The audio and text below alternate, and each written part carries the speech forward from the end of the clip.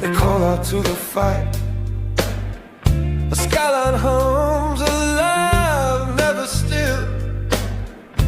Chasing dreams, we run against the thrill. Young hearts in a glow, in a pulse of the street. We rise, we fall, where the shadows meet. Underneath the lights, we're the ones they'll talk about. Young, wild and free, let it all scream out.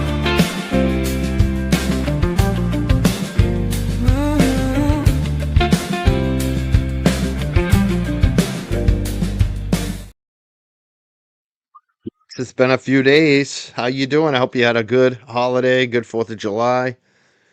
I know I did. Just kind of been chilling yesterday, which was nice. Didn't do anything. You gotta have a day to recover. You gotta recover. We did we went hard Thursday, Friday, Saturday, and then Sunday. I just needed to crash. Yeah, it's been forever. It's been over a week since we interviewed Rachel Rollins. Think about that. That was a week ago last Saturday. We have a lot coming today. We're going to be streaming the Charlie Kirk, Tyler Robinson. They call it the preliminary hearing. It's going to be like 5 days. It's almost like a mini trial. The prosecution is going to present a lot of their witnesses, a lot of their case. We're going to see what's going on in this trial. And then the judge decides if it goes forward. So this is an unusual thing that doesn't happen in every courtroom. I guess this is the way they do things in Utah. So we're going to have, I've heard different reports, 4 days. Some people say, some others are saying 5 days, but it seems like all week, this week, we're going to be Taylor Robinson all week. We're going to see what's going on with this Charlie Kirk thing. And apparently Charlie Kirk's family, his wife and his mom and dad, I believe, are going to be there as well, is what we're hearing. We're hearing some reports, so we'll be covering that. There's also some clown show going on. I mean, we don't even talk about this dude anymore, and he's still fucking crying about it. He's still crying. Proctor's brother, Aiden Proctor, was crying about us again today on Twitter. Saying, why don't they do another fundraiser for Karen? What's he done for Karen? Except cause her trouble in court. Shut the fuck up, dude. You're the biggest fuck up around. Don't fucking say my name, you fucking idiot. You're a fucking clown. You're facing charges and you're still crying about me? Fucking crybaby, bro. Love when you talk all tough guy about when the charges get dismissed. It goes two ways, bro. It goes two ways. Fucking clown. You are such a fucking clown. Mwah!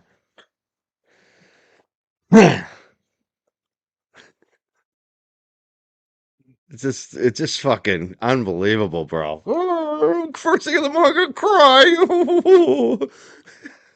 Fucking guy. Dude, worry about your fucking cases, bro. Not creating more enemies. You don't need any more enemies, idiot. Dumbass. Fucking.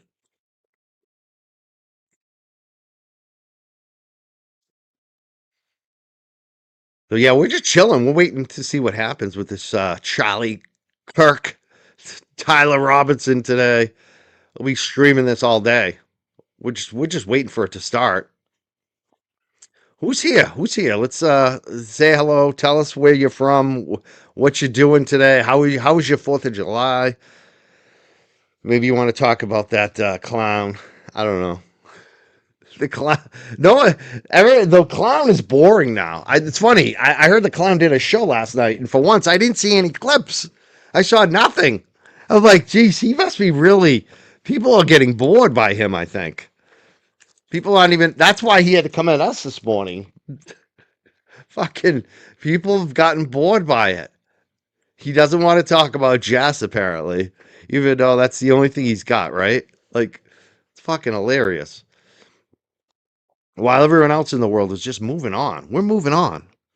I don't talk about him. I don't care about him.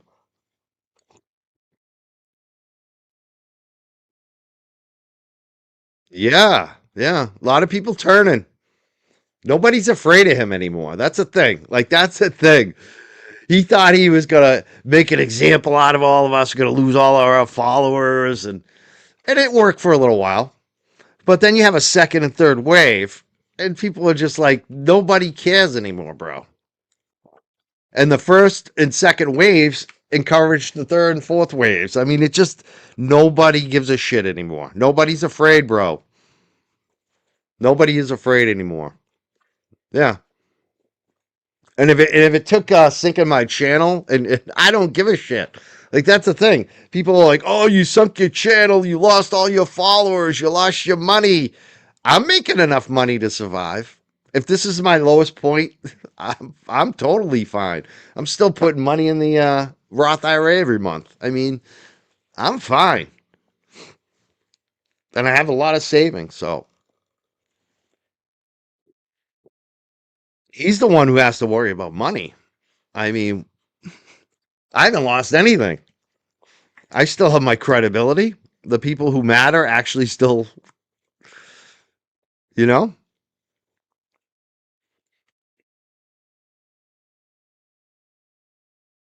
he's the one who needs the money. He's desperate. I mean, he's the one. It's funny. He's like, why aren't they doing a fundraiser for Karen Read again? We already did 3 of them, and you sabotaged all 3 of them. Who the hell wants to deal with your bullshit? That's the problem. Anytime you deal with Karen, you have to deal with the fucking clown. You know? So nobody wants to deal with your clown show.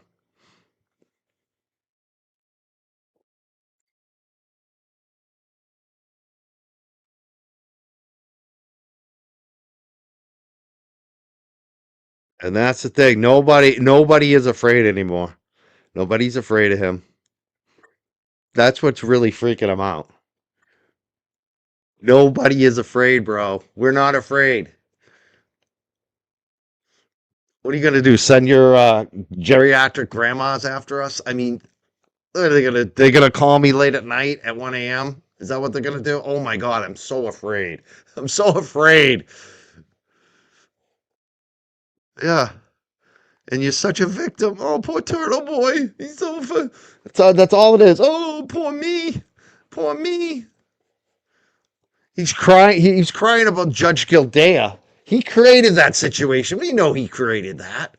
Anybody who's trying to fucking defend him and pretend he didn't do it, stop it. Stop it. You look like you're ruining your credibility. Cut the shit. Everybody knows who did that. What do you think Alan Jackson was going to say? I think Alan Jackson was probably going to say, "You know what, Your Honor, we know that fuck Turtle Boy did it. We don't agree with him." That's what I think Alan Jackson was going to say. I think Alan Jackson was going to say, he fucking wiretapped Karen. That's what I think Alan Jackson was going to say that day. Think about, what do you think Alan Jackson was going to say if Judge Gildea let him say something that day?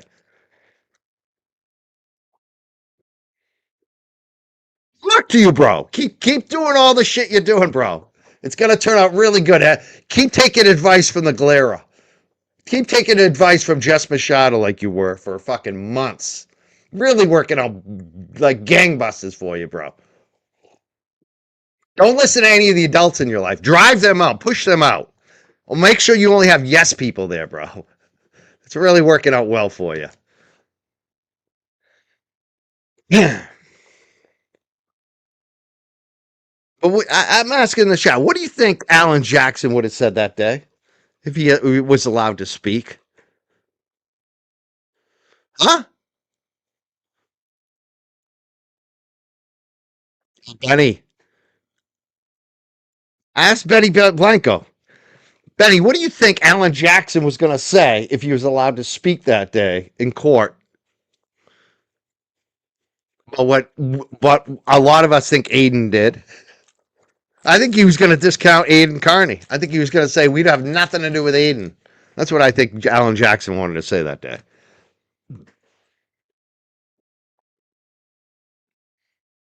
But we're waiting.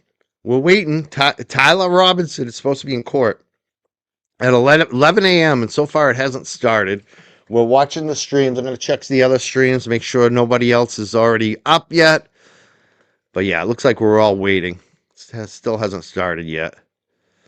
A lot of people gathering. They're only going to let a few people in, a few folks from the public and journalists. And if you're a journalist, they're not going to allow you to have any cameras or laptops or anything like that. No, I don't even think they're going to let you have what do we call those watch things? No communication devices allowed in court.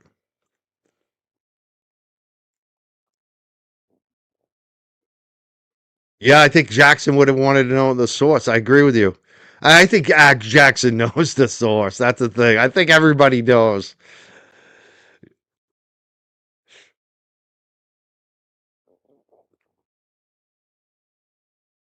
Law Talker says Mikey tried to give him a solid. She actually denounced Mikey. That was a pivot to the nose. I know.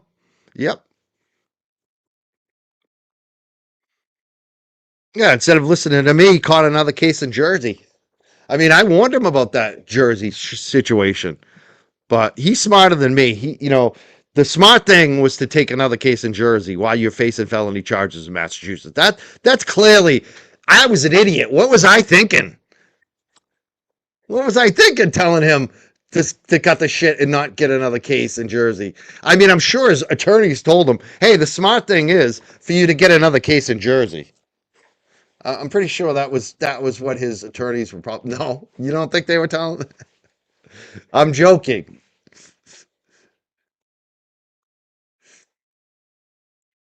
You're saying I'm against free speech? What does that mean? I don't explain yourself, Denny. Deny and lie. Explain that to you. How am I against free speech? But you bit your nose off to spite your face. How did I go against free speech? I'm not getting that. Explain that to me. Where have I supported the government being against free speech? I'm not sure. Explain that to me. I need you to explain that to me, detail by detail. Like, be specific, bro, or lady.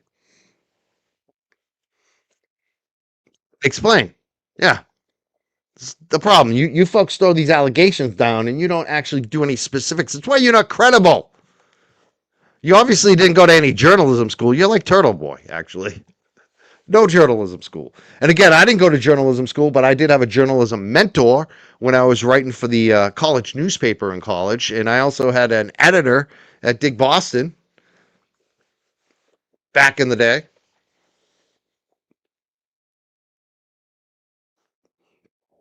And my mentors in journalism made me be specific. Couldn't just throw an allegation out without specifics.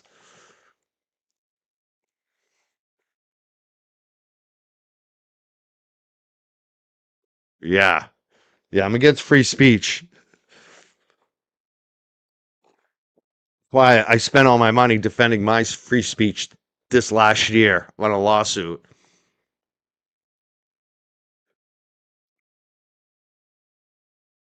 Whatever happened to Sean on the go? He's still kicking around. I talk to Sean sometimes by text. You know what? I think it might happen eventually. I think Sean.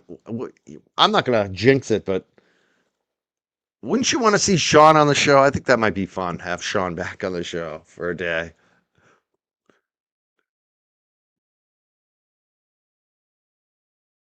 But again, we're still waiting. We're waiting for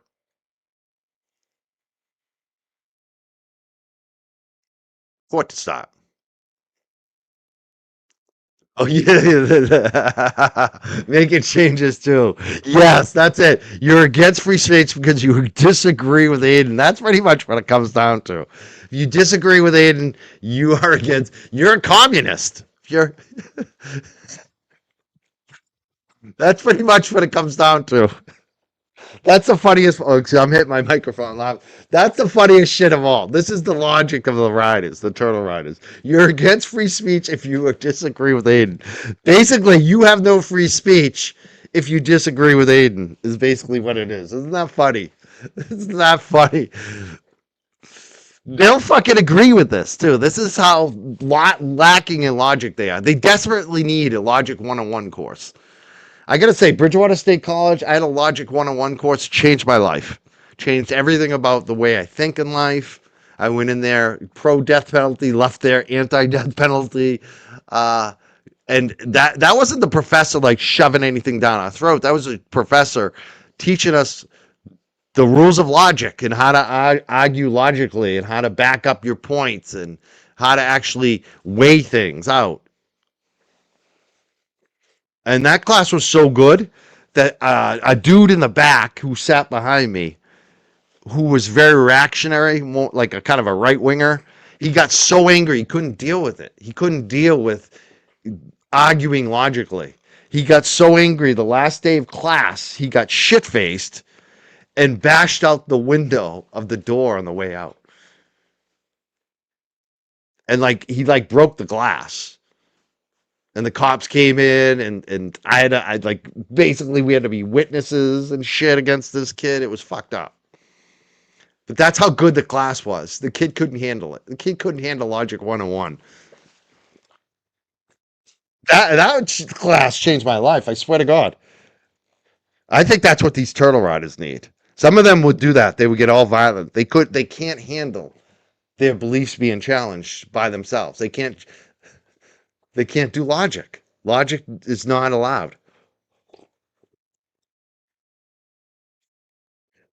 Yeah, Boston Brandy, you triggered him. I saw you point. It's funny because I saw your tweet. I don't even know if I liked it like yesterday, and I was like, "Oh, that's gonna set him off." I knew it, and I haven't said shit about him. So then he quotes your tweet, and he adds me in there, and LTL, and DJ, and it's just like, dude, you're such a fucking weirdo. He can't handle any criticism, any. But it's about free speech. It's about free speech. He's so busy, though. He's so busy every day on Twitter, crying on Twitter. On the 4th of July, he wrote up this fucking chat GPT thing about how he's the biggest hero ever. And oh my fucking God, dude. Go to a fucking cookout, dude. Get off the fucking Twitter. Yeah, he hates it because, yeah, Boston Brandy is pretty, and she's also strong. Like that night on when she went on his show, she did not cower at all, and she was so on point. He got so angry, and she wasn't being like nasty. It was just like matter of fact, like just like I loved it. You know what? I need to get Boston Brandy on the show. After what. if he's gonna include me and a Boston Brandy response, thanks, Aiden, because that gives me the idea. You know what? I need to have Boston Brandy on my show. So Boston Brandy, you're invited to the Young Jerks because Aiden fucking tagged us all. Fuck you, dude. That's all I'm gonna do now. Tit for tat. You fucking start shit with us. Fucking Boston Brandy's invited on the show. I think that would be fun. Boston Brandy with Mike Crawford, one-on-one. I think it's time. I think it's time to fucking do that.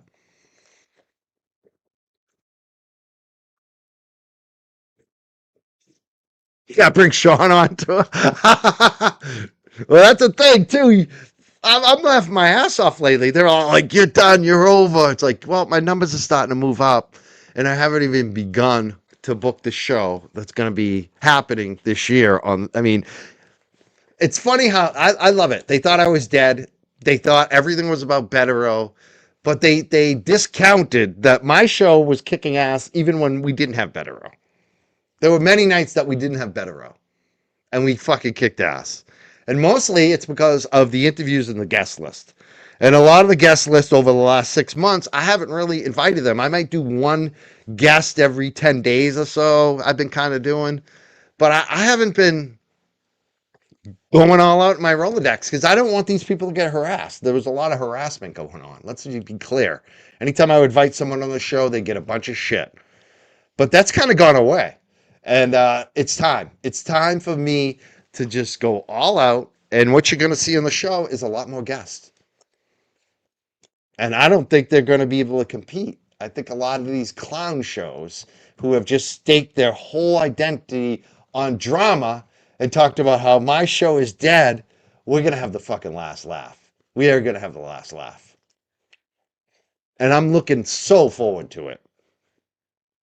So keep your fucking talking. Keep telling me who I should have on the show next, because Boston Brandy's on the list next. Oh, she's coming. I mean, that's the thing. I have a long list of guests. If you saw my list, you'd be like, holy fuck, she's on there. And I'm already talking to her. She's going to be on very soon. Judge Carol. Yeah, she's on that list. So I'm looking forward to it. I'm looking forward to the next few months, and this month especially.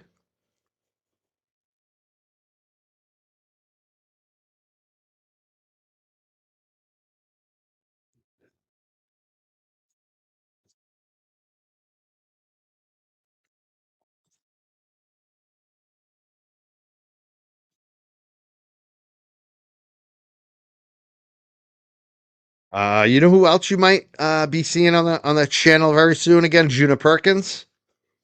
I also think you might see Rita Lombardi back on the show here. Oh, you think they stole her? Nah, they didn't steal her. I can get her anytime I want. I mean, well, you know, it for me, Nina. I like when other shows watch my guest list and then grab my guest. I like it, and I don't think Judge Erskine had only been on my show. I think she had been on some other shows actually even before me. So I don't know if they saw her on my show or another show, but I mean that's like for me, it's flattering. Like I kind of like when my guests go on to other bigger shows or other shows maybe similar to mine. I like it. I do. I don't get upset about that. I don't look at it as stealing.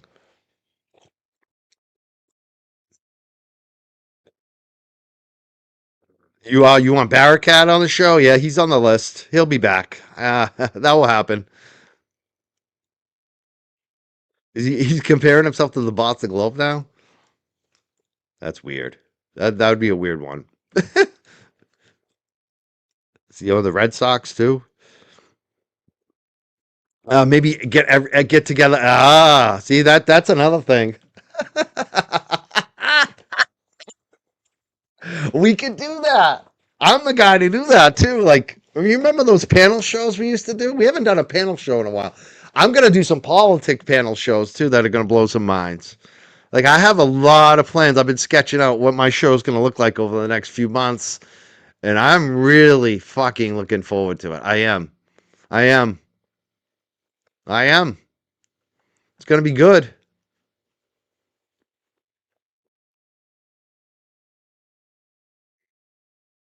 With panel fundraise. Yeah, I mean that's the thing. Instead of going after us, maybe he should focus on figuring out who's going to testify on his behalf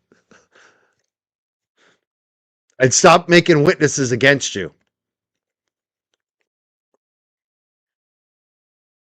I mean, dude, you know all I have to say is I'll testify against Aiden and they'd fucking put me on your witness list, right? I'm not going to do that. Other people might. And you just keep fucking creating that. You're a fucking idiot, dude. Shut the fuck up and be a little nicer to people.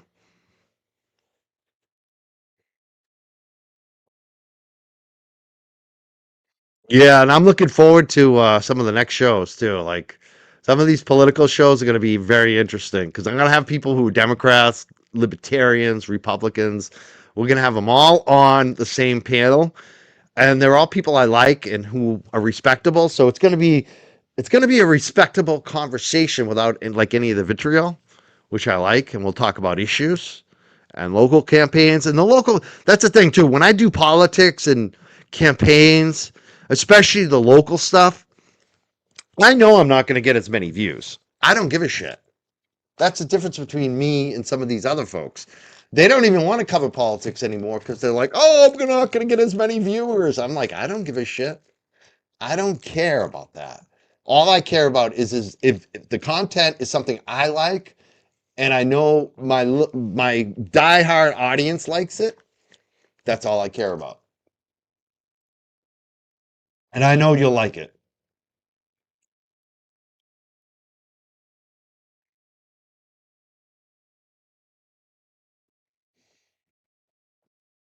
Yeah, that's a rumor. Rumor has a lot of people calling in. I want to testify, and I'm here from New Jersey. Ha ha ha.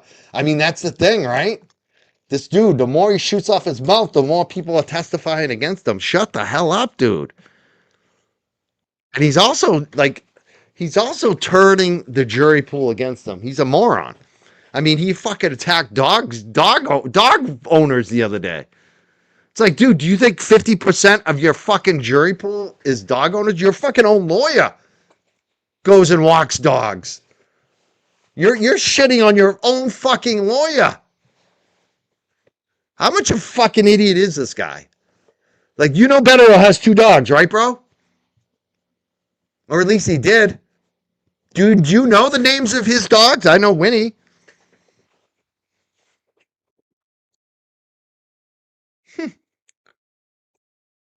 He talking shit, bro. Yeah. And this shit too. This is what pisses me off the most. What a scumbag. What a way to fucking ruin any chance of anybody supporting you too, bro. Like JFK said. JFK wanted to support you, even though he thinks you're a scumbag. Because he doesn't think it's right what the Commonwealth is doing to you. And he also doesn't want to see it hurt Karen. But he can't because of the shit you're doing. Because you're so skeevy and so shady. His audience won't allow him to do it. It's a conflict. It's shit like this, bro. How much of a hypocrite you are.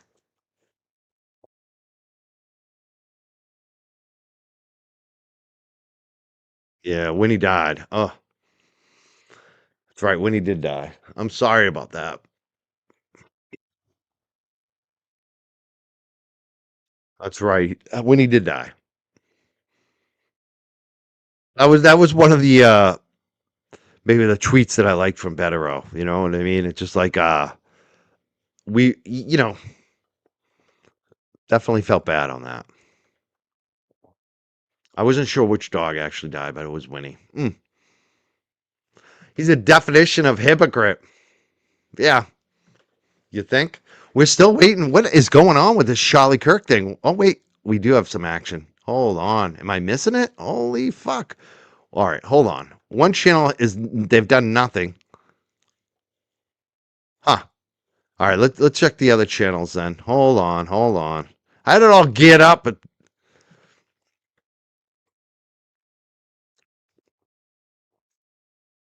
it looks like we didn't miss too much. We missed a couple minutes of jury instructions or something. We're gonna start it from the beginning though. Let's share this one instead.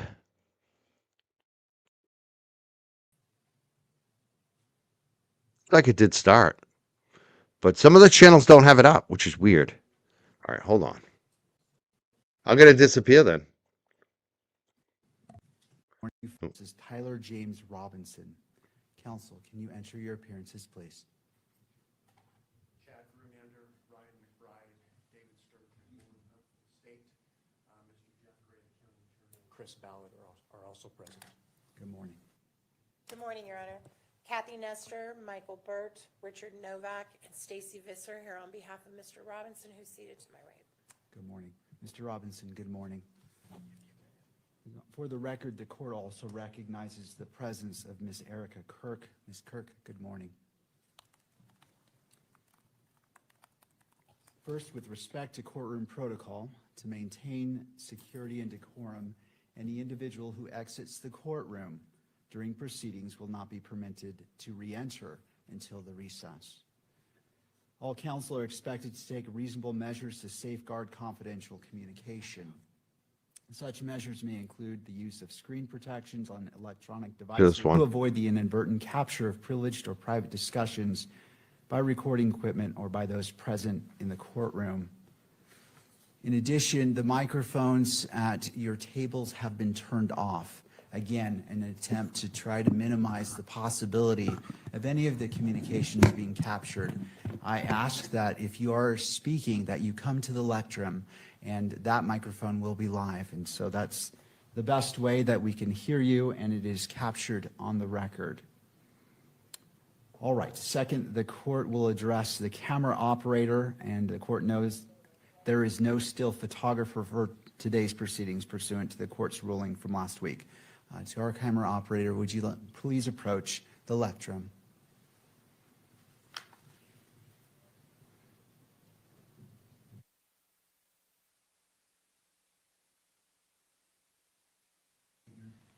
My microphone, there we go. Now it's back on. Could you state your name for the record? John Wilson, KSL News. Mr. Wilson, what duties will you perform today? Shooting the proceeding according to the decorum order. All right, and have you had a chance to fully review the court's standing decorum order? I have, sir. All right. And you understand all the requirements set forth in that order as it applies to your activities today? Yes, sir. Do you require additional time to review the order or to adjust? Robinson, who's seated to my right. Good morning. Mr. Robinson, good morning. For the record, the court also recognizes the presence of Ms. Erica Kirk. Ms. Kirk, good morning. First, with respect to courtroom protocol, to maintain security and decorum, any individual who exits the courtroom during proceedings will not be permitted to re-enter until the recess. All counsel are expected to take reasonable measures to safeguard confidential communication. Such measures may include the use of screen protections on electronic devices and care to avoid the inadvertent capture of privileged or private discussions by recording equipment or by those present in the courtroom. In addition, the microphones at your tables have been turned off. Again, in an attempt to try to minimize the possibility of any of the communications being captured. I ask that if you are speaking, that you come to the lectern and that microphone will be live. And so that's the best way that we can hear you, and it is captured on the record. All right, second, the court will address the camera operator, and the court knows there is no still photographer for today's proceedings pursuant to the court's ruling from last week. To our camera operator, would you please approach the lectern?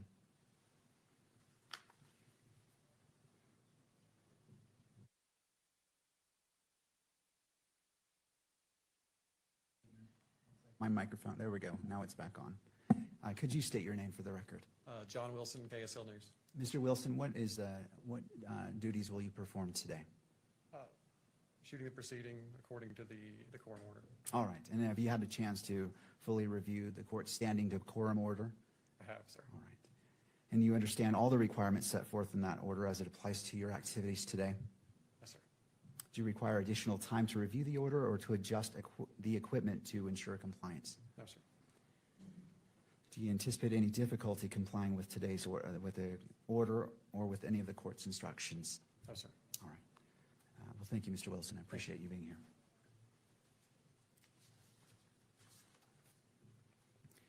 Next, turning to the amended motion to allow the use of portable electronic devices filed by the news media and their counsel. The court appreciates the arguments presented in the motion and recognizes the importance of the press in the criminal justice system. Having considered the motions before the court, the request to permit representatives of the news media to use portable electronic devices during the preliminary hearing is respectfully denied. The request to permit counsel for the news media to use portable electronic devices during the preliminary hearing is granted. As officers of the court, counsel shall be held to the same standards applicable to counsel for the parties and comply with the court's standing decorum order. I wish to turn to the matter before us today, the upcoming preliminary hearing, and the court is mindful of the safety and well-being of all parties, counsel, witnesses, court staff, and members of the public who are present. The court is also mindful of the duty to protect and uphold the constitutional rights of both Mr. Robinson and Ms. Kirk. To serve those important interests, the court reminds all persons who will be in attendance that the portable electronic devices will not be permitted in the courtroom or on the fourth floor.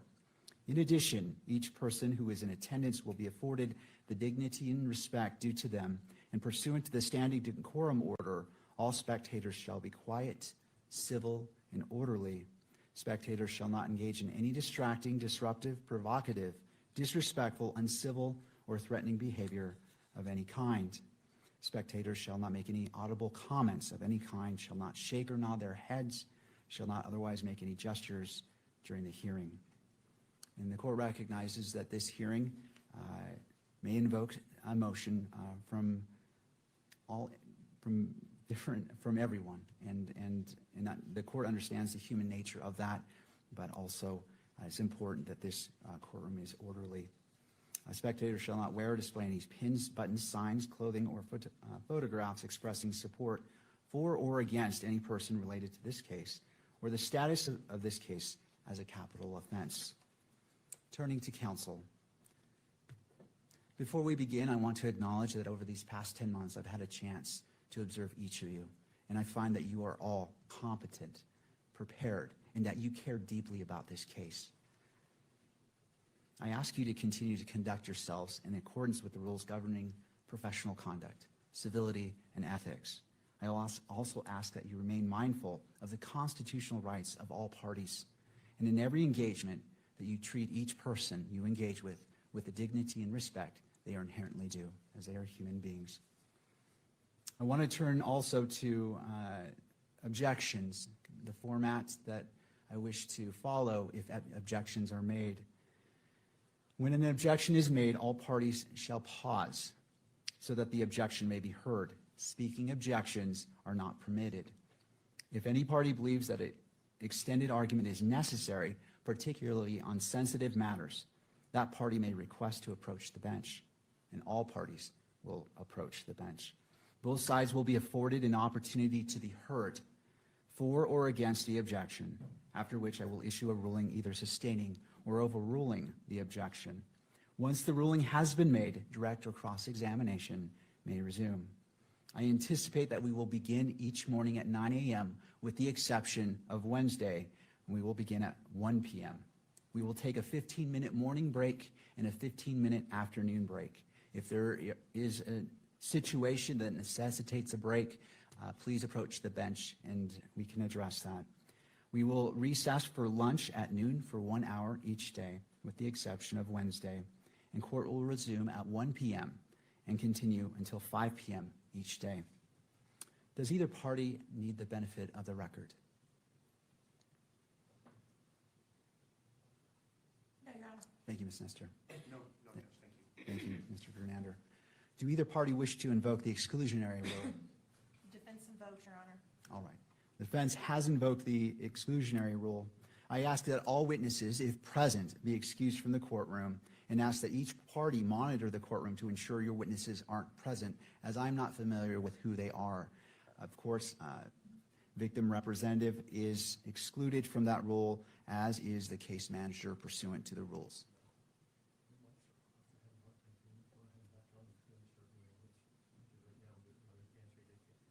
Okay, and I anticipate that from here on out, that they're just going to come to the lectrum, so. Okay, so just for the benefit of the record, to the questions, the yes or no questions, well, the parties have entered their appearances and they're all present, and neither party wanted the benefit of the record. Ms. Nestor invoked the exclusionary rule, and Mr. Grunander, if you'd like to approach the lectrum as the microphones at the tables are not activated.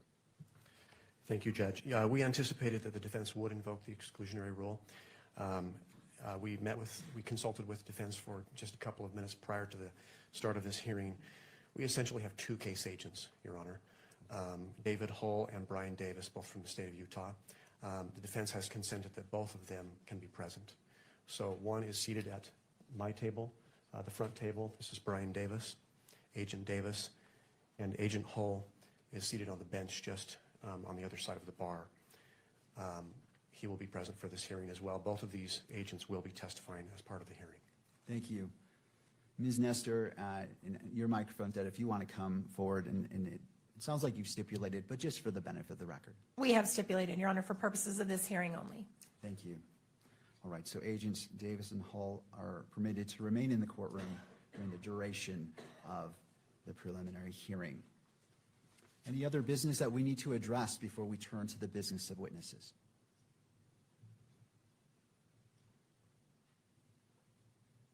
Mr. Novak. Thank you, Your Honor. Richard Novak for Ms. Robinson.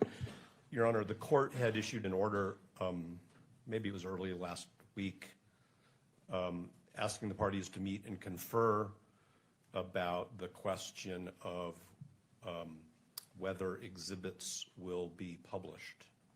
And we did, and we can either deal with this as a general matter, or we can deal with it on an exhibit by exhibit basis. But I just wanted to make sure that we didn't lose track of that issue.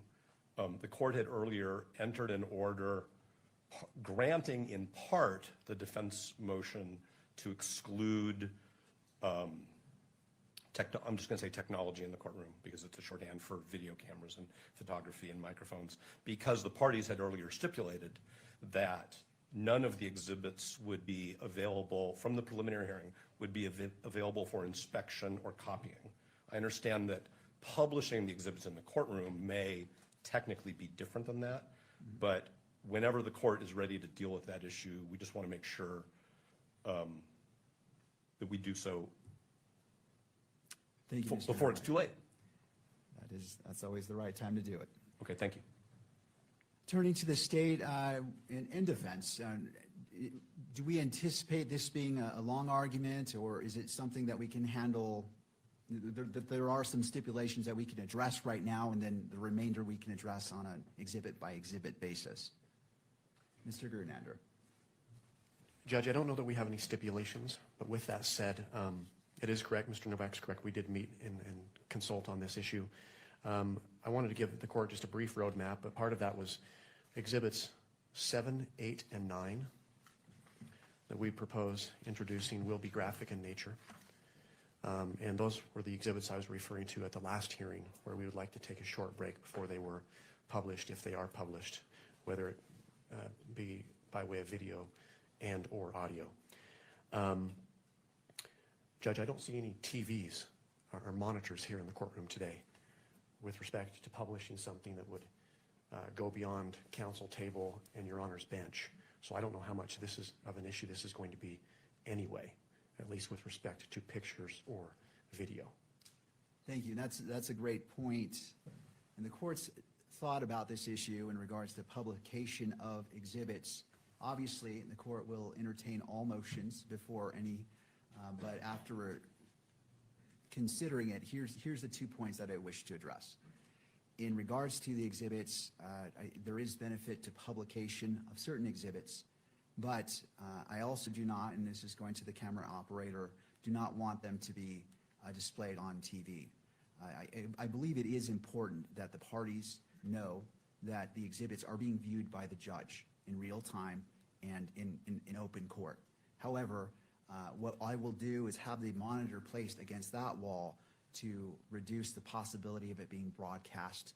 And so on the exhibits that the court grants to be published in court, and not going to Mr. Novak's point, not to be given copies to, and the court is trying to be mindful that if it's shown on TV, that's essentially giving a copy to. And so the court is taking Mr. Novak's point in consideration. And so the anticipation is, and I know I'm catching staff a little bit off guard, is placing that television right behind Jeff, our bailiff, to minimize the accidental capture by the camera and allowing it to be displayed. I recognize that that is not the ideal spot for viewing, but I'm also trying to balance the rights and important considerations that defense has made.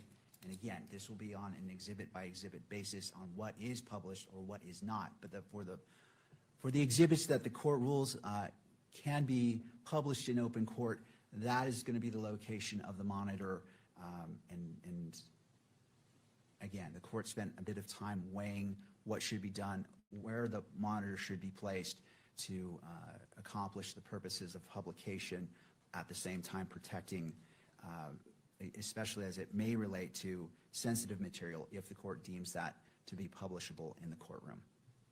Any questions that I can address from either side, or clarification needed, or thoughts that you wish to share?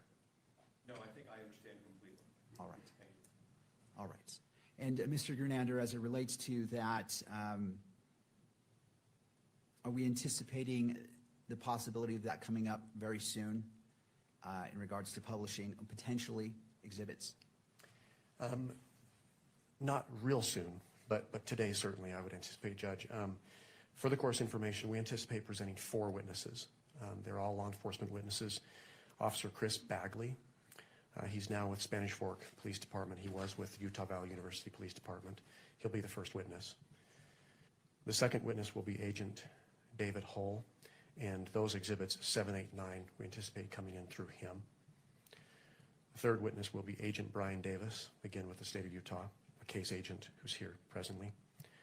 And lastly, Sergeant Jennifer Faumoina, also of the Utah Department of Public Safety. And we do anticipate admitting between 40 and 50 exhibits. Thank you. All right, Mr. Grunander, I apologize, you walked away before I got my question out. If we anticipate taking a break around 10:30, do you anticipate any potential exhibits for publication being requested prior to 10:30? I do, Judge. I Okay. do. I think the first several exhibits should be published.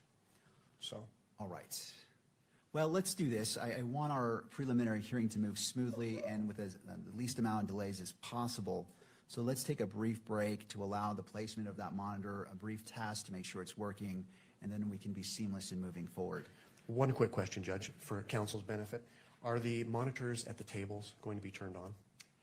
The monitors are, and Okay. that's why I wanted to give that instruction early on for each party to monitor their monitor. And because if the camera is doing a wide sweep picture of the courtroom, I can't prevent the accidental capture. Obviously, the decorum order anticipates not focusing in to the point that it's focused on your monitors. But I ask all the parties to be mindful, especially as it relates to the sensitive material that may be published or may not. But please, just take a look at that and be mindful of that. But I will leave it to you. So I believe it's important that all parties see what is before the court. So if you have objections, it's right there. You can say, okay, I see what the court's seeing. I have objection or not, or just to confer with your client. I just want to make sure that there is no misunderstanding of what's being presented to allow all parties the benefit of the record, and it is clear what is being presented to the court for consideration as evidence. Thank you. And we do have one exhibit that will be in physical form, and so we will be using the easel, I think that's just over by the jury box.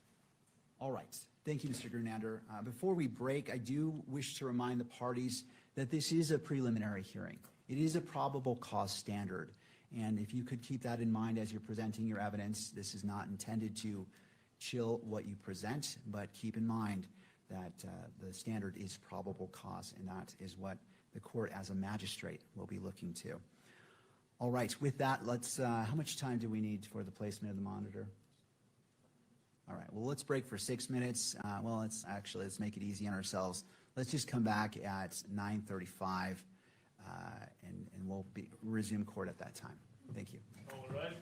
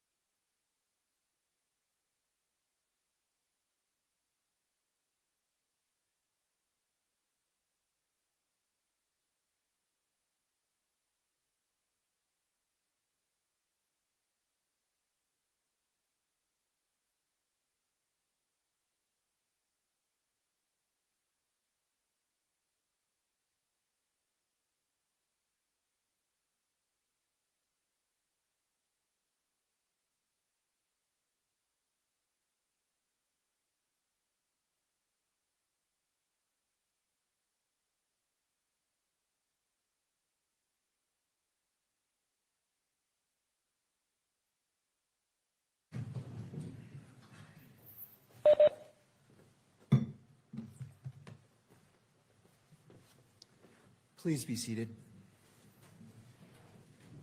Court is back in session. Noting the presence of counsel and the parties to the state, are you ready to proceed? Yes, we are, Judge, but prior to calling our first witness, I would like Mr. McBride to make a brief report on discovery updates, and then just inform the court that the state has provided copies of all exhibits for today's proceedings to the defense in advance of this hearing. So, All right. Mr. McBride. Yes, Your Honor. My report at the last hearing is the latest report. As of June 18th, we had provided approximately 100% of the material in our possession. Over the last week, we have received additional materials from SBI due to preparation for this hearing. Those materials have not yet been provided, but they will be as soon as this hearing is complete. Thank you. Defense require the benefit of the record. No, Your Honor. Thank you, Ms. Nestor. And in case the mic didn't pick that up, she declined. All right, turning to the state, you may call your first witness. Your Honor, the state calls Officer Chris Bagley. Officer Bagley, if you'd like to come forward. Looks like he's being brought into the courtroom.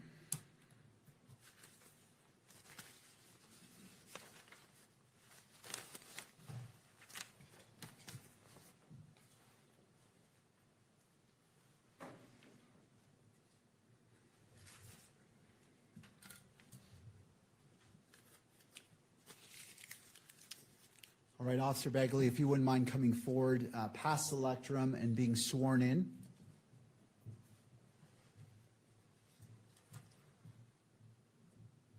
You do solemnly swear that the testimony you shall give in the case now pending before the court will be the truth, the whole truth, and nothing but the truth, so help you God. All right, Officer Bagley, if you wouldn't mind having a seat at the witness table. And after you're situated, to your left is a bottle of water. And if you wouldn't mind bringing the microphone toward you to ensure that it picks up your voice. Can you hear that? I can, thank you. Mr. Grunander, your witness. Thank you, Your Honor. Good morning, sir. Good morning. Will you please state your name for the record and spell your last name? Christopher Bagley, last name spelling B-A-G-L-E-Y. And how are you employed? I'm employed with the Spanish Fork Police Department as a police officer. As a police officer. What is your position or your rank there? Just a senior officer. Senior officer, okay. How long have you been with the Spanish Fork Police Department? About 5 months. 5 months. How long have you been a police officer? 26 years. Okay. Will you briefly describe, for the court's benefit, your training, what you did to become a police officer? I did the Utah Post Academy, which is about 600 hours of training for basic things to become a police officer, report writing, arrest control, stuff to that effect. When you say Post Academy, is Post an acronym? It is. What does that stand for? Police Officer Standard Training. Okay. Were you certified through Post? I was. Okay. And what did that certification require? Going through that post and graduating, all the academy, all the credits that you could get with hours, and then physical fitness, stuff to that effect, and then graduating from that to earn the certificate. Was there also testing involved? There was. At the academy? Yes. Okay. Were you employed in September of 2025? I was. And where were you employed then? Utah Valley Police Department. And how long did you work for the Utah Valley University Police Department? 5 years. 5 years, okay. And do you recall what your position or your rank was there? A senior officer there. Senior officer, okay. Describe, if you would, just your general duties as a police officer at Utah Valley University. There at Utah Valley University, we'd patrol the campus, we'd walk around, we'd patrol, we would do investigations if there was crimes to that effect. We'd make sure that students or staff, if they needed something, we'd be there for them. So basic police, kind of like a school resource officer, community-oriented policing. Okay, was this a full-time position? It was. Okay. Did you work in law enforcement prior to UVU? I did. And where did you work? I worked at Utah County Sheriff's Office for 13 years. Before that, I worked with Springville City Police Department for 6 years, and also with the Salt Lake County Sheriff's Office for a year. What were your positions with those departments? Varies. I did K-9, I did SWAT, I did motors, senior officer, FTO officer, detectives. Okay. While you were at Utah Valley University, did you have access to the video surveillance system on campus? Yes, I did. And how so? It was at our desktop where our police station is. We have desks, and on our desktops, we'd have access to it there. Or we'd go into dispatch and they'd have a wall full of camera systems that we could look at. How familiar did you become with that system? Very familiar. Can you describe how you became very familiar? Like I said, it was one of our daily routines that we'd go in there. If we were looking for somebody or tracking something back, we'd go in, we'd go back to that time frame. We could trace somebody, to track somebody through campus. I'd also turn around and make some maps, so it was easier for dispatch or somebody to click on an area in the campuses where the buildings were and be able to click a little bit easier and get a faster response. So made some maps and stuff like that. And how often did you use this system? Every day. Okay. Did you become familiar with the campus at Utah Valley University when Yes, you were working there? Yes. And explain how you became familiar with it. Like I said, we'd walk around. I would train other officers. We'd make sure that we knew all the ins and outs, the back doors. We'd make sure we knew where every classroom was, where every entrance and exit was. We'd secure the building. We patrol the neighborhoods. We patrol around campus. And then we also have off-site campuses that we drive to and make sure that they're secure also. Okay. You mentioned that you patrol the neighborhoods Yes. surrounding campus. Yes. What about the neighborhood to the north and east of campus? Yes. Okay. What was your purpose for patrolling those neighborhoods as an officer for UVU? One, it was right next to the UVU, so we patrolled it. Sometimes people would run up in that area or be walking up that way. We'd have stolen bikes, stuff like that. So we'd go into the areas, look for stuff. Also with Orem Police Department, we'd go back up them quite a bit for other calls, and a lot of it would be in the area. Okay, so back up just a little bit. So Utah Valley University is located in what city? Orem, Utah. Orem, Utah. Okay. How familiar did you become with the buildings on campus Very familiar. and the walkways? Very familiar. You mentioned the entrances and exits to the buildings. Yes. What about parking structures? Yes. Same answer for that? Yes. Okay. Are you familiar with the courtyard or the outdoor amphitheater on campus? I am. And generally speaking, where is that located on campus? It's more of the central, it's an outdoor area centered by a bunch of buildings around it. So it's in the center of the campus pretty much. Okay, can you describe what it looks like, this courtyard, this amphitheater? It's kind of like an amphitheater look. So you got some grass and a couple of steps that go up. You got some cement on top with some bushes and flowers. You've got places where people can sit and eat. They come out and study and relax on the grass. And there's a waterfall with a little pond that comes down into a stream. So Okay. Are you familiar with the surroundings, the buildings around the amphitheater? yes, I am. Okay. In relationship to this amphitheater, this courtyard, where is the Hall of Flags located? It would be directly west of the courtyard. Okay.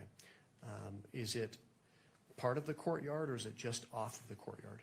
It's kind of the courtyard. It like butts up right against the courtyard, so it'll be the west side of the courtyard. Okay, so to the west of the courtyard. Is there a walkway across the Hall of Flags? There is. Okay, There's an and inside one and an outside one. Okay, so what is the Hall of Flags then?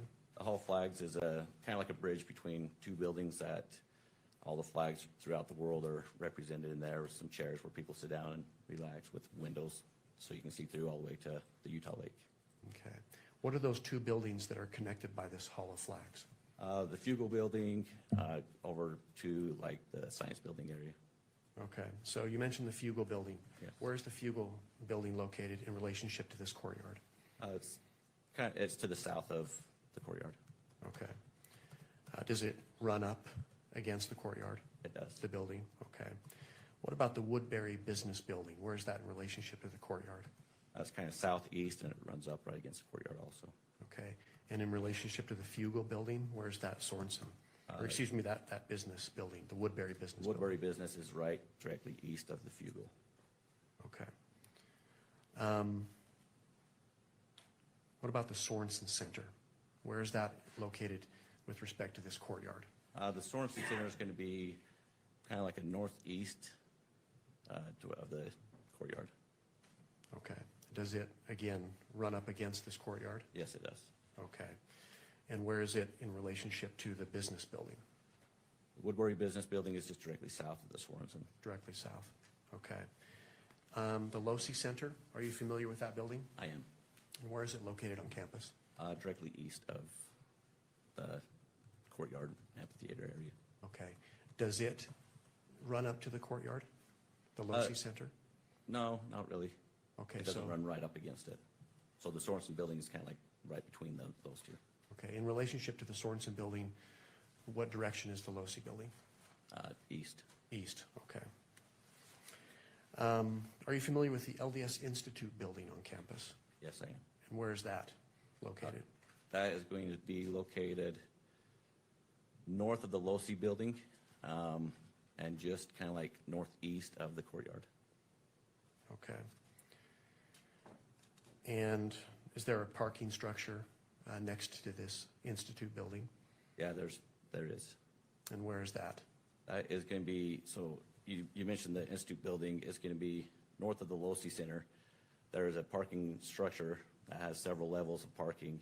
It's going to be directly west of the Institute Building. And then they also have a parking lot to the north of that across the road. Okay. With respect to the parking structure, Okay. can you describe for the court how one would enter this parking structure, driving and even walking? How do you enter and exit that structure? So on the north end of the parking structure is Campus Drive. You can drive in and exit on the level 1, so that's the ground level. That's where you'd enter if you're driving in or exiting back out on campus. Then goes up to level 2, and on level 2, exit is what's called Heat Plant Road. In between the Institute Building and the garage is a little road, and there's an exit right there that you can drive out.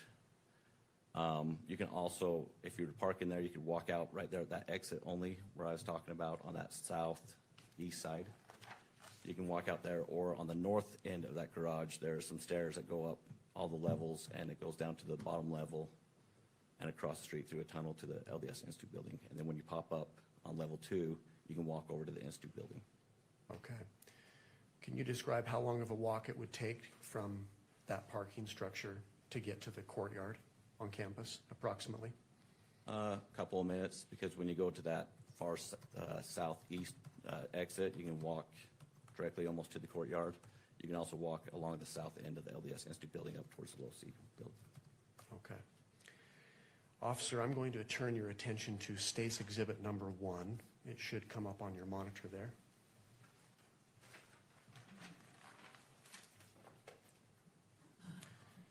Let me know when you can see that. I can see it. And just for staff, let's go ahead and not publish it until it's admitted into evidence, so we're going to take it off the monitors. But for the witness, he should be able to see the exhibit.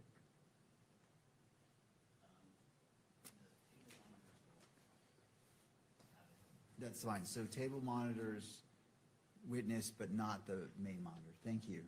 All right, Mr. Grunander, thank you. Thank you, Judge. Do you see that Plaintiff's Exhibit Number 1, Officer? I do. And do you recognize that exhibit? Yes, I do. And what is that? This is an area of the buildings plus the courtyard in the middle, is all the grassy area. So this is an area of the campus at Utah Valley University. Is it a photograph? Yes, sir. Okay. Are you familiar then with what's depicted in this photograph? Yes, I am. Does it fairly and accurately portray this area of campus? Yes, it does. Okay. Can you tell the court what direction the camera is facing when this photograph was taken? It's kind of facing north and a little to the east. Okay. Does it depict a number of the buildings that we've talked about today? Yes, it does. For example, the Hall of Flags, does it show the Hall of Flags? Yes, it does. The walkway of the Hall of Flags? What about the Sorensen Center? Does it show that? Yes, it does. The Woodbury Business Building? Yes, it does. The Fugel Building? Yes. What about the Losi Center? Can you see that from this photograph? Yes. Is this photograph a fair and accurate depiction of this area of UVU campus on September 10th, 2025? Yes. Your Honor, the state offers State's Exhibit 1. Your Honor, we would object to failure to lay a foundation for, oh, I'm sorry. It is a little bit tricky because that microphone. Sorry about Ms. that. Nestor. Your Honor, we would object to inability to authenticate. There's not been a foundation laid that this officer took this photo, can verify when it was taken, or by whom it was taken, so we would object. Mr. Grunander. Would you like us to argue now or approach the bench? Well, as it relates to this, I'll hear argument. Okay. Judge, first of all, it's very clear, well-established law that the person who took the photograph is not required to be present to lay the foundation for it. What's required for foundation is that the witness has knowledge of what's depicted in the photograph and can testify to its accuracy. And that's exactly what this officer has done. We laid an ample amount of foundation about this area of campus. He's confirmed that it depicts this area of campus that was previously described. He confirmed the buildings that he can see there. He also confirmed that it was an accurate depiction of this on September 10th, 2025. Thank you. Any further argument, Ms. Nestor? And Mr. Grunander, We did file a standing objection at the very beginning of the hearing. I would just refer to our standing objection as well. I know this is not there's no written testimony in this, but just out of an abundance of caution, I want to also refer to our standing objection. thank you, Ms. Nestor. All right, having considered the arguments, I find I'm going to overrule the objection and admit Exhibit 1. This witness has firsthand knowledge of the location as well as the building locations. That foundation has been laid.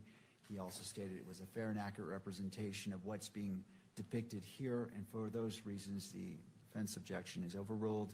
State's Exhibit 1 is admitted into evidence and may be published to the courtroom. Okay. So the state would move to publish that to the courtroom. It is so granted.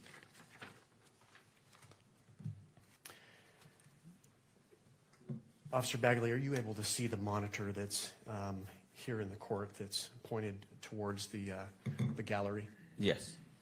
From where you're seated, are you comfortable in describing where the courtyard is on that photograph, on that exhibit? Yes. And for the record, where is that located?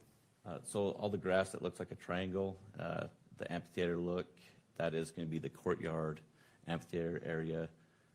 It's got the tent in it, the white tent that's at the bottom on the far left of the picture. That would be the courtyard area. It's surrounded by buildings, more of the grass area. I'm going to approach the photo, well, I'm just going to, when you look at this exhibit to the left of the photograph, there's a walkway there. What is that walkway?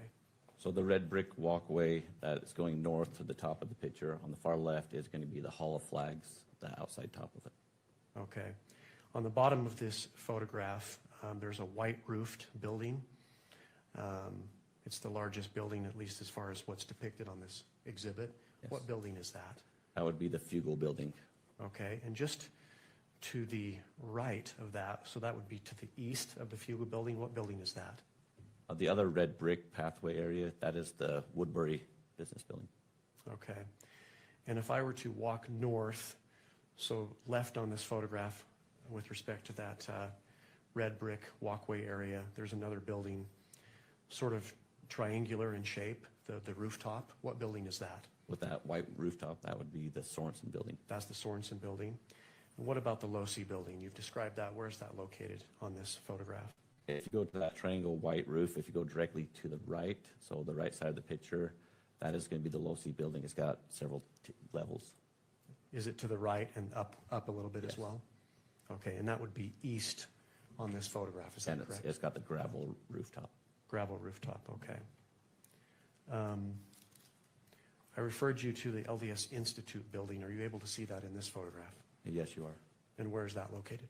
That's going to just be directly north of the Losi building. It's going to be that other white roofed building on the far top of the picture. Okay, thank you, officer. We can take that down, Your Honor, as far as the publication. Officer Bagley, I'm going to take you back to the date of September 10th, 2025. Do you recall that day generally? I do. Were you working that day Yes, I was. at UVU? I was, yes. Okay. Do you remember what time your shift started approximately? Yeah, it approximately started about 11 o'clock in the morning. 11 o'clock in the morning? Okay. Did you receive a specific assignment shortly after coming on to duty? Yes, I did. And what was that assignment? It was to secure the top of the hall flags on the south end. So we had people that were gathering on top of that were looking down on top of the tent. So we wanted to secure that area. So I was put up on top of the hall of flags on the south end. Okay. My apologies, Your Honor. Could we have Exhibit 1 published again? Go ahead and republish State's Exhibit 1. Thank you. You mentioned that you were securing the south end of the walkway on top of the Hall of Flags. Yes. And so where do we find that in this exhibit, officer? So if you can see the tent, the white tent, there's that rooftop where the red brick is. I was on top of that, and there's some, actually looks like yellow crime scene tape. That was some of our barrier that we put up so people wouldn't go above that and walk. So I was sitting right by those flower plants that were by the fugal on the south end. So is the south end on the bottom of this photograph? Yes. Where that walkway kind of begins from the bottom? Yes. And you've referred to a tent. Is that the white object we see inside the courtyard? Yeah, that square white object with the tent. Okay, thank you. So you were securing that area. Yes.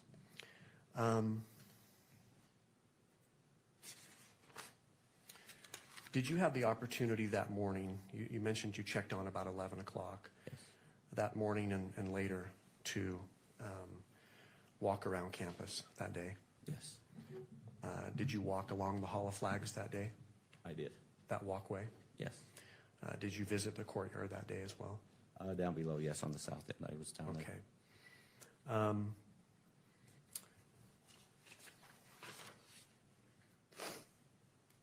Let's see. Officer, I'm going to turn your attention to State's Exhibit number 2.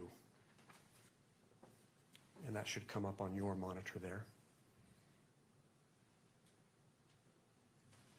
Let me know when you see that, if you would.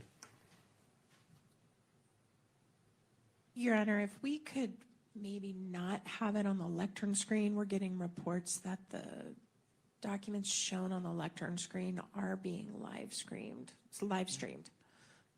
So maybe if we could just not show that one until it's admitted. Mr. Grunander? I'll submit it to the court, Judge. I've got copies of these for myself Okay. that I can refer to as I'm asking questions. All right. Well, I'll go ahead and grant the request by Ms. Nestor. We'll go ahead and there should be a power button to turn it off. I'm not sure where that's at. Thank you, Jeff.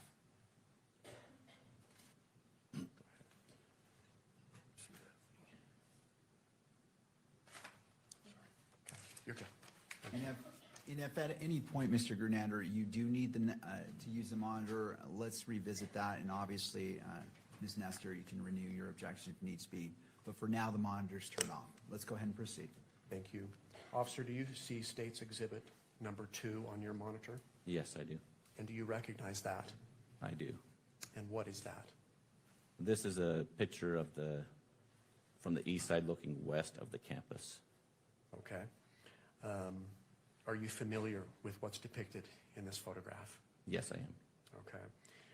And does it show, for example, the Losi Center that we've talked about? Yes, it does. Does it depict the Woodbury Business Building that we've talked about? Yes. What about the Fugal Building? Yes. Does it show the Sorensen Center Yes. and also the Hall of Flags? Yes. In this particular exhibit, can you also see the courtyard? I can. A partial of it. A partial of it? Okay. Does it fairly and accurately depict this area of campus of UVU on September 10th, 2025? Yes. Okay. Your Honor, the state offers State's Exhibit number 2. Your Honor, we renew our standing objection. We also argue that a foundation hasn't been laid in terms of the time this was taken or who took it, and at what point in time this was created in-house. So I don't think he has any personal knowledge of that, and we'd object. Mr. Gernander. Same arguments, Judge. He has testified that he's familiar with it. He has personal familiarity with it. He's testified that it's fair and accurate as of the day of September 10th, 2025. And that's what was asked of him. All right. I will go ahead and overrule the objection by defense, noting that the witness has laid, he has expressed that this is a fair and accurate representation of what it purports to be, and he's familiar with it. He was there on the day, on September 10th, and because that foundation has been laid, State's Exhibit 2 is admitted and may be published. Thank you, Judge. State moves to publish Exhibit 2. All right. Officer, I'm going to direct your attention to this exhibit on the monitor facing the gallery of the court today. Can you describe, there's a large building in the middle of that photograph, slightly above the middle, but what building are we looking at there? You're looking at the top of the rooftop of the LOSI building. It's got two different grays, like a lighter gray and a darker gray. Are you familiar with that rooftop then? Yes, I am. And what's it made of? It's made of gravel. Gravel, okay. You mentioned two different grades, or did you say grays? Grays. Grays, okay, Yeah, grays. all right. Now, you described that you could see the courtyard, but it wasn't easily visible in this photograph. Where is the courtyard located on the State's Exhibit number 2? So you got the white roof that's going to be in the middle, just to the top of the building where the LOSI is. I described there's a white roof there. That's the Sorensen building. And it's just below that, you can see some grass, and that's where the courtyard is. It's just to the left of that white roof.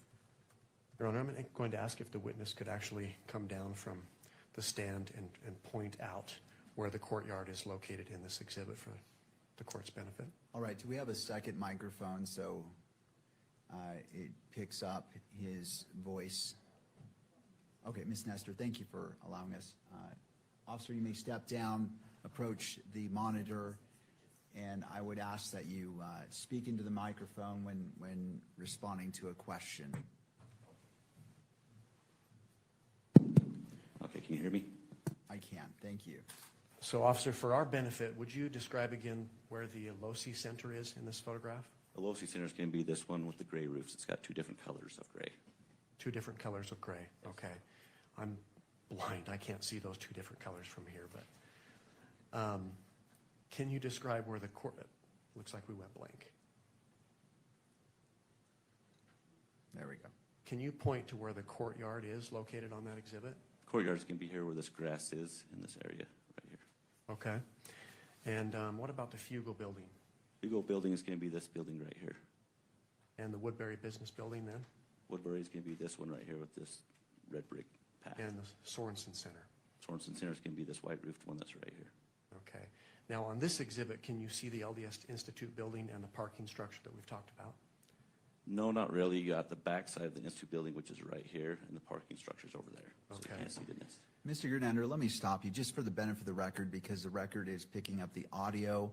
When you're pointing it to, and I know it may be a little bit laborious to do this, but as you're identifying, indicate the general location on it, the left side, right side, middle, upper, lower, just so the record knows to some degree where you're pointing, in that way, because the video isn't being captured. So if you would do that, it just creates a more complete record. Yes. Thank you. Understood. That's fair. Thank you, Judge. So again, let's point to the courtyard, and if you'll describe as best you can where that is located on the photograph. On this photograph, the courtyard is going to be this grass area that's going to be towards the top of the picture. The baseball field's behind it. It's closer to the surrounding buildings. There's some grass in there. That would be the courtyard area. Okay, we've talked about the Hall of Flags and the walkway above that hall. Where is that located on this photograph? The Hall of Flags is going to be right by the courtyard, just to the west of it. There's a red brick towards the top of the picture. There's a red brick pathway that goes from the Fugel building, which is on the left of the picture, towards the right of the picture, which is the science building area. Okay, and then the Sorensen Center, is that the building in the middle with the large white roof? Yeah, it's going to be kind of towards the upper part of the picture, middle of it. It's going to be a white roof. That will be the Sorensen Center. And just to the north and east of the courtyard? Yes, north and east. Okay, and then finally, if you would describe the LOSI building, the location of that on this exhibit. The Losi building's gonna be pretty much in the middle on the right side, so middle to the right. It's gonna have two different colors of gray, a darker gray and a lighter gray. There's a red pathway, and that will be the Losi Center. Okay. You mentioned, officer, that there were different stories on the Losi building. How many stories does the Losi building have? There's 4. 4 stories? Okay. You mentioned that you were familiar with the rooftop. Do you know how to gain access to the rooftop of the Losi building? Yes, there's actually an outside stairway right here that comes up. It's gonna be just to the south of Losi building. There's a red pathway right directly in the middle of the picture. Off to the south of that, on the left side of the picture, is an outdoor stairway. Is that open to the public? It is. And how would someone access the roof from that stairway? If they came up, they would put them right here on this pathway that goes between the Losi Center and down towards the computer science building.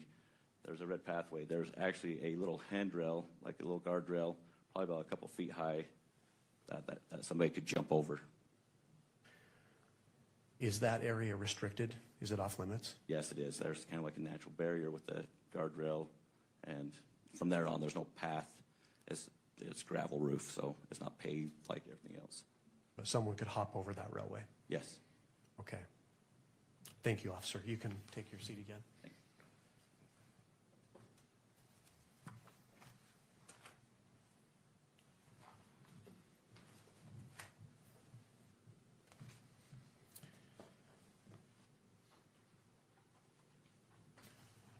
Officer Bagley, I'm now going to refer you to your attention to State's Exhibit number 3. That's going to come up on your monitor as well. Let me know when you see that.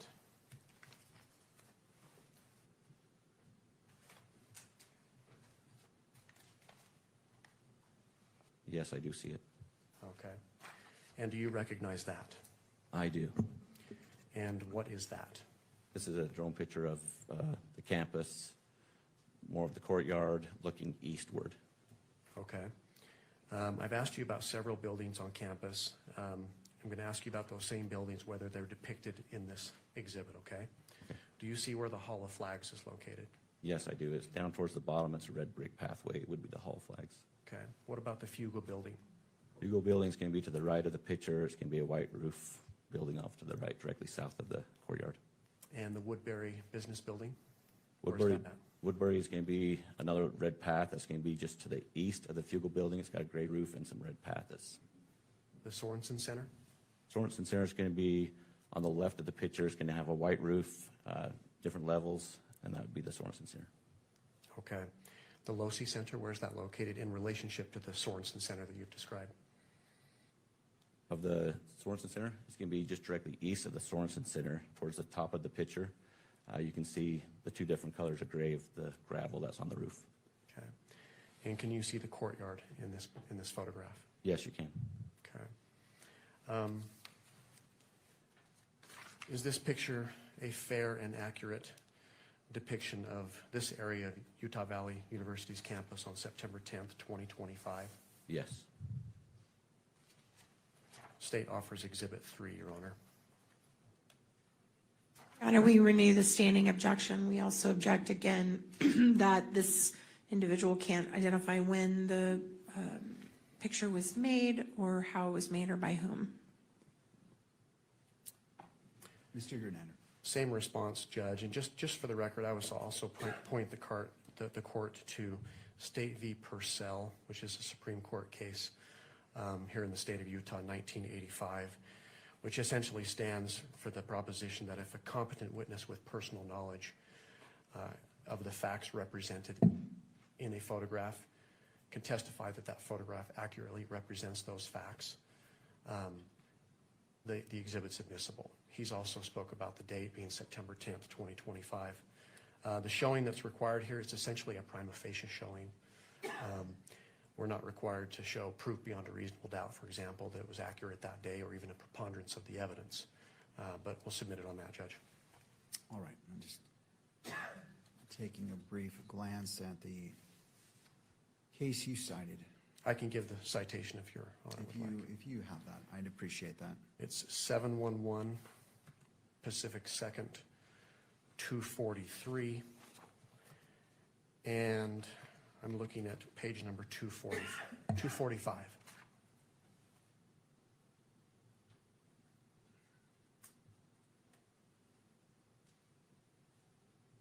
All right.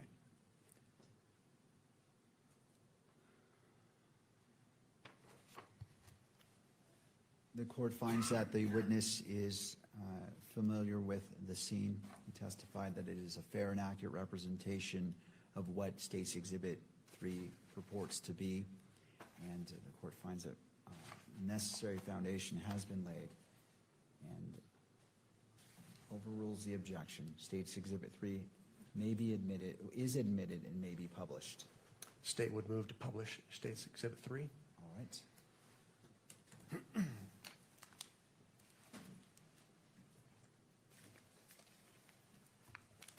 May I approach the witness, Your Honor? You may.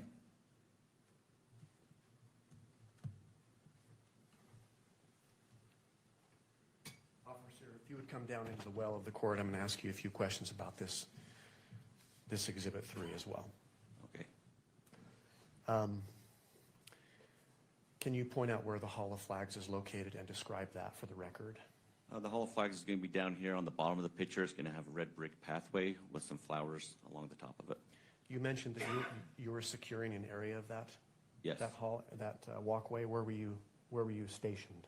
I was down here by the end of the flower pots, which is down here on the south side towards the Fugal building on the far right of the picture. Okay. In relationship to where you were stationed, where is the Fuga building then? The Fugal building is just to the right of me, so it would be on the south end of me, Okay. And so it's on the right side of the photograph there? far right side of the photograph, yes. What about the business building? The business building is just going to be in the middle of the picture on the far right. It's going to have some red brick pathways. It's going to be multi-level, and that would be the Woodbury building. Okay. The Sorensen Center, where is that located on the photograph? Sorensen Center is going to be middle to far left of the picture. It's going to have a white roof on top of it, multi-level. Okay. And the Losi Center, where is that located? Losi Center is going to be towards the top of the picture, kind of off-centered a little bit, but it's going to have the 4 or 5 floors that are, the 4 floors that are sitting right there. Okay. Can you describe those stories, what we're looking at? Where do you find 1, 2, 3, 4, and possibly 5? So this is ground level where the courtyard is. So this, as you go over in towards the Losi building inside, there's an elevator that would be ground 1, level Okay. 1.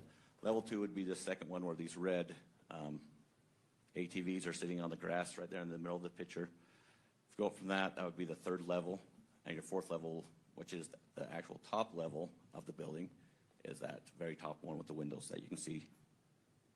Okay. Is there an atrium on the top of that? There is an atrium. It's got a little sphere on the top of it. It looks like a little square right on top of the Losi building. That would be an atrium. Now, you mentioned 2 shades of gray on the rooftop of the Losi building. Yes, Can you see that on this exhibit? I can. So where the atrium is a lighter gray gravel.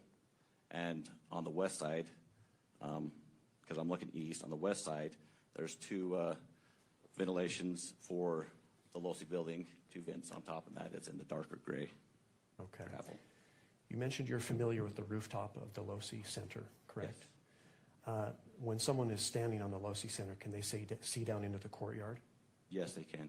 And where is the courtyard located from It's the going to rooftop? be in the center of the picture with the grass and the atrium-style steps.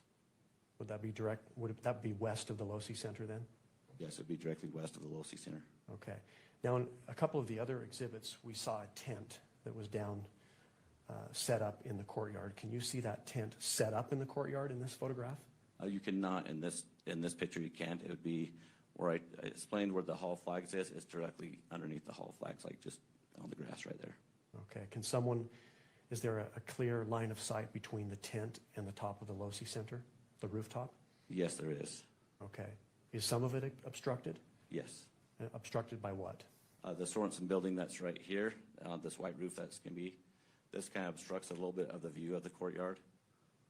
So where would you have to be standing or perhaps lying down on the Losi Center to see into the courtyard where that tent was?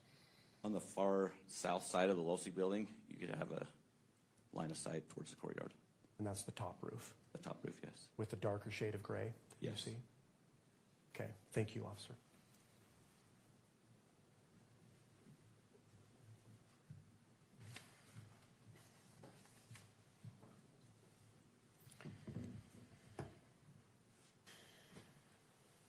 I am going to refer the witness now to State's Exhibit number 35. And Officer Bagley, when you see that, go ahead and let me know.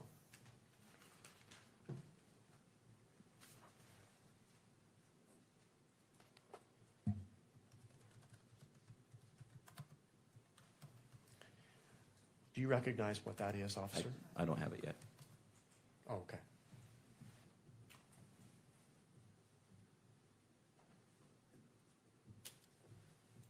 So we don't have this in electronic form? We do, okay. Well, I'll refer you to the exhibit that's to your left and behind you. Do you see that? I do. And it's marked as State's Exhibit 35 with a yellow sticker, is that correct? Yes, I can see that on top left of the photo. Well, for the record, if we can publish that on the witness's screen. Thank you, Mr. Grunander. I was just going to mention that we shouldn't display it until it's been admitted in, so.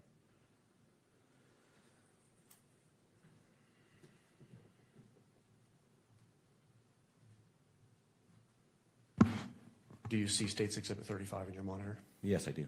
Okay, do you recognize that? Yes, I do. And what is that? This is an aerial view of the campus and the northeast area, just north of the campus neighborhoods of Utah Valley University in Orem. Okay. And how can you personally tell that this is a photograph of the campus and the neighborhood to the northeast of campus? I can tell because I recognize all the buildings, the roads that are around it, the streets, the roundabouts, the neighborhood to the north or towards the top of the building or picture also. Now, I've asked you about several buildings and landmarks on campus. Are you able to see the courtyard on this exhibit? Yes, you are. And just for the record, can you describe where this is located on the exhibit? So right in the center towards the bottom, there's a white triangle roof. That's white. That would be the Sorensen building. It's the patch of grass that's just directly south of towards the bottom of that on the picture. So it's kind of centered, but more towards the bottom, right in the middle. On this exhibit, are you able to see the Fugel building? Yes, I am. And in relationship to this courtyard, where is that located? That's going to be south of the courtyard with the white roof. What about the Woodbury Business Building? Woodbury Business Building is going to be to the east, and it's going to have a red brick path top. Okay. Can you see the Hall of Flags on this? Yes, you can. And where is that located in relationship to the courtyard again? It's directly west of the courtyard. And the Losi Center. Can you see the Losi Center? Yes, you can see the Losi Where's Center. that at? It's going to be kind of northeast of the courtyard. The two patches of gray that's almost in the center of the picture, just to the slight right of the center. Okay. I've asked you previously about the LDS Institute building. Can you see that on this exhibit? Yes, you can. And where is that located in relationship to the Losi Center? It's directly north of the Losi Center. It's got a white roof, and it's almost directly in the center of the photo. Okay. And as we've talked about a parking structure that's nearby the Institute building, do you see that? Yes, it's just to the west or left side of the picture of the Institute building. Okay. Is this a fair and accurate depiction of Utah Valley University's campus and the surrounding neighborhood to the north and east on September 10th, 2025? Yes. State offers State's Exhibit 35. Your Honor, renew the standing objection and object on the grounds that there's no indication on this photograph of when it was taken in terms of relation to the actual incident at issue here. Thank you, Ms. Nestor. Mr. Grunander. Same response, Judge, but I would just add one more case for the court's benefit. This is State v. Wager, or Wager, W-A-G-E-R. This is a Utah Court of Appeals case from 2016. The citation is 372 Pacific 3rd, 91. And the significance of this case, Your Honor, at issue there was a photograph of the defendant there who was smoking methamphetamine allegedly in his bathroom. The witness that was testifying that laying the foundation at trial was not present when the photograph was taken, could not tell the date on which it was taken, but he had been in the bathroom before, was familiar with the defendant's bathroom and familiar with the defendant. He testified to that personal knowledge, and the court found that was sufficient foundation. So that case, in addition to the other case, the Purcell case, and my previous arguments, and I'll submit it to the court. Ms. Nestor, anything else you wish to add? No, Your Honor. All right. Given the testimony of the witness who's testified he's familiar with this location, he went in detail describing the various neighborhoods and location. He mentioned the roundabout and identified the buildings in State's Exhibit 35. And it was noted that it is a fair and accurate representation of this campus as of September 10th, 2025. The court is going to overrule the objection, and State's Exhibit 35 is admitted into evidence and may be published. Thank you, Judge. The state moves to publish it, and if granted, may I approach the exhibit? You may.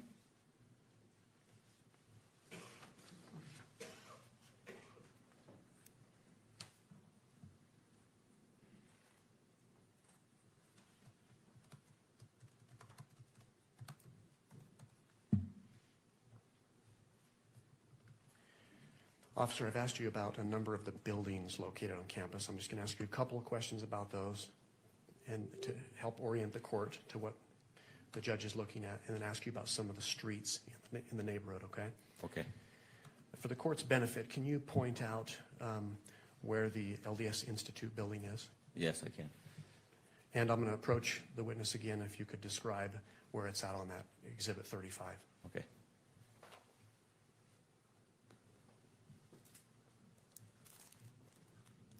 Okay, can you hear me? Yes. Okay. So you want the LDS Institute building? is what you're Yes, asking? please. That is this white roof right here is the Institute building. Is that in basically the center of the exhibit? It's almost exactly in the center of the exhibit. Okay, and where is the LOSI Center located on that? If you were to go down towards the bottom of the photo, there's two different grades of gravel on this roof. This would be the LOSI building right here, So below the Institute building and to the right slightly. slightly to the right. Can you point out for the court's benefit where the courtyard is? The courtyard is going to be to the west or left side of the picture. There's some grass in between two buildings that have a white roofs. There would be a grass area right there with some steps. That is going to be the courtyard area, and that's going to be down towards the center bottom of the photo. So that's to the left and down? Yes. Okay. You mentioned the parking structure. Where's the parking structure next to the Institute building? There's two Institute buildings right here in the center with the white roof. The parking structure is going to be just to the left of the Institute or west side. There's a road in between it called the Heat Plant Road, which is the road that goes between those two. And can you point out for the court's benefit how one would enter that or exit that parking structure by way of vehicle or walking? By entering, you can enter and exit right here on the north side of the parking structure. There's an entrance and exit right here. That's For a into level vehicle? 1 For a vehicle? for vehicles. And I guess someone could walk in there as well. Yes, if they were to park into this LDS Institute parking lot over here on the north side of that, there's a tunnel that goes underneath the road that still comes out into the parking structure itself. And then they can exit out here on the second level onto Heat Plant Road, which is that road between the LDS Institute building and the parking structure is the Heat Plant. They can exit there and go back towards Campus Drive. So you could walk out either up here on the northeast side of the parking structure and cross over to the LDS Institute, or you can come out here to the southeast side and you can exit there and walk down to the courtyard or behind the LDS Institute building towards the LOSI Center. Okay, thank you. You mentioned Campus Drive. Where's Campus Drive located on that? Campus Drive starts right up here towards the top left of the picture. It's almost like a T. And it's the curved road that comes all the way down in front of the Institute building and the parking structure.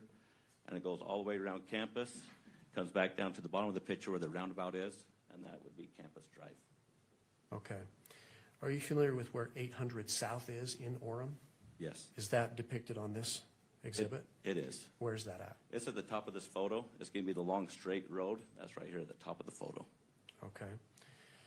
What about 850 South? Are you familiar with that street? I am. 850 South is going to be towards the right of the photo, top right of it. There's going to be a street that goes east to west. It looks like a horseshoe, kind of. It's going to be the road that goes east to west. In the middle of that horseshoe would be 850. Okay, so 850 is parallel to 800 South Yes. and just below on this photograph. Yes, Okay.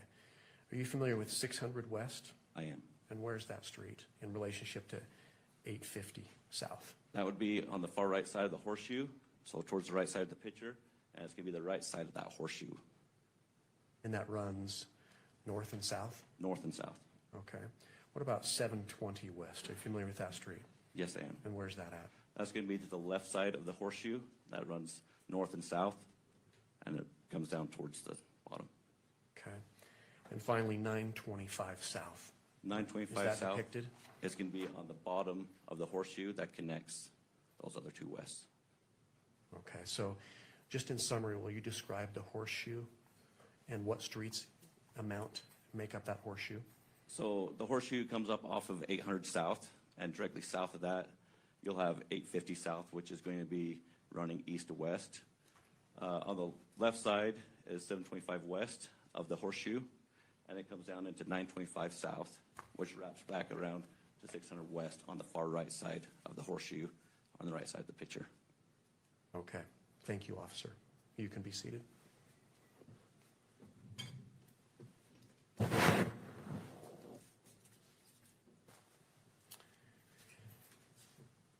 Okay, I'm going to take you back to September 10th, 2025. You mentioned you were on campus. You had a particular assignment. Mr. Gernander, I'm sorry. We're just going to pull down the exhibits. Okay. Thank you. You may continue. Would you like me to take this exhibit down, Judge? Are you referring to it in your line of questioning right now? Not right now, I'm not. Okay, let's go ahead and take it down.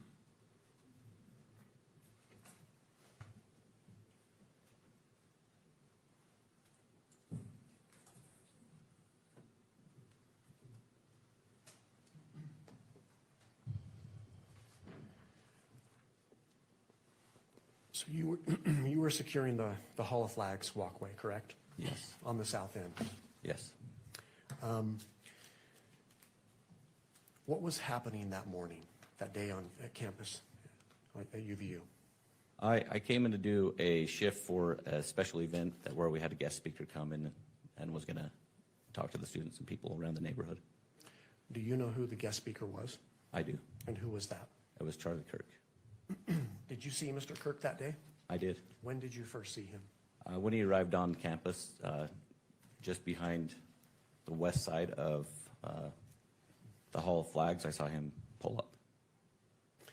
And can someone access the courtyard through that area? Yes, they can. How so? Where he pulled up underneath the Hall of Flags is a opening to where you could drive a car underneath. So there's access right there. You could walk or drive underneath the Hall of Flags. And you saw him arrive? Yes. Okay. Can you describe what you were seeing? What did you observe? On that day, I observed Charlie going back, doing some meet and greet with some people, getting some photos taken. He then came underneath the Hall of Flags and went to his tent, and he was there answering questions and talking to individuals that would ask him questions. The tent you're referring to, is that the tent that we see when it was set up in the courtyard? Yeah, that white square tent. The white top? Yes, he was Okay. under that. Fast forward to about 12:20 or so a little bit after noon, the noon hour. What happened? What did you see and what did you hear? I heard an individual talking to Charlie, and I happened to kind of glance over the edge of the railing about that time. I could see the right side of Charlie's shoulder, so not his whole body, because he was underneath the tent, so I could only see probably the right side of his body. He was answering a question, kid asked him a question, and then I heard a shot fired. Do you know what time that was? Yes, What time was that? 12:23. What did you see? At that moment, I saw him lean to the left, so When you say him, you see Charlie. Charlie? Charlie Kirk. So I saw him go to the left because I could no longer see the right side of his body. So he went further underneath the tent to the north side of the tent, so left. Okay. Can you describe the reaction of others that were there? Yeah, so then everybody started getting up and starting to run in more of a chaos kind of situation. Before you continue, can you describe a little bit? So you mentioned Mr. Kirk was answering questions, talking to individuals. Yes. Were there others present? Yes. Any idea about approximately how many? How would you describe it in your terms? In my terms, I'd say, when I was up there looking down, I'd say there's several thousand people, because you had it on the grass that was jam-packed, in the amphitheater sitting on the grass. You had people standing on the back, up along the cement. You had people that were on the second level, the Sorensen, and over by the Woodbury building. There's another level there where a lot of people were standing and watching. So it was pretty packed, several thousand people. You mentioned you heard something. What did you hear again? I heard a gunshot. Okay. And can you describe you described Mr. Kirk's reaction? Was that simultaneous to hearing the gunshot? Yes, it was. When he fell to the left? Yes. Did you see the reaction from the crowd? Yes. What was that? Everybody kind of got up. They all said, a lot of people were screaming, standing up, and starting to run in all different directions away from the center of the tent. Okay. You're a police officer helping to secure the area, correct? Yes. What did you do? At that moment, I recognized it as gunfire.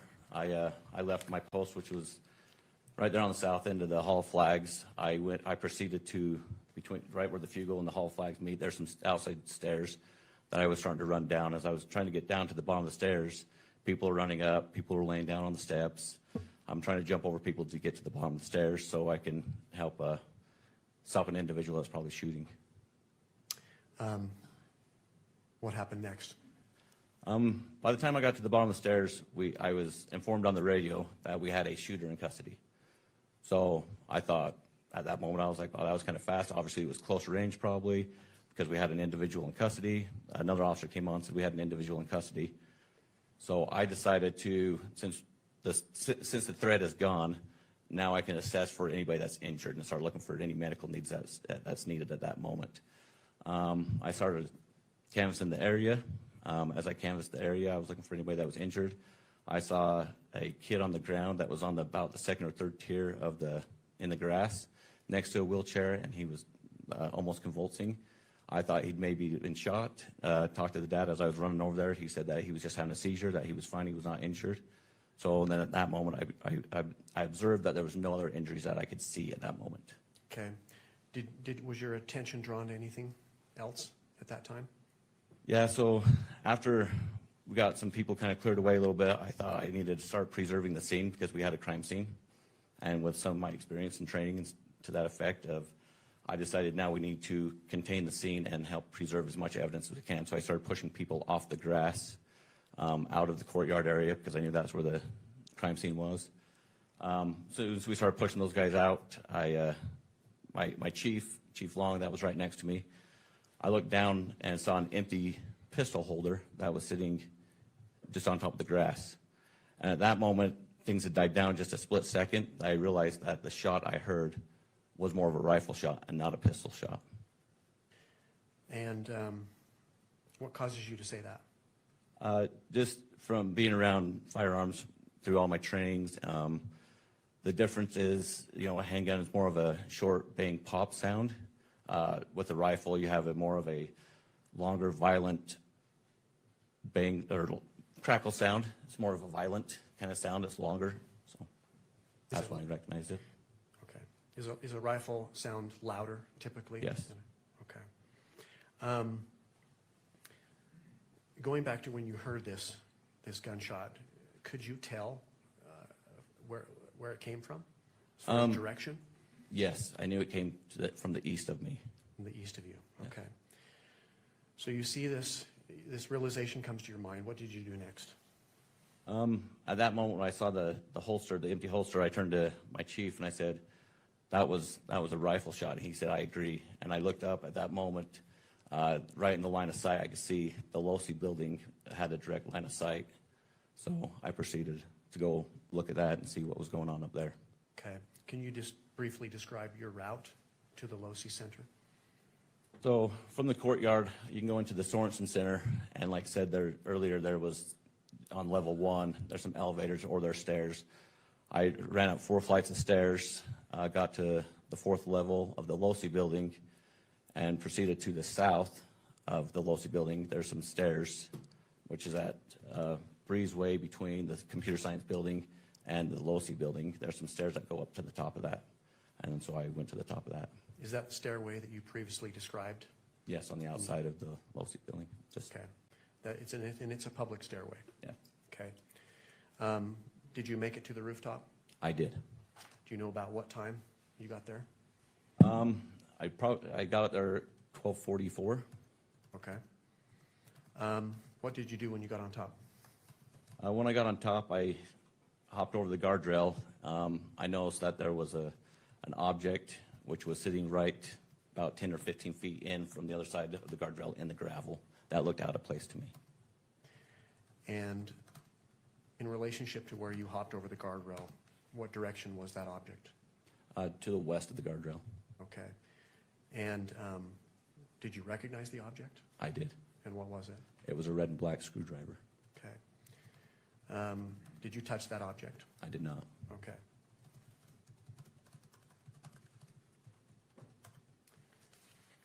I am going to refer the witness on your screen, Officer Bagley, to State's Exhibit 3.1. Let me know when you see that. Yes, I see it. Do you recognize what that is? I do. And what is that? That's a picture of the screwdriver that I saw that day on top of the rooftop of the LOSI building. Okay. And that's how it appeared on the roof that day? Yes. Is that a fair and accurate portrayal of the screwdriver you observed and found that day? Yes. Your Honor, the state offers State's Exhibit 3.1. Ms. Nestor? Your Honor, we renew, we renew our standing objection and object on the grounds that there's no foundation laid as to when the photo was taken or by whom. Thank you.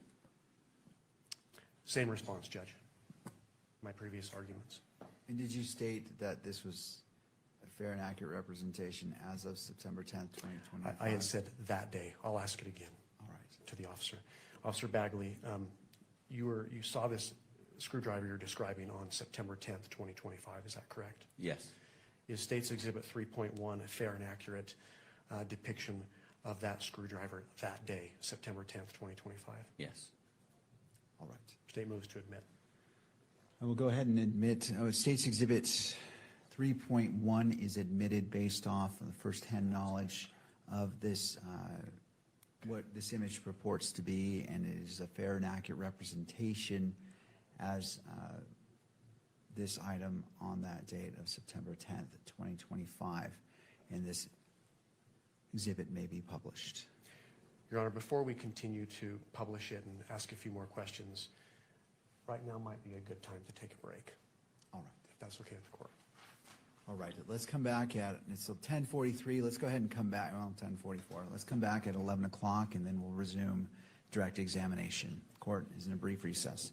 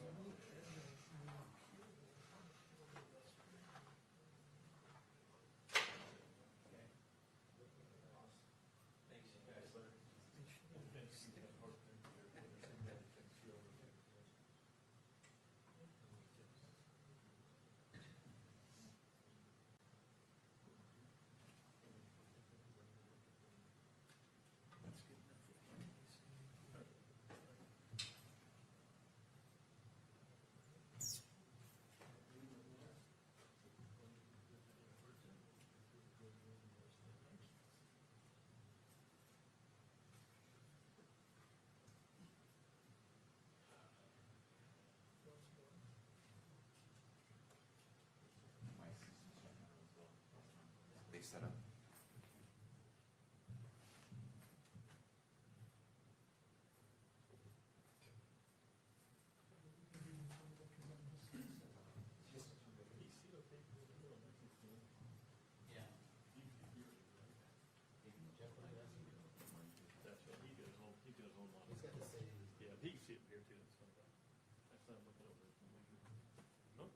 You want to test it from here? Yes, sir. It should be up now.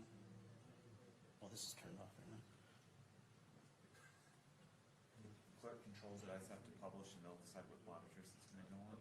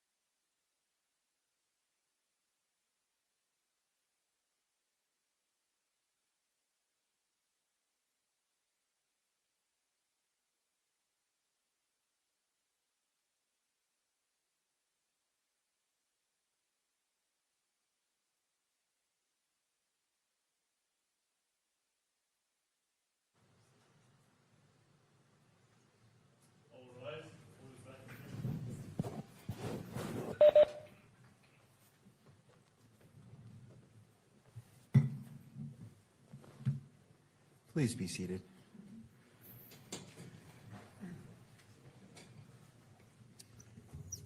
Court is back in session. Before we get started, I want to clarify on the record that pursuant to the Utah Constitution, Article 1, Section 28, where victims and victims' representatives are entitled to be treated with dignity and respect, that if they choose to leave the courtroom, they can come back whenever they wish. They're not prohibited to coming back solely at the break. So I just wanted to clarify that in case there was any question about that. In addition, I want to talk about the exhibits as it relates to their admission and publication of the exhibit. So whenever there is an objection to an exhibit, I would ask that the attorneys are clear specifically what they're objecting to. There's basically three levels of objections that could be objected to. First, the admittance of the exhibit itself. Second is the publication of the exhibit to the gallery. And third is the publication which is electronically captured by the media. So, counsel, I'll leave it to you in regards to what you object to or what you wish to respond to. If no objection to the publication media capture of the exhibit is specifically raised, the court will presume there's no objection. So, being that the monitor was introduced today by the court, I wanted to offer that guidance to the parties in regards to your objections.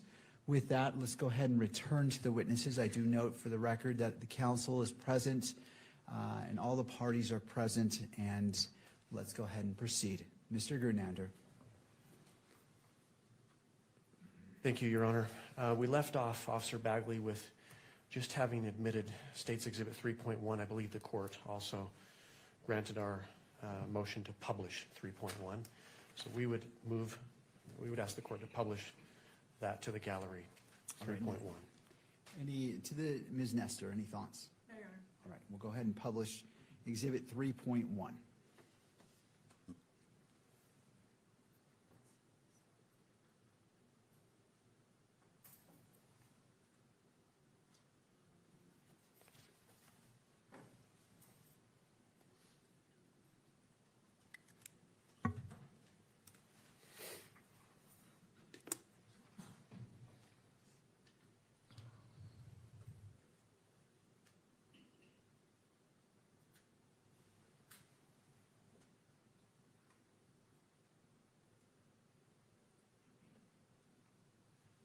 Looks like it's just taking a second to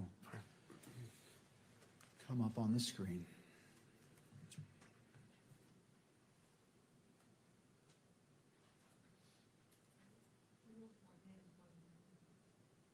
Let's go ahead and unplug and replug in the monitor to see if that brings it back to life, to display.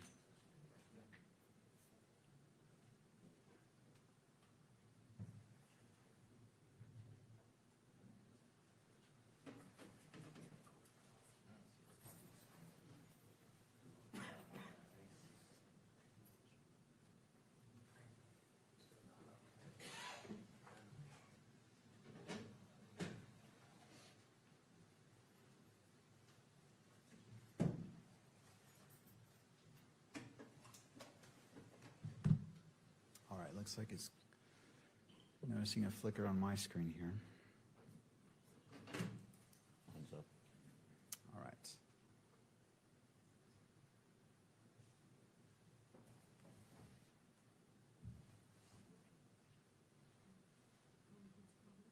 Yes.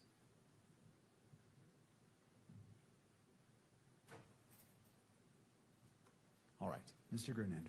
Thank you, Judge. Officer Bagley, so you testified that this is the screwdriver as you saw it on September 10th, 2025, correct? Yes. I'm going to, and this was on top of which roof? The Losee building. And in relationship to the entrance, the stairway, and when you hopped over the rail to get there, There's where about was 10 it located? About 10 or 15 feet in. Okay. If I could Your Honor, bring up State's Exhibit number 2 that was previously admitted.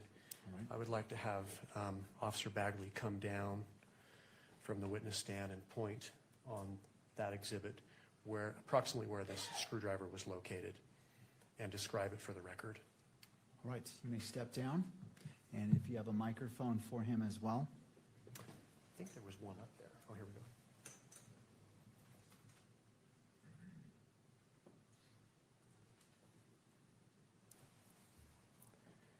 So if you can describe where you saw that screwdriver, point to that.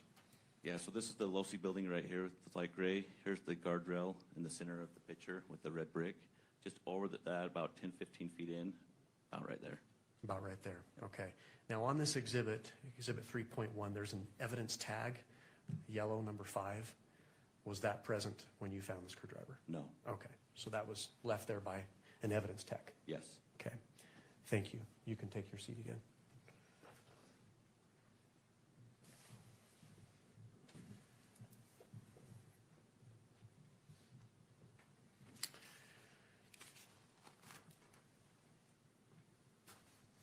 Officer, I'm going to direct your attention to your monitor again and have you look at State's Exhibit 3.2. And if you'll let me know when you see that. Okay, I see it. Okay. And can you tell us what that is?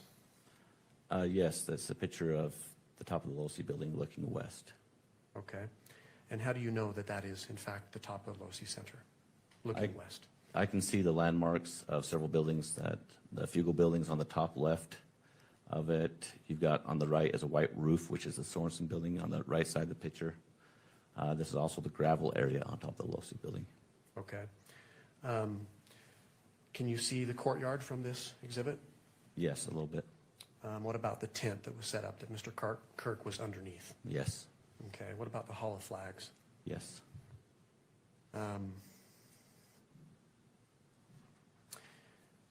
Did you mention that this was facing west? What direction are we looking? We're looking west towards Utah Lake. Okay. Officer, is this a fair and accurate depiction of what you observed on September 10th, 2025 on top of the Losi building? Yes, State offers State's Exhibit 3.2, Judge. Ms. Nestor? Your Honor, I think that we renew our standing objection. There is an evidence tag here, which begs the question that it's not a fair and accurate representation of how he saw it. And we also don't have any indication about when this picture was taken or by whom. So we object to its admission. I see. Thank you. Mr. Grunander? Officer, one more question, Judge. Officer Bagley, apart from the evidence tag, do you see an evidence tag on that photograph? yes, I do. Was that present when you were on top of the Losi Center and has observed this? That was not. Okay, otherwise, is it fair and accurate? Yes, State moves to admit. Anything further? No, Your Honor. All right, thank you. Given that follow-up question, noting that the evidence tag, it appears to be number 2 on State's Exhibit 3.2 was not present, but otherwise it is a fair and accurate representation as stated by the witness to State's Exhibit 3.2. The court will admit it into evidence, and it may be published at the discretion of, or the request of counsel. Your Honor, the State would move to publish it. All right.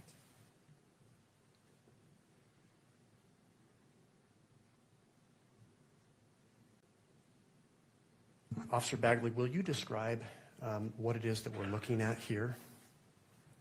yes, on the top of the photo, you got the mountain range on the back. That's going to be looking west. You also have Utah Lake, which is towards the top of it. As you come down towards the center, on the top, you've got a pond, which is the ponds over at Utah Valley University. If you come down from that, from where the water meets that red bricked part, more towards the center is the Hall of Flags. And just below that, where you can see the grass and the white tent, is where Charlie Kirk was sitting looking west. And we're on top of the Losi building. And is this depicting a particular corner of the Losi rooftop? Yes, it is. And this is the top rooftop? Yes. Is it the same level where we observed the atrium that's to the north? The atrium's up just a little bit higher. So this is level, the top level of 4. Level 4, okay. And what area of the rooftop are we looking at here? You're looking As far on as the gravel? southwest side of the LoSi building. Southwest side, okay. Is there a line of sight down into the courtyard Yes, there in is. that area? Okay. What else do you observe on this exhibit that's significant to you, officer? There was some disturbance in the gravel right where, and around the area where in the area where the yellow marker is there was some disturbance that caught my eye there. Okay. And does this photograph do it justice? No. And how so? You can't really see the impression I saw the time of when I was up there on that day. I saw a distinct impression in the gravel, and this does not show that. Okay, so you could see more with the naked eye? Yes. Okay. I'm going to refer the witness to State's Exhibit 4 on your monitor there.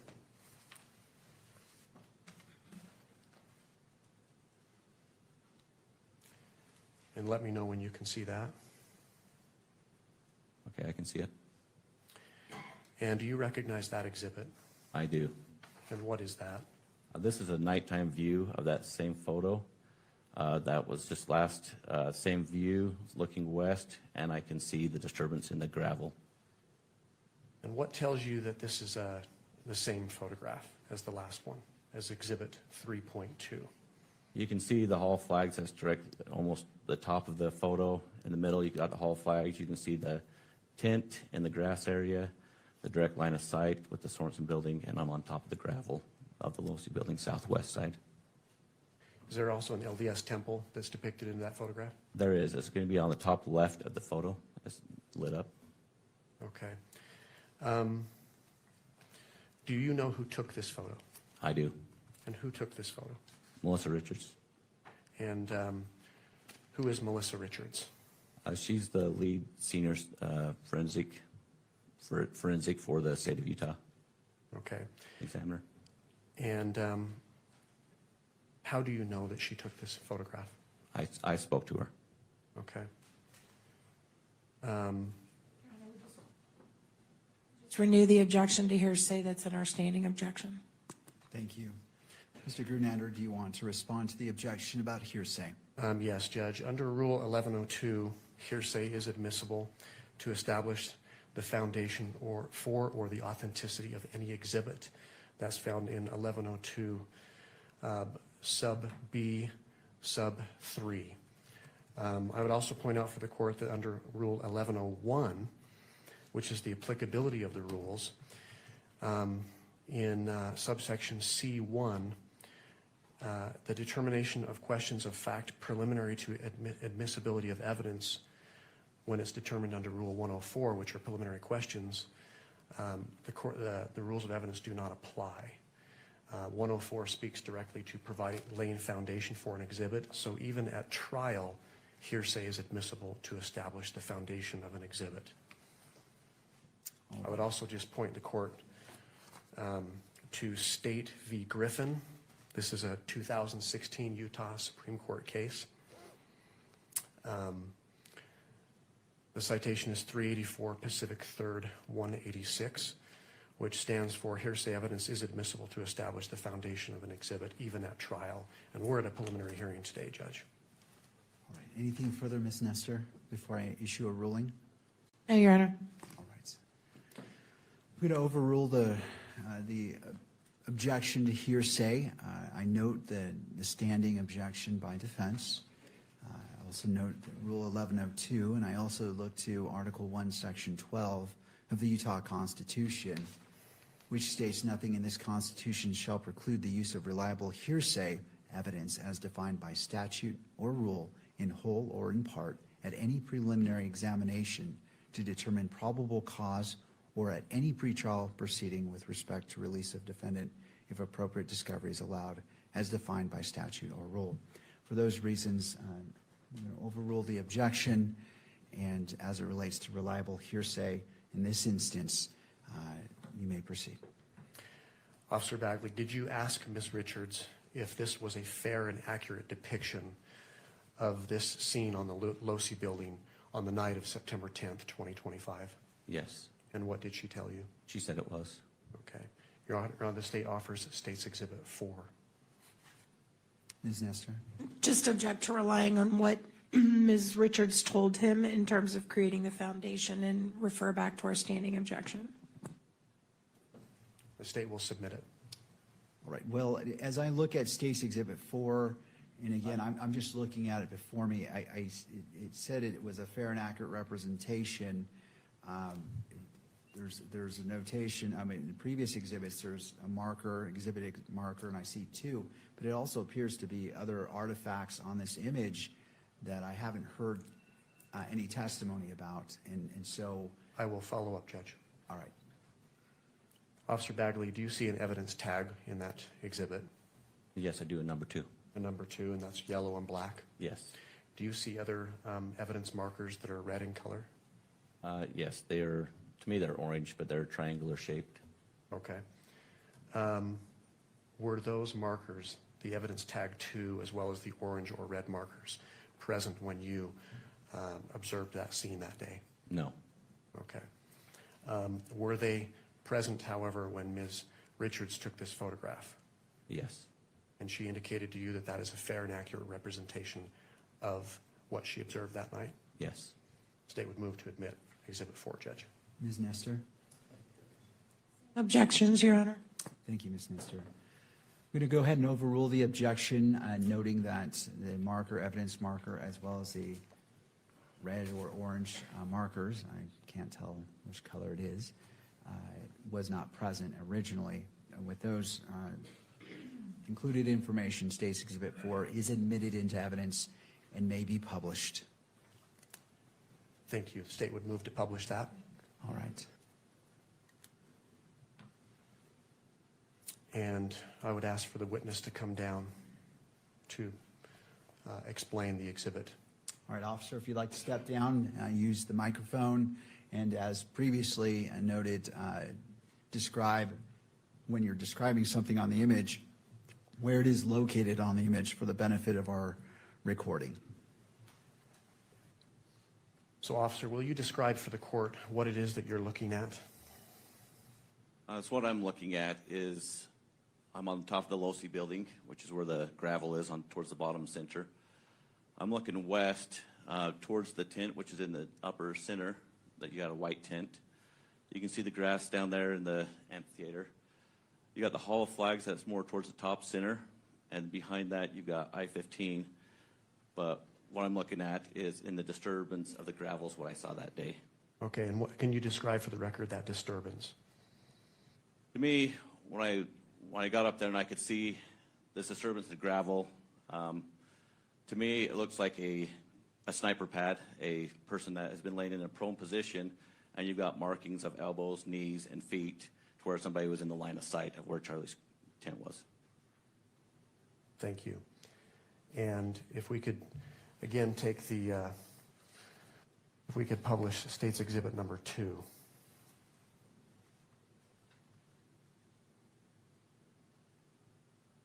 You recognize that, right, officer? Yes, I do. Where on the Losi rooftop did you observe this disturbance in the gravel? If you go to the Can you center point of the to that? picture, if you go to the center of the picture in the darker gray part of it, on the left side, so the south side of the Losi building, it would be right in the line of sight of the Charlie Kirk tent that's straight in front of it, Okay, or the southwest side of the roof. thank you. You can take your seat.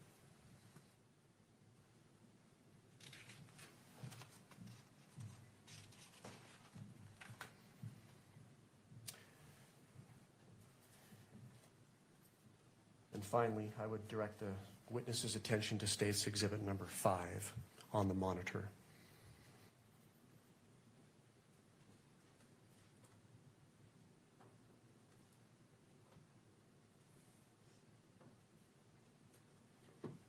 Let me know when that's there. It is. It is Yes. there. Do you recognize that exhibit? I do. And what is that? This is going to be a picture of the side profile of that last photo we looked at with some red or orange markers and a number 2 with also a tape that's there on top of the Losi building. What was that tape that you said?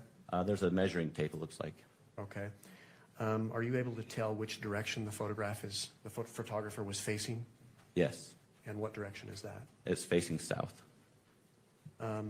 This is a nighttime photograph, correct? Yes, Do you know who took this picture I do. and who took the picture? It was Melissa Richards. The same individual that you spoke about before? Yes, Did you ask her whether this is a fair and accurate depiction of what she observed that Yes. night? yes. What did she say? She said it was. With respect to what you observed that day, apart from the evidence tag, the yellow tag, as well as the orange or red markers, is this a fair and accurate depiction of what you observed? Yes. What's different about what you observed as far as what's on the photograph, the previous exhibit, compared to this? You can see more of the length of an individual. So you can see that more, there's 2 elbows, 2 knee areas, plus also towards the far right of the photo is also a marker where like somebody laid a gun down. Okay. It's like a prone position. Your Honor, pursuant to Rule 1102, as well as other authority that's been cited today, the state offers State's Exhibit 5 into evidence. Your Honor, we renew all the same objections we made to Exhibit 4. Thank you. Given the foundation that has been laid and that the witness has testified that this is a fair and accurate representation of the scene, noting the tape as well as the markers in that, State's Exhibit 5 is admitted into evidence and may be published. State moves to publish Exhibit 5, Judge. All right.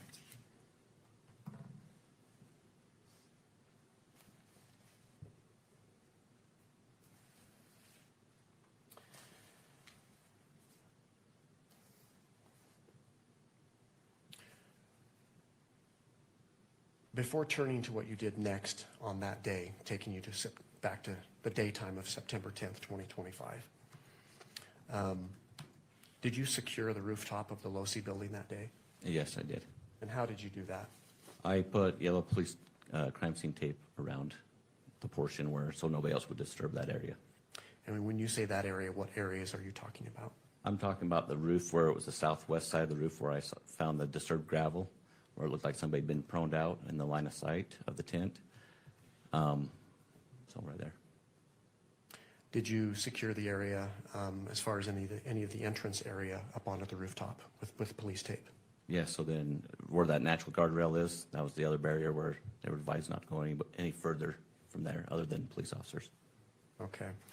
If we could go back to State's Exhibit number 2.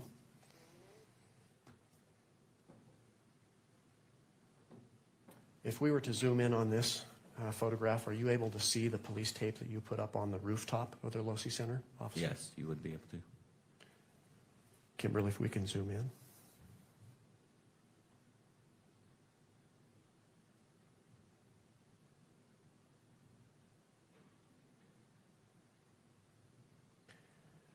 Officer, I'm going to have you come down and describe for the court where you put that police tape up to secure that scene, the rooftop area.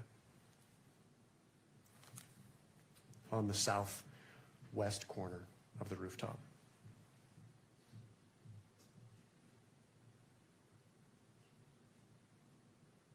So this is the top of the Losi building. You got your 2 different grays. The southwest is towards the top, center of the picture. You can see some yellow tape that spans from over here on the far right side of the picture by these black pipes, goes around a silver vent, comes back down around to the corner of that silver to keep everybody out of that area where that prone position was at. Okay. On that photograph, are you able to see where you put the tape up as far as the access way to that roof near the stairway? So it was right here, actually, this natural barrier where you have to climb over the guardrail. So this is the other barrier that I had to set up. And you put police tape on that? Yeah. Okay. Did you eventually leave that area? I did. Do you recall about what time you left that area? Oh, I have it in my notes. It would be, when I left that area, it was almost 1 o'clock, about 1:03, 1:01. Okay. Before leaving, did you leave the scene with anyone? I did not leave the scene. Or did I leave the scene to somebody? Yes, I Just did. to someone else? Yes. And who was that? It was a county deputy, a female. Did you provide instructions to her? I did. And what were those instructions? I advised her not to let anybody inside the crime scene Okay, without being a police officer or an investigator. okay. Thank you. You can take your seat again.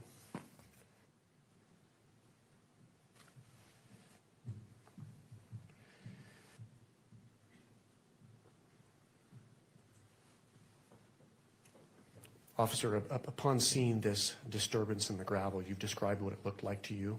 Yes. Someone lying down in a prone position, correct? Yes. What did you do next? So when I got to the top of the Losi building during that day, I noticed a screwdriver, kept going to the edge, found that prone position. At that moment, I realized, because it was direct line of sight, plus the disturbance in the gravel, where I could see somebody laid down in a prone position or a sniper position, and asked dispatch to get on the then I realized that we probably didn't have our shooter in custody. From that moment, I asked dispatch to get on the camera system and to see if anybody was on top of the Losi building during the time of the incident. Were you advised of anything? I was. Dispatch came back and advised me that there was a male individual on top of the roof that was there at the time of the shooting. Did they describe what his movements were?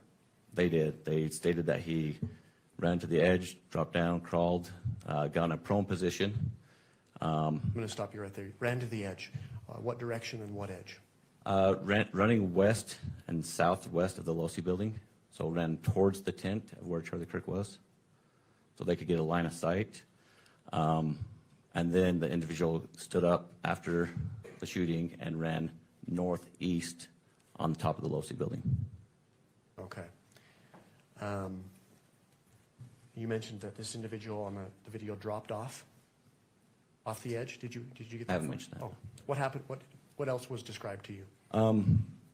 Then, well, at that moment, so I knew that there was possibly a shooter on the run. Your Honor, can we just have a continuing objection to all of the hearsay that's being testified to here?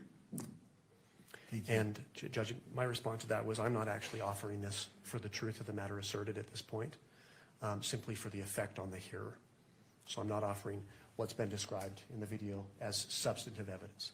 All right, Ms. Nestor, with that clarification, any thoughts?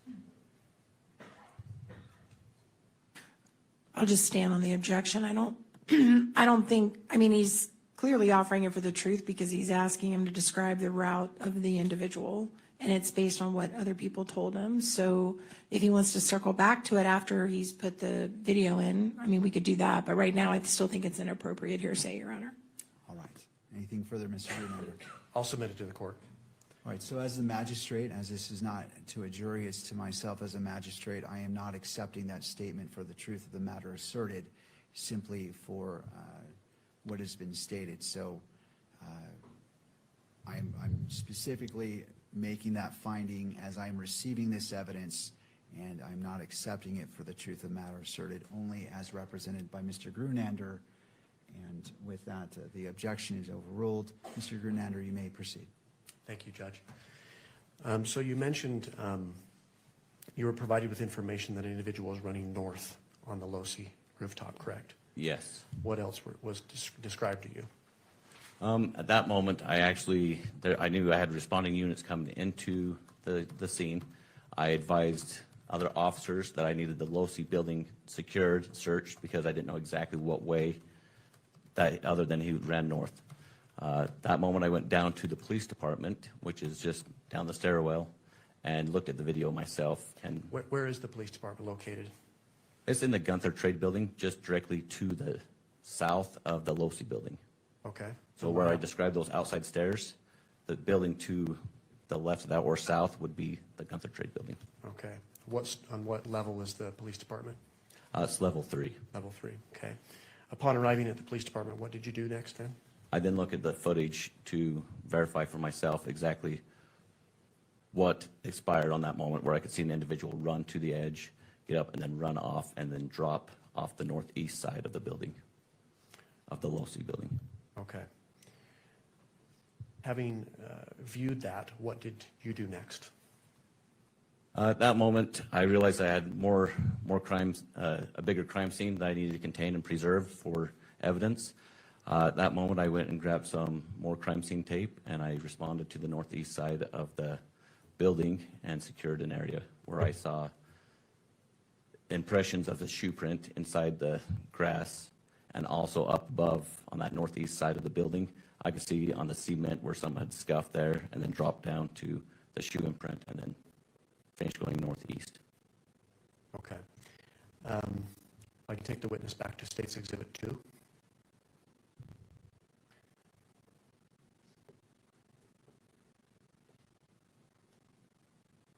You mentioned seeing an individual drop down. Could you come down and point that area out to the court? Yes.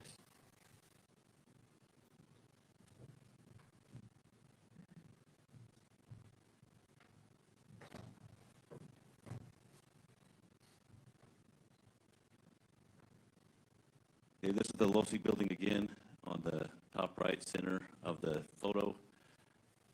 Southwest side is where the individual was laying down prone in the line of sight, came behind the aquarium or atrium, came behind that on the west side of it, came up to the north side of the Losi building on the east on this white square piece on the far right of the picture. And then he dropped off on the east side of the Losi building into the grass down here below. So the northeast corner. Yes, northeast corner. You mentioned you observed something on the grass. I did. I saw a shoe imprint that was embedded pretty deep right there next to where he dropped off. And this is all footage that you personally observed on the Yes. surveillance video? Yes. Okay. When you got to the scene, describe in as best detail as you can what you saw on the grass then. So when I got to the scene, I could see that there was a shoe imprint there. When I looked up onto the cement from the roof, I could see some scratching or rub marks from the top of the roof that was not there. So I could see that looked abnormal. I then decided to put crime scene tape around the whole area in case there was more evidence that needed to be preserved. On that exhibit number 2, do you see where you placed the crime scene tape? Yes, I do. And where is that? Can you describe that to the court? It's going to be on the far right in the center of the picture. You can see the yellow tape. I came around trees, came up further out of pictures, some more trees. I came down all the way down to the back side of the LDS Institute building where there's a sidewalk to block everybody out of coming up that way. Okay. Did you at one point leave the scene? I did. Did you release the scene to anyone? Yes, I did. And who was that? There was 2 Payson police officers that were standing there. Okay. Were they in uniform? They were. Did you provide them with any instructions? I advised them not to let anybody inside the crime scene other than law enforcement or investigators. Okay. You can take your seat again, Officer Bagley.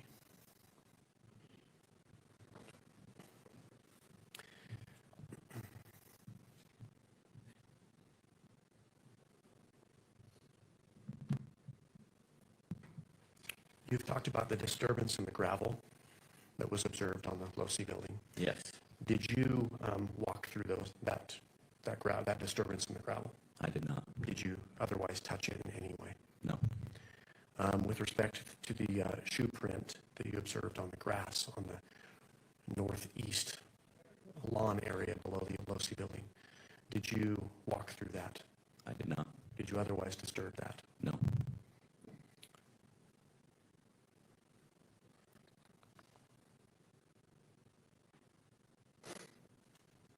Officer Bagley, what did you do next? From that moment, I then released the scene. I went down to the Fugal building and knew that where the incident command center was at, so I could relay information that I found to responding units and people in charge. If I can have just a moment, Judge. You may. State will pass the witness, Judge. All right. Ms. Nestor?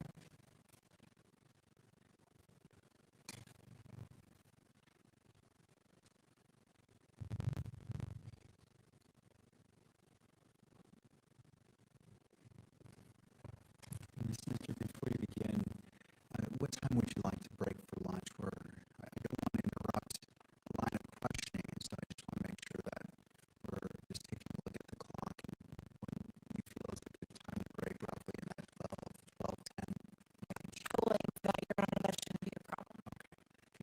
You may proceed. May I please report? Good afternoon, or morning still. Officer Bagley, my name is Kathy Nestor. I'm one of the attorneys representing Mr. Robinson today, and I do have some questions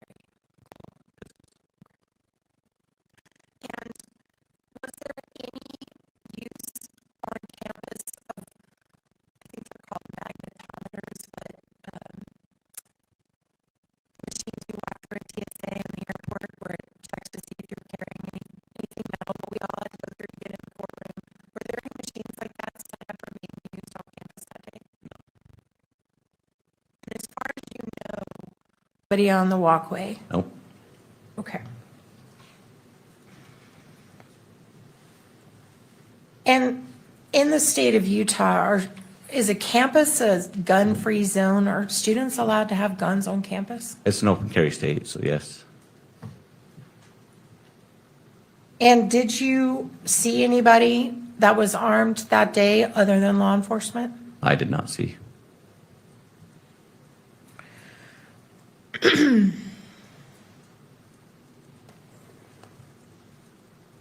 Were you aware of whether Mr. Kirk had his own security team present there with him? Yes. Did you communicate with any of those people?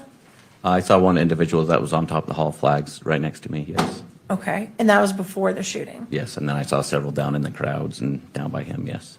And were you aware of whether that person was armed either? I was aware he was armed. Okay. Was there any other law enforcement agency besides Mr. Kirk's private security team and your 6 officers, including you, that were covering that event that day? In other words, did you have any Provo police or Orem police or anyone that you knew of, or federal agencies? I don't know. You never saw any that day? No, And were you aware of whether that person was armed either? I was aware he was armed. Okay. Was there any other law enforcement agency besides Mr. Kirk's private security team and your 6 officers, including you, that were covering that event that day? In other words, did you have any Provo police or Orem police or anyone that you knew of, or federal agencies? I don't know. You never saw any that day? No, not until the response came in. And you did mention, I think I heard you just a few minutes ago testify, you turned over the scene on the roof to a woman who was a deputy sheriff, right? Yes, And that you turned over the scene where the individual dropped off to, I believe you said, was it Orem Police? Payson. Payson Police, thank you. Those people weren't there till after the shooting, right? They were part of just a response of everybody in the area? Correct. Okay. Did you receive any type of briefing materials, written materials prior to the event that talked about who would be covering what or anything like that? No, not that morning. Like I said, it started getting hectic, so we were trying to get down there, secure the area, and push people away from the top of the tent. Now, when this event was over, you prepared a report, is that right? I did.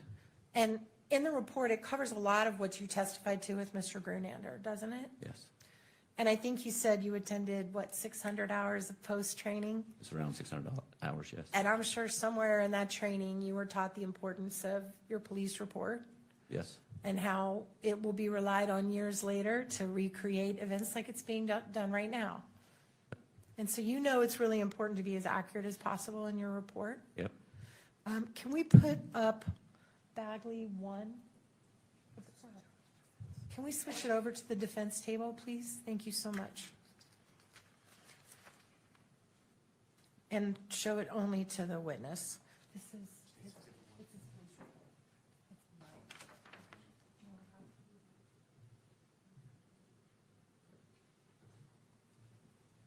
All right. Do you see that report in front of you? I do. And is that the report that you prepared, or did you prepare this report? I did a supplement on it. I didn't prepare the report, so like, because the incident was a big agency assist, so obviously it says, it has all the responding officers to that effect.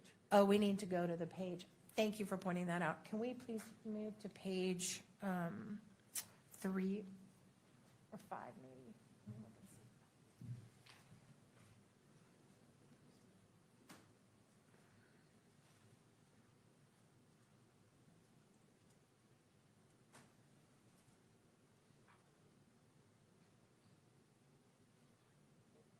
All right, now, let me ask the question again. Sorry, we just had the cover sheet up.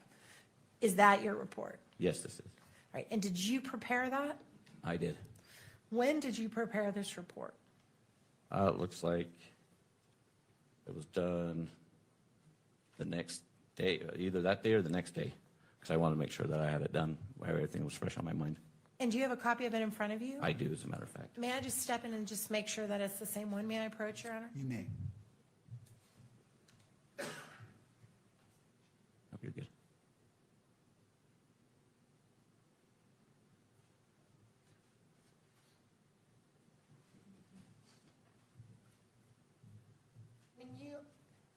And this is, we got to ask this now. Did you use AI to help you prepare your report? I did not. Okay, good. When you prepared your report, you referenced when you first heard the shot, don't you? Yes. And what is the time that you say that you heard the shot? 12:23. Right. And when you wrote that report, you did not state in your report the direction you heard that shot come from, did you? No, apparently not. And take your time and look at the whole report and see if there's anywhere in there where you ever mentioned that it came from the east or to your right.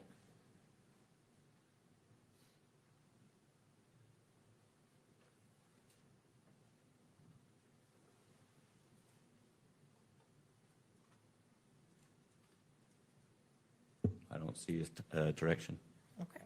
And you also, I believe, in your report, you also don't state whether or not, you don't mention anything about thinking it came from the Low-C building or anything like that, right? Later on, when I recognized when I saw the empty holsters, I think I actually said that in there, where I see the empty holster, that I realized the line of sight. Okay, so let's talk about that holster for a minute. So you heard the shot, and you only heard one shot, correct? Yes. And then you came down from the walkway above the tent, right? Yes. And you came down to really the grassy area that we've all been looking at, the courtyard. Yes. And there was kind of chaos, people running around, Yep. yes? And while you were down there, you saw what you said was an empty holster. Yeah, as I was clearing people out and making sure that the evidence was preserved, about towards the top, after a little bit, I saw an empty holster sitting there. And when you say towards the top, can you be specific and tell us where you were? So on the south side in the courtyard, there's some tiers of seating where the grass is different levels. And it was towards the top, maybe just right before the cement is where everybody's standing. So there's different levels. It's towards the top on the grass. And when you saw the holster, can you describe to me what it looked like? An empty concealed holster For what type of for a weapon? pistol. Okay. And did it have any markings on it? I didn't even know, not that I noticed. And what happened to that holster? I have no idea. Did you ever take custody of it? Nope, Did you ever tell anyone else to take custody of it? nope, You just left it on the grass? I did. Was it ever fingerprinted to your knowledge? I have no idea. Okay.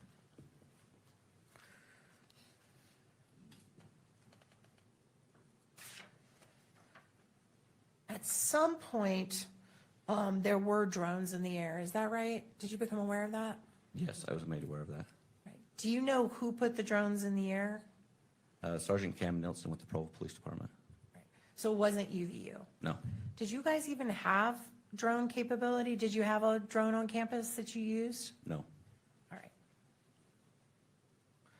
So someone would have had to bring one after the shooting onto campus because you wouldn't have had one there. true.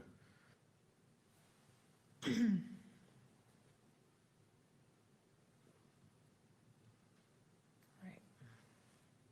You mentioned that as you were coming down into the grassy area from the top above the tent, you come down the Hall of Flags, you come into the grassy area. You mentioned that you heard, I guess on your radio, that they had a suspect in custody. Yes. And so how long do you think between the shot being fired, did you hear that? I was in, like I said, trying to get down the stairs, jumping over people, trying not to step on people as people were fighting up. Within 30 seconds, maybe.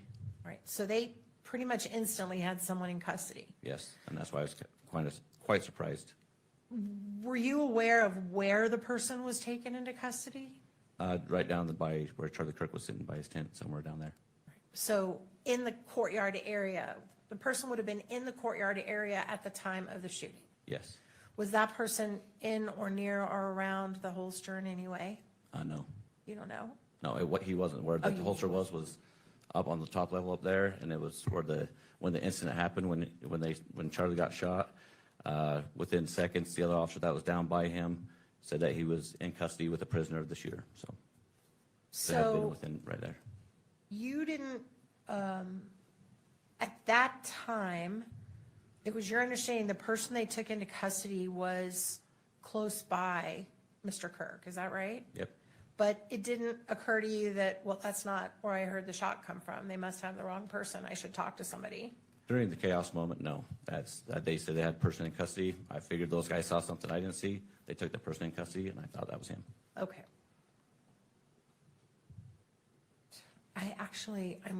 This would be a good stopping place because I'm about to start another section. Okay. So maybe we could go 5 minutes early for lunch. Absolutely. All right. Thank you. Thank you, officer. We're going to go ahead and break for lunch. We'll come back at 1 o'clock. I do want to note for the camera operator, if you would just be cognizant and turn off the microphone during breaks and when we break for recess, that would be helpful. Does either party need the benefit of the record before we break for lunch? Not the state, no. All right. We are in recess.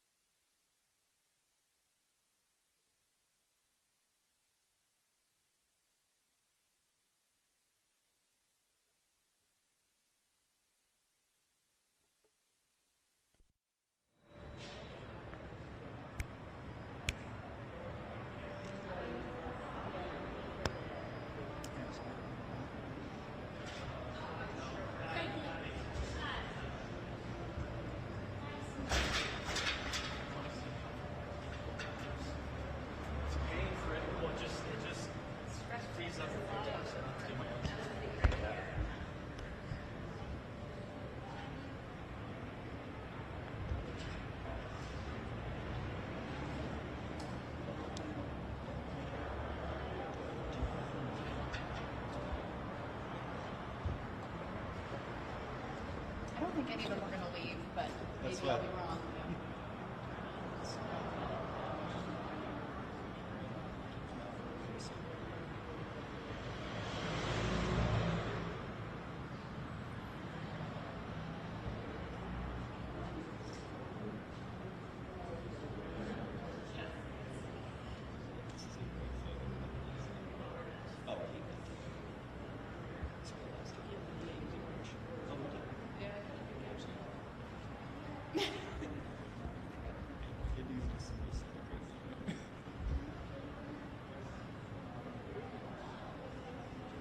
Who's left? Who hasn't come out? Nobody's come out yet. Nobody's come out? Few press, but that's it.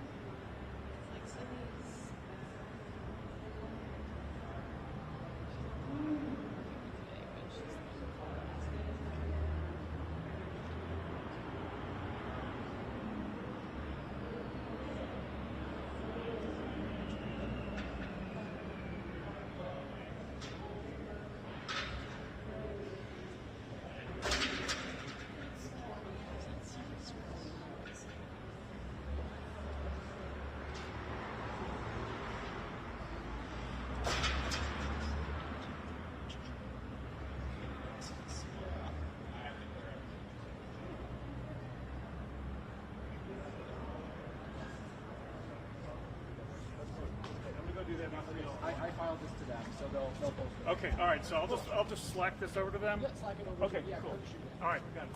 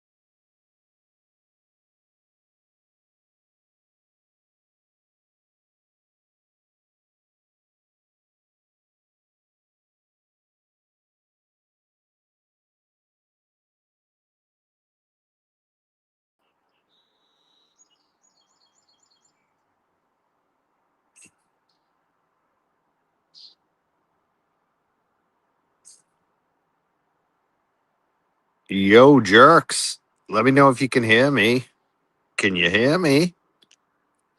I'm having a lunch. Having a little lunch break, and of course they went to lunch break too. I'm having a late lunch break. They're having a normal lunch break. They're 2 hours behind us on the East Coast. But so far, we've saw some testimony. I talked about where the shooting happened. I think one of the big things is there was really no strong security. I mean, that's one of the things I heard today is that there was really they didn't have any drones. That's one thing, right? Um,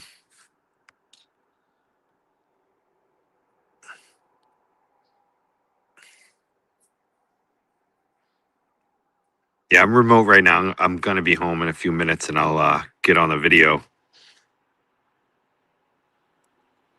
But I'm reading from Lauren Conlon, who's really good. She's reporting today, and she says Tyler Robinson. Bagley testified that after the shooting, someone ran to the northeast edge of the roof and dropped off the building and fled north after the shooting. He said he also saw shoe prints heading northeast. On cross so far, Bagley testified there was no pre-event law enforcement briefing, no metal detectors, and no officers assigned to the roof. There was also a holster found on the ground by the stage area, but Bagley doesn't know what happened to it. Chris Bagley, the state's first witness and a former Utah Valley University police officer, testified that he heard a crackling sound when Charlie Kirk was shot. He said the sound did not resemble a typical handgun discharge and instead reminded him more of a rifle. Bagley also testified that he observed a black and red screwdriver lying in the gravel below the rooftop area. One of the other things that's been noted today is we haven't been able to see any of the evidence in this preliminary hearing. This hearing is going to last, I believe, for 5 days. They're scheduled. It, obviously could go shorter, but it's supposed to be all week. There is a half a day on Wednesday. Thursday, I'm going to try to air it, but we'll see. I have a dentist appointment at the same time it starts, so it might be difficult, but we're going to try to air it all week, no matter what. But we won't see any of the evidence in this prelim hearing. Any of the exhibits, they're shown on the screen, but the judge made sure that we don't get to see them. I think that might be different during the trial. This is not the trial. This is like a mini trial in a way. A lot of people get arraigned or indicted. This is similar to an indictment. It seems like it's a little more public, which I like. It's not so secret. And that's what we're watching here. We're watching to see if this judge is going to approve charges to go forward against Mr. Robinson. I believe that's going to obviously happen. It happens in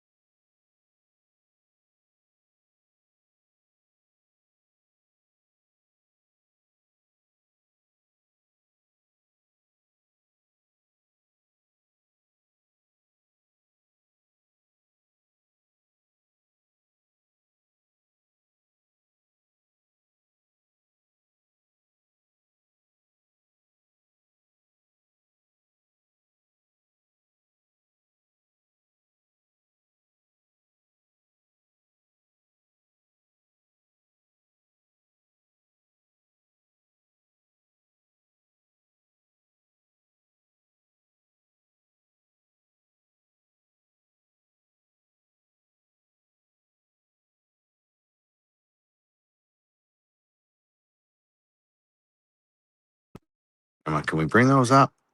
Here's one. Lindsay Lee. Lindsay Lay? Is it Lindsay Lee or Lindsay Lay? It's at 1999. Thank you so much, Lindsay. And also Natalie. Natalie Diana sent $9.99 and said, it's been a while. The judge seems firm and fair. He's been very calm, too. I like how he has a clear voice. A lot of people have talked about he doesn't have much experience, apparently, being a judge. But I like his demeanor and how he does speak very clearly, but it's not, there's no invective. There's no anger. It's just he's steady. I like him so far.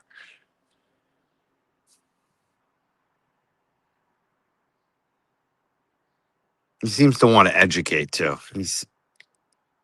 Lets people know what's going on.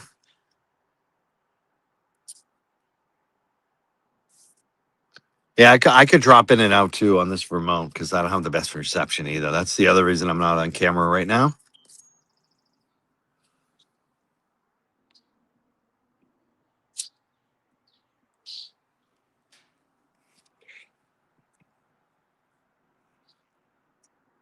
So what's going on in the chat today? Any drama? You want to talk about any drama today? Apparently, this clown boy is threatening Timma. Boots on the ground now. He's threatening another boots on the ground. He's upset. I don't even know why. He's threatening to like dox this guy's legal records.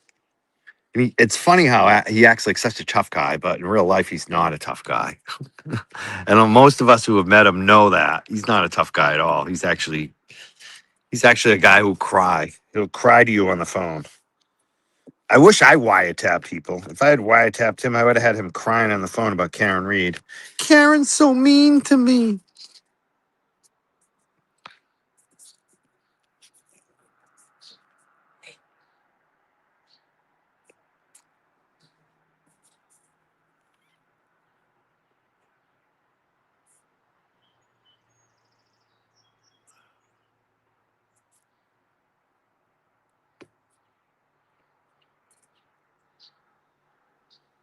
It's funny. It seems like everybody's covering this actually, though.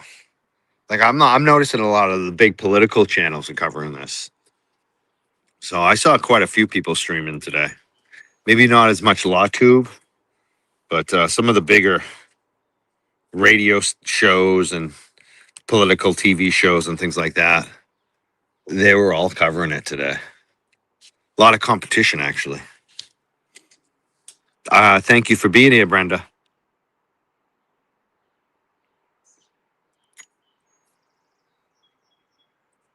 It is funny, Nina. You know, the ones who've met him, who have been around him in real life, far from a tough guy. Far from a tough guy.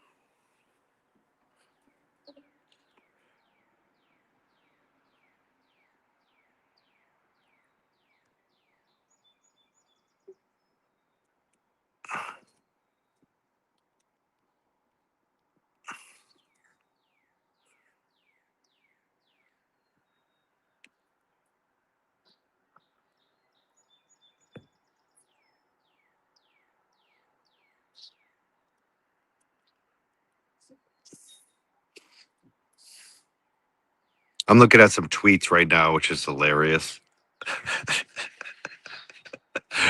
Oh, man. Some people are just, they'll bend over backwards. They know he's a pussy and they'll bend over backwards.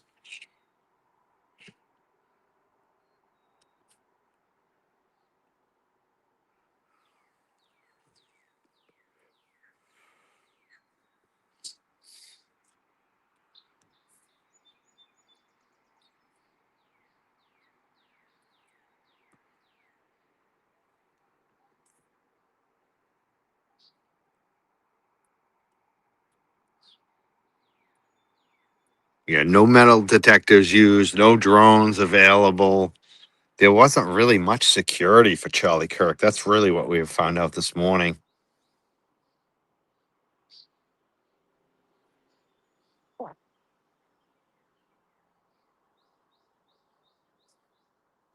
It's funny. I will say one thing about the Erica Kirk stuff and the Candace Owens.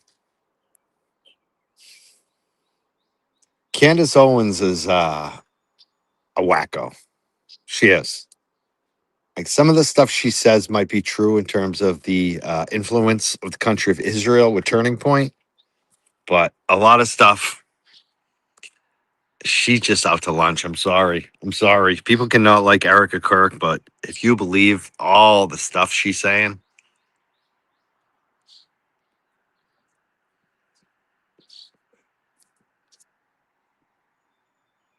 let's look at Candace Owens too. Like I'm just gonna go through some of the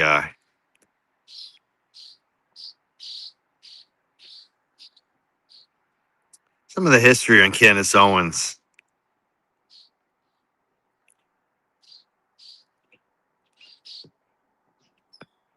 French President Emmanuel Macron and First Lady Brigitte Macron filed a massive 22-count lawsuit against Candace Owens in the Delaware Superior Court. The claims the Macrons allege Owens used her platform to conduct a relentless and unjustified smear campaign, falsely claiming Brigitte Macron was born male and that she was involved in a blood relation cover-up. The response: Owens has fiercely defended her claims, continuing to promote the assertions via her independent podcast. Case status: both sides were actively preparing briefing for a motion to dismiss.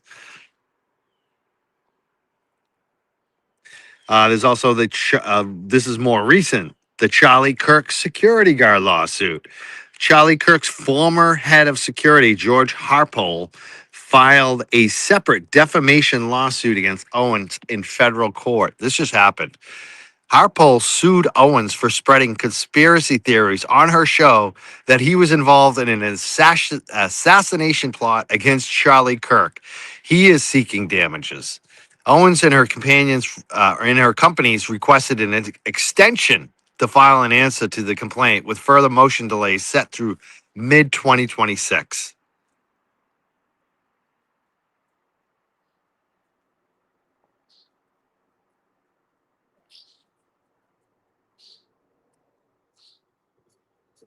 A lawyer linked to President Donald Trump withdrew from the team defending a former Trump ally, right-wing podcaster Candace Owens, against defamation claims filed by French President Emmanuel Macron. This happened in April. She lost her attorney April 22nd.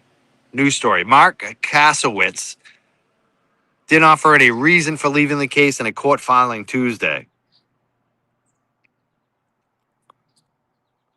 That's a little background of what Candace Owens is looking at. And I have a feeling there's going to be more lawsuits filed against her very soon.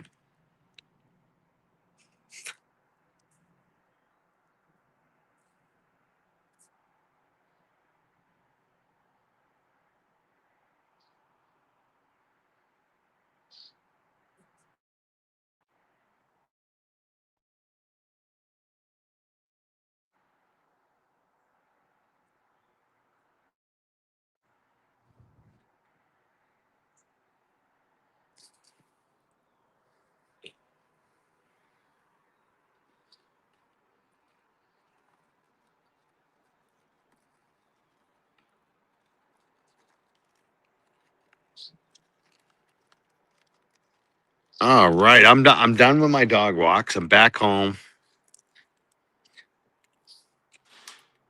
And what I'm going to do right now is I'm going to have a little after lunch, after dog walk, a little break, a little smoke break, if you know what I mean. You listen to this.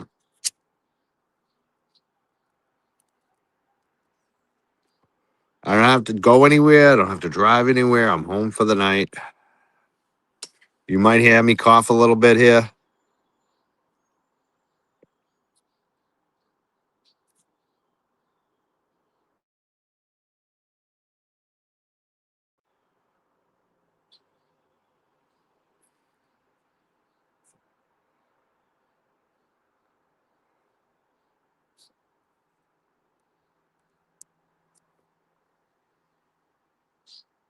I want to thank the super chats today. Natalie, thank you so much, Natalie. Diana,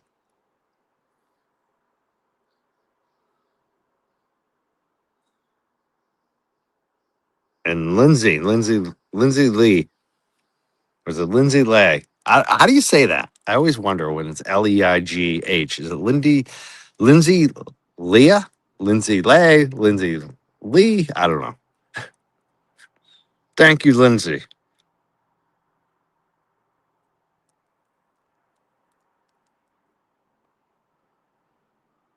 Yeah, so we're just chilling here waiting for court to get back in session. They're all at lunch right now. Erica Kirk and Charlie Kirk's family reportedly were in the courtroom. We didn't see them. They didn't pan to any of the audience, but apparently they were there today.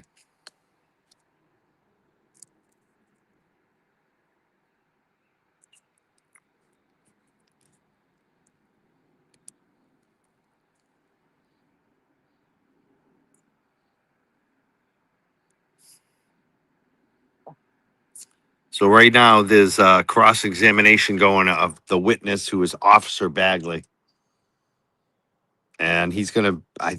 Was he done? I don't think so. I think he's gonna be back on the stand after lunch. So.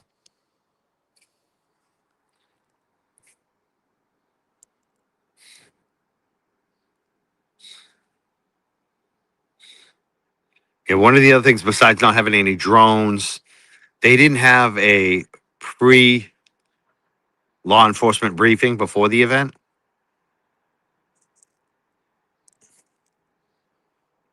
which isn't that surprising. I mean, I don't think that Charlie Kirk is somebody who was like a government official that they thought they had to protect with Secret Service or anything like that. So I have a feeling the university, this is probably how they treat most outside speakers at the university, unless it's somebody like who's the president or something like that. Then it's a lot different because then you have Secret Service come in and the university has to take action. But I have a feeling this is kind of probably the standard, honestly, around these universities. But unfortunately, there should have been more. There should have been more law enforcement. Should have been more planning, and maybe that's something law enforcement needs to consider, especially when it's political like this or high profile or an event at a college, specifically college or university, right?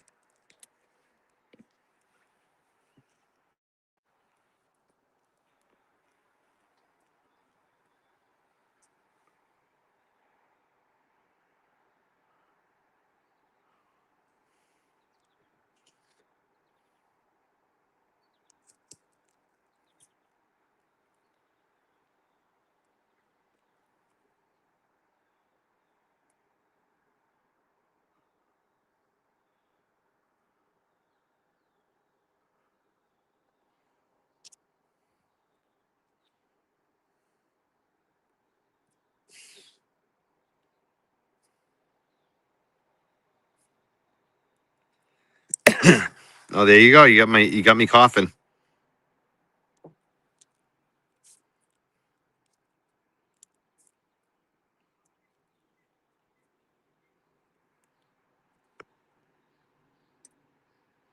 What? I'm just laughing because I'm checking out Twitter while I'm sitting here, and I'm seeing all these pictures of Jess Machado, I guess, from this morning, and she's dressed up as Sherlock Holmes or something. She got like a mustache with the hat and the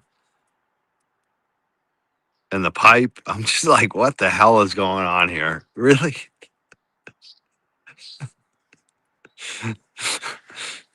Is she just like I'm gonna give him something to talk about? If I'm gonna lose subs every day, I'm gonna give him something to talk about. I mean, I don't get it. I don't get what she's doing at this point.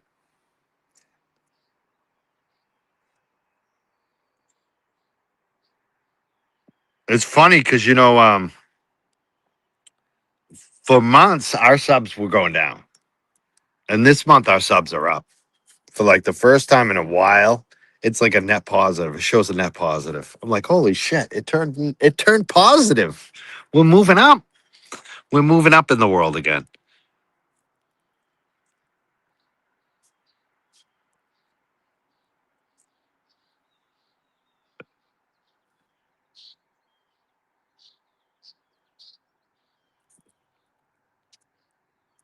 Every time I check Machado, she's down again. Let's see what she's at now. It's kind of enjoyable. Oh, she's at 9.75. Last I checked, it was 9.77. So she's lost 200 since what, last night?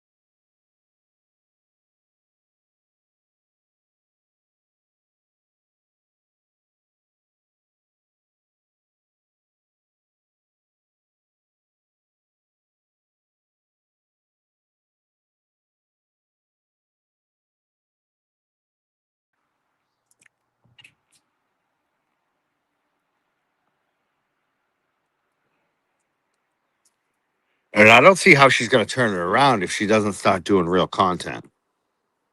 I mean, and even that's going to be hard. Like, that's a problem. When she does real content, she's actually going to bottom out even more. And I don't think she'll stick with it. You know, like, you really have to stick with it. Like that's what I'm doing. It's a long haul. You know, if I do the drama, I'd be getting, hundreds of people watching instead of like 50. But if I do real content, but it goes up slowly, you find your audience. And that's what she needs to do, but she won't. She won't do it. It's going to be too hard for her, too difficult, too much work.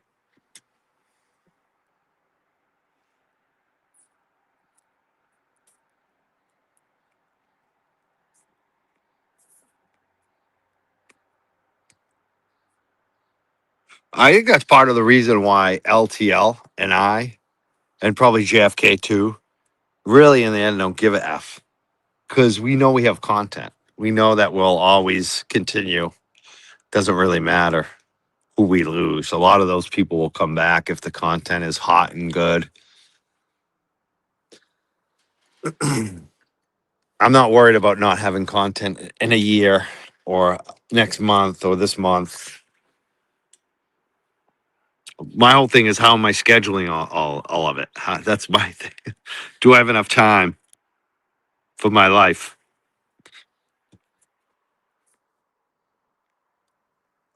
I got time right now. We're just chilling on the deck, enjoying a little after lunch refreshment. So if you like me, if you have a vice, enjoy your vice right now with me.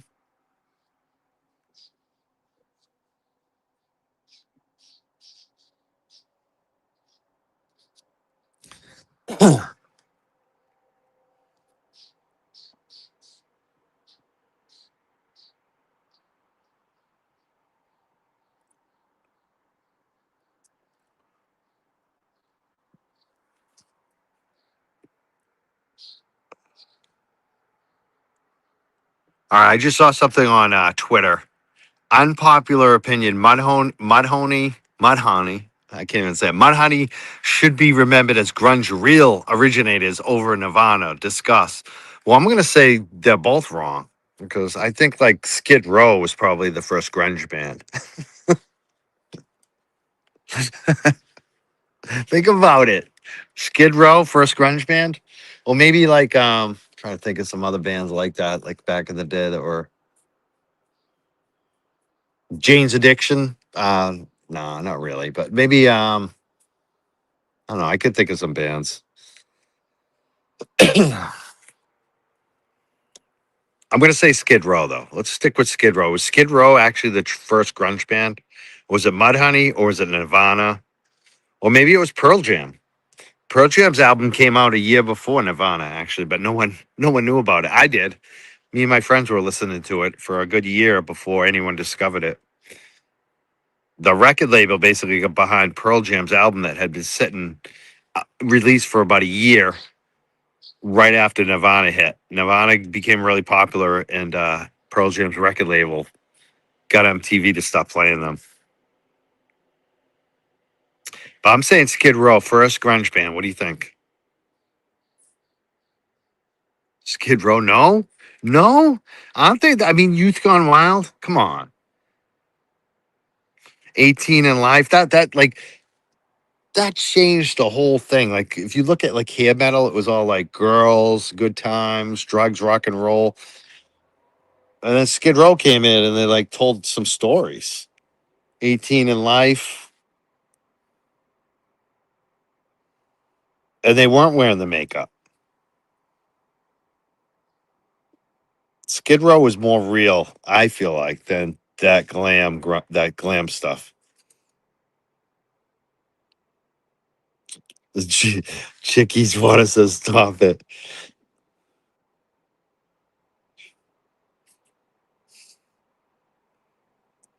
Oh, you think Mother Love Bone? See, I don't think that they were really grunge though, because if you look at them, they were kind of glam. Andy was very glamish. That's why I like. That's why I say Skid Row over even Mother Love Bone, which became Pearl Jam.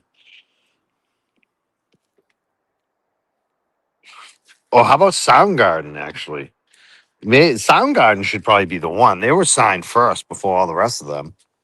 They were the first ones on the major label.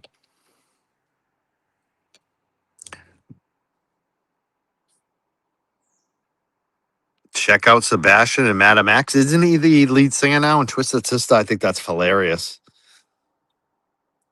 I ran into Dee Snider one time. Me and my friends coming back from, I think it was either Jamaica or Cancun. I don't know. One of those trips I took with a bunch of friends. We saw him at the airport, headed home. We were all headed home. And we were a bunch of idiots, young dudes who were like, I want to rock. We were like yelling. And he just like looked at us, put his head down, and like took off. He was like, I don't want to deal with these clowns. I don't blame him. But I like Dee Snider. I like Sebastian too. Yeah, Soundgarden were great. Well, maybe you could say Temple of the Dog started grunge, right?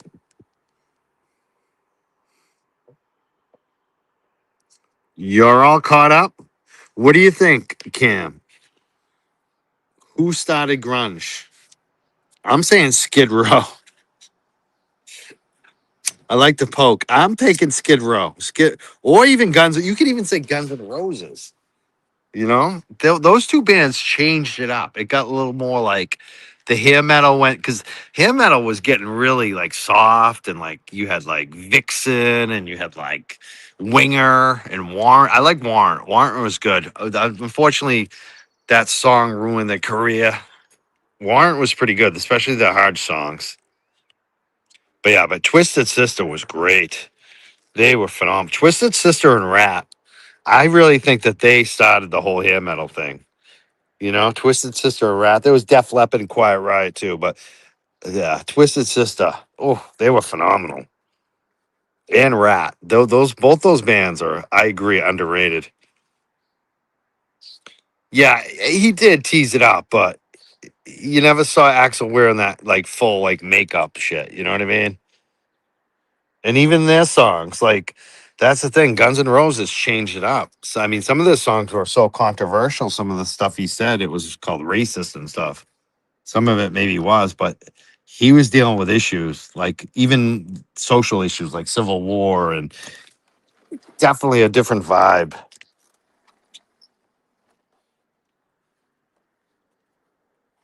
Who was the first grunge band? You agree? You think it was Guns N' Roses? Wow, that's funny. Yeah, who started grunge? That's the question today, people.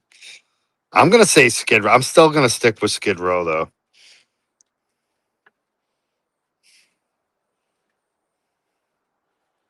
Oh, you didn't say they were grunge? Okay. I get you. I have heard that though. People say that, or Green River or whatever, you know. It's a Seattle thing, grunge. Was it though? I mean, people considered Stone Temple Pilots grunge for Christ's sakes, and they're from like San Diego and Massachusetts. And even Pearl Jam, Eddie Vedder was really from Chicago or San Diego.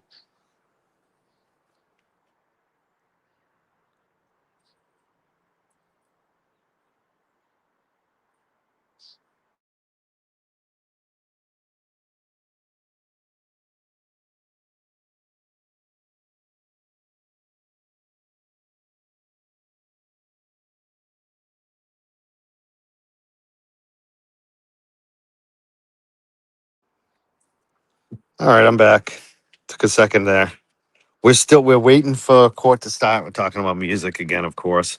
Oh, by the way, did you see big show coming up in Boston apparently?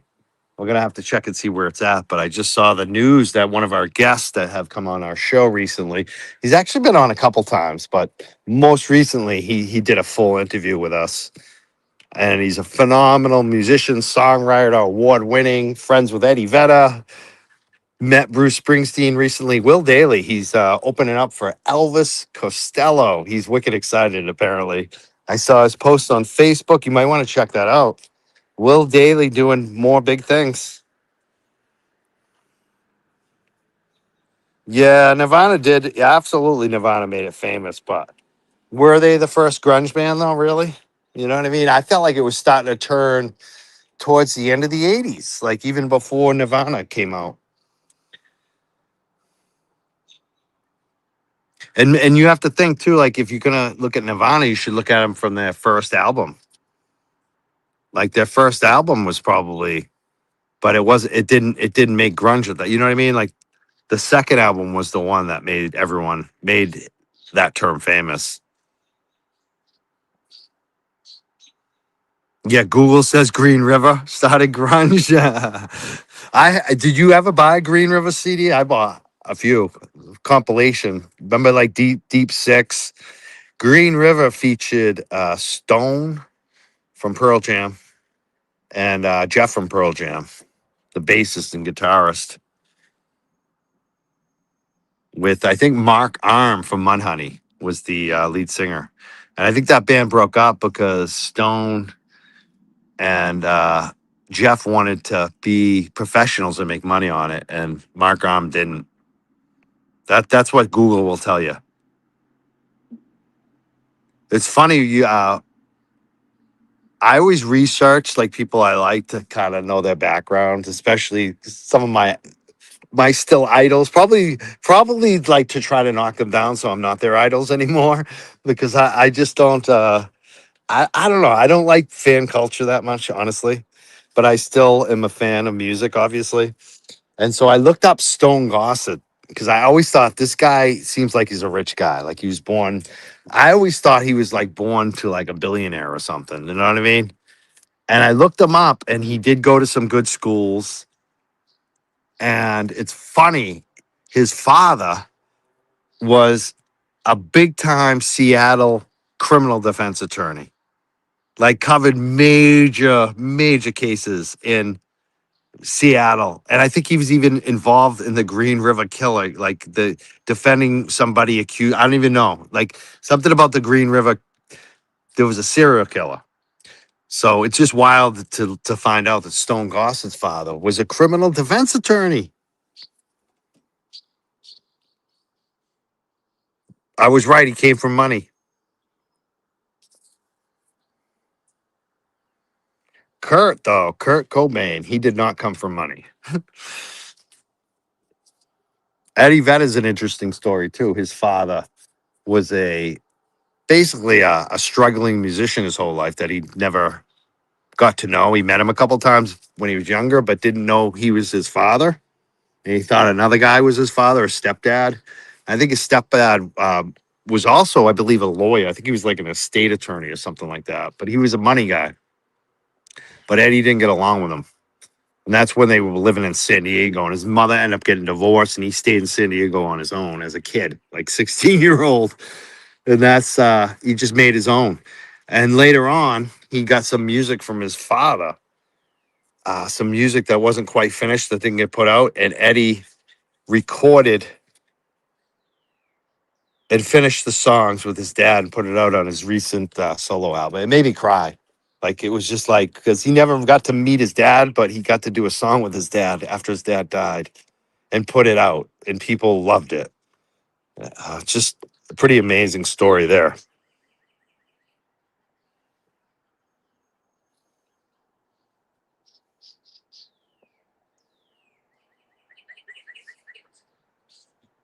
Malfunction. You know who the lead singer of Malfunction was? Andrew from Andy from Mother Love Bone. And the Melvins, yeah. Kurt was briefly with the Melvins, actually. I think they fired him.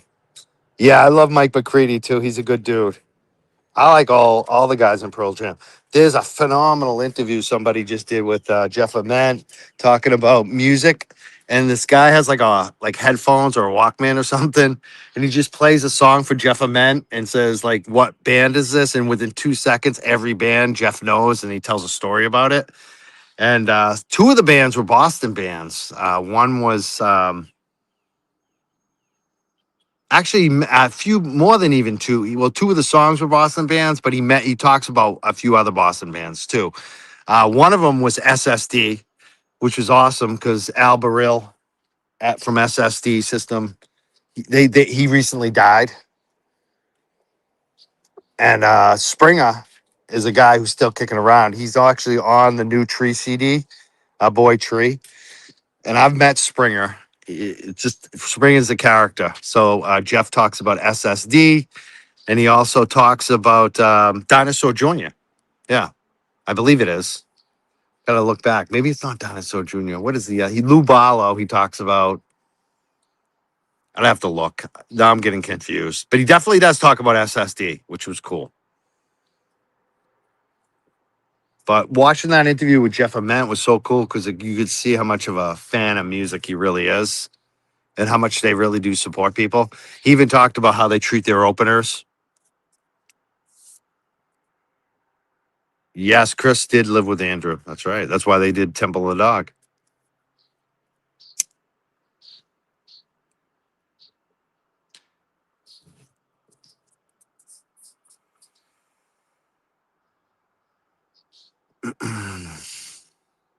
So I love it. We're 15 minutes away, hopefully, from court getting back in session, and I'm just sitting out here having a little mid-afternoon talk with you, talking about music, and I have no idea how many people are in the chat. I have no clue. I do see your comments, but it doesn't tell me how many people are in the chat.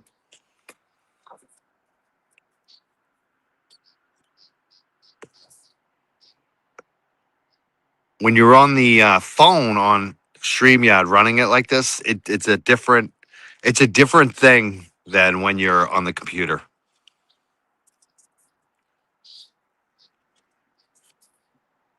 You don't have as many options either.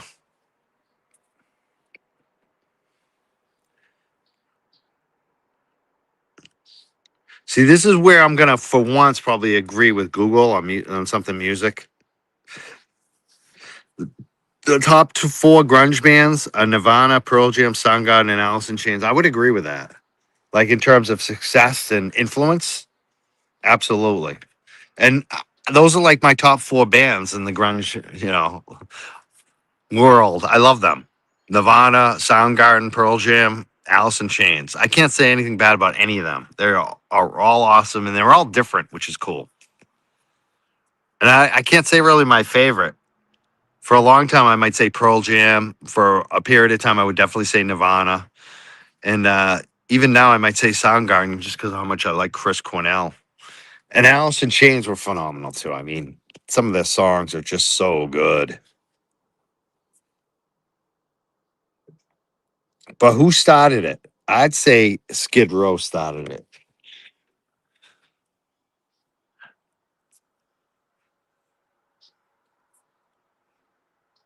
Skid Row had like a metal feel to it, but it was also kind of street, and it was also kind of almost punk in a way.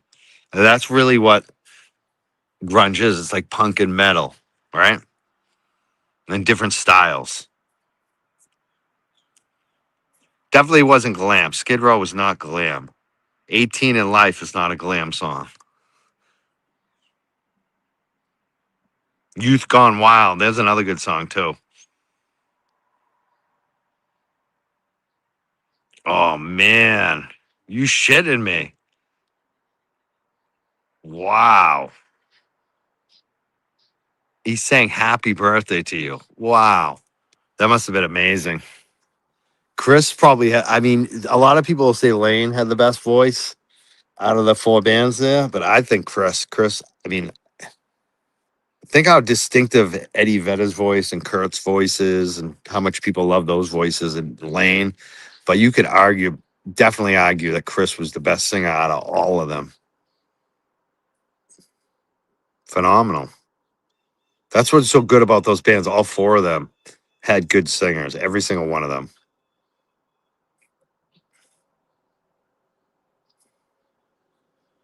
And that's the thing. Chris makes other artists. When he did the covers, he did covers that you really almost shouldn't do because the originals were so good. It's hard to measure up. And then he still did them and made them his own. It was like, wow. When he covered that Sinead O'Connor, for instance, that Prince. Oh my God, he's so good. Eddie Vedder's very good at that too, doing the covers. Yeah, you're right. Nirvana is not really part metal, but they were heavy though. I mean, you could definitely say they were on traditional metal, but they were heavy, especially like that second album. Some of those songs were very heavy. I felt like.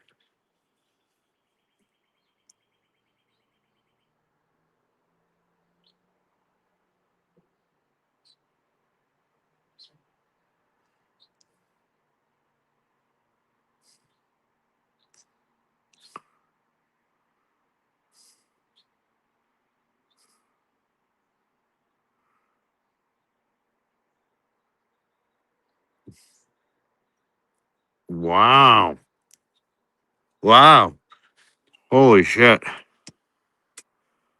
that must have been amazing. Is Boston from Boston? Yes, they are.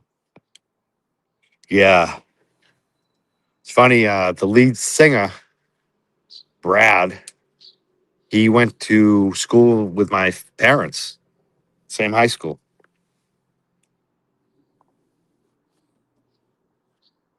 Rest in peace, Brad Delp. Brad Delp was from Danvers, Massachusetts.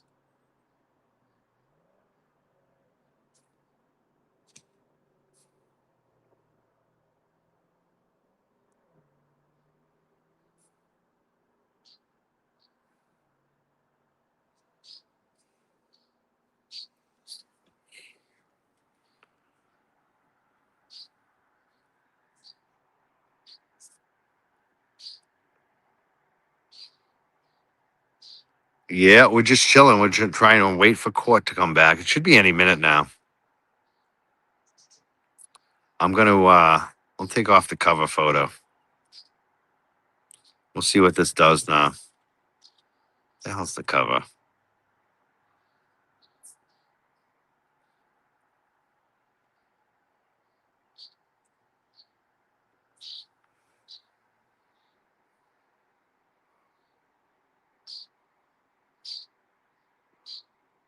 God damn, I can't even figure out how to take off the cover now. It's so funny.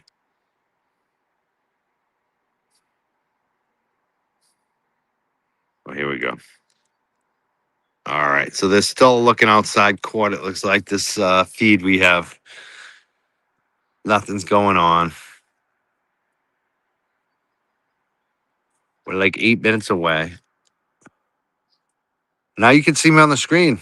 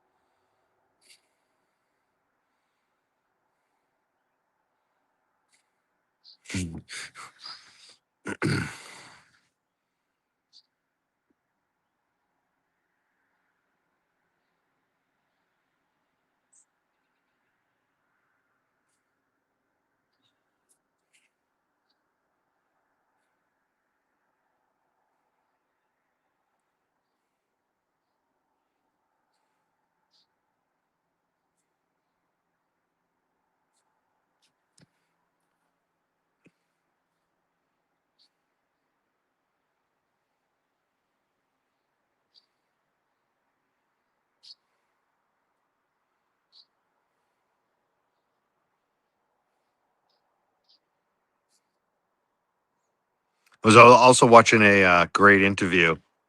It's a new channel on YouTube that seems like they're more focused on hardcore music. And they interviewed our friend Dave Tree, who's been on the show. And they had a phenomenal interview with him. He talked about some of his times down in downtown Boston as a youth and how he carried a blade with him, if you know what I mean, for self protection. And he needed it one time. And some of the things they would get into down there as kids hanging out. And he also talked a lot about music. And one thing that was funny, because the Dropkick Murphys got mentioned, and he talked about how much shit the Dropkick Murphys get, but they're pretty mainstream. They're not even that like edgy. And he's like, yeah, like he goes like the Dropkick Murphys are like, support workers. That's their whole thing. Their whole, it's not that like revolutionary. Just support the workers. Like if people act like that's so edgy. And he said, here I am with Tree, and we're like, arm the homeless. Like that's his thing. Arm the homeless, and they're like support the workers. And people think support the workers is edgy. What if Dropkick Murphys is edgy? What is Tree?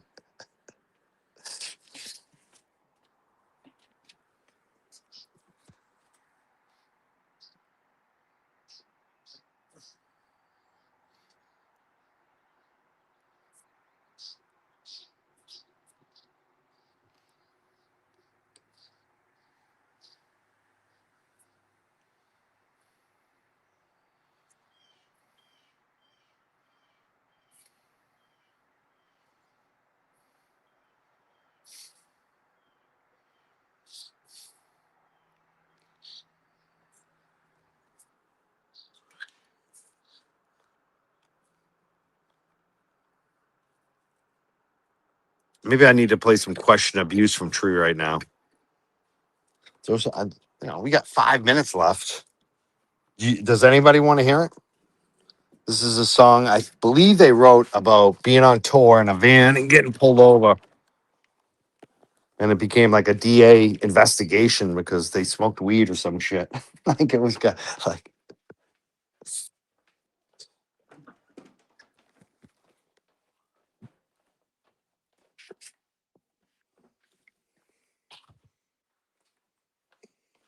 looks like people are coming back from lunch. You want me to play it? You want to hear some Tree? I think I need that. I think I need it. It's Monday. I'm gonna let Charlie down. Charlie wants to listen too. Come on, Charlie. Come down to the studio with us, Charlie. Come on. It's time to hang out in the studio. You coming or not? Yeah, you want to come. Charlie is coming into the studio with me. We're gonna throw on some Tree. Now I'm gonna have feedback. Let me hold on a second here.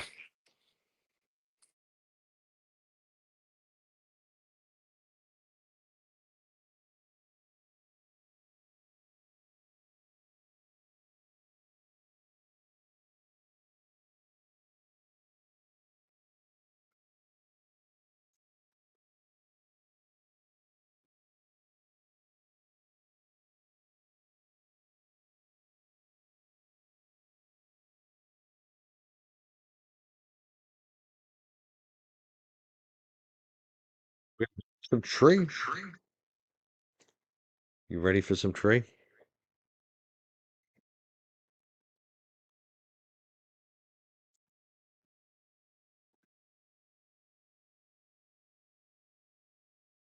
Did I do the live clip or do the studio version? Let's do the live clip.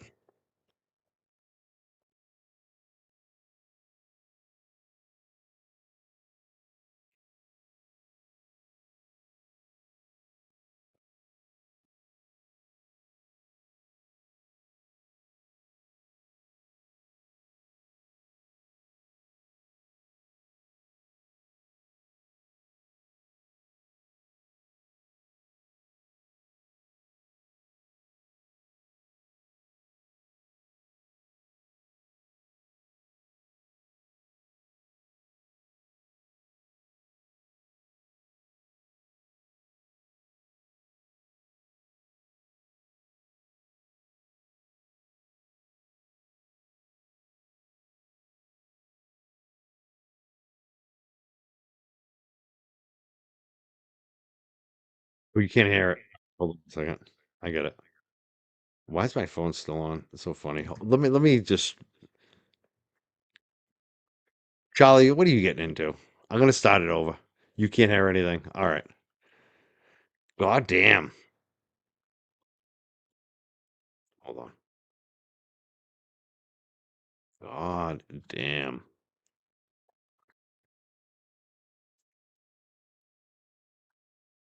I was Hear it now? naive. But then they gave us our first show in Fun Ratties. And ever since then, we've been flowing. I'd like to thank you all for coming down tonight. Special meeting with Trees and Black and the rest of them.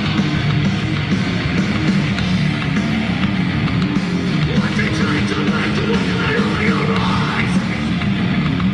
Well, we realized we were nothing but well their lies.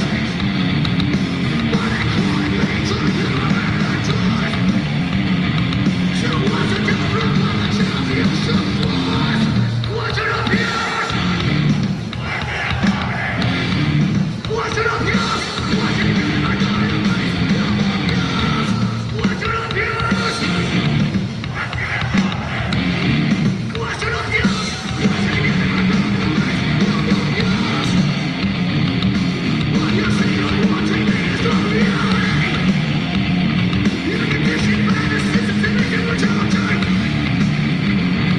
Don't lose a right to lose a right to self-fantasy. I have been wondering whether to be your senseless. Question of yours. Question of yours. Question of yours.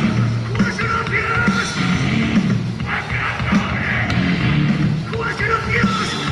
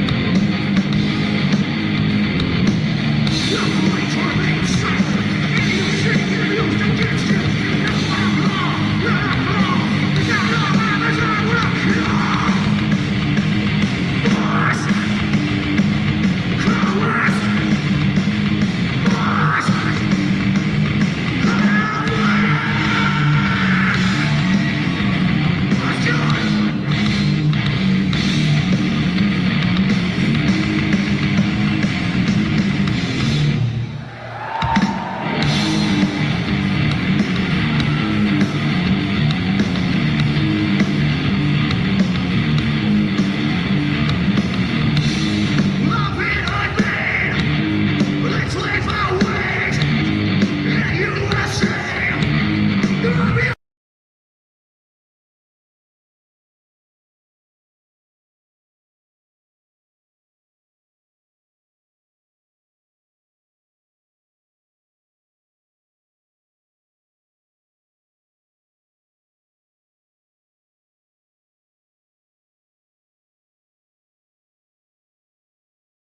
It's Tree. Tree from Boston. The song is called Question Abuse, Question Authority. Question Abuse is the name of the song. The lyric is Question Abuse, Question Authority.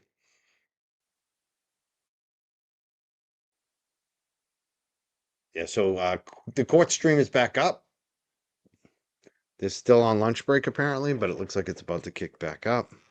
Let me make sure it's not muted. All right, we got that. I'm going to turn up the volume. And I'm going to step aside. Thank you for hanging out with me, talking about music. How many are still watching? Like 20 of us. All right, cool. Yeah, they are a hardcore. They got some songs that aren't as heavy though. It's funny, but they're hardcore. They have some melody.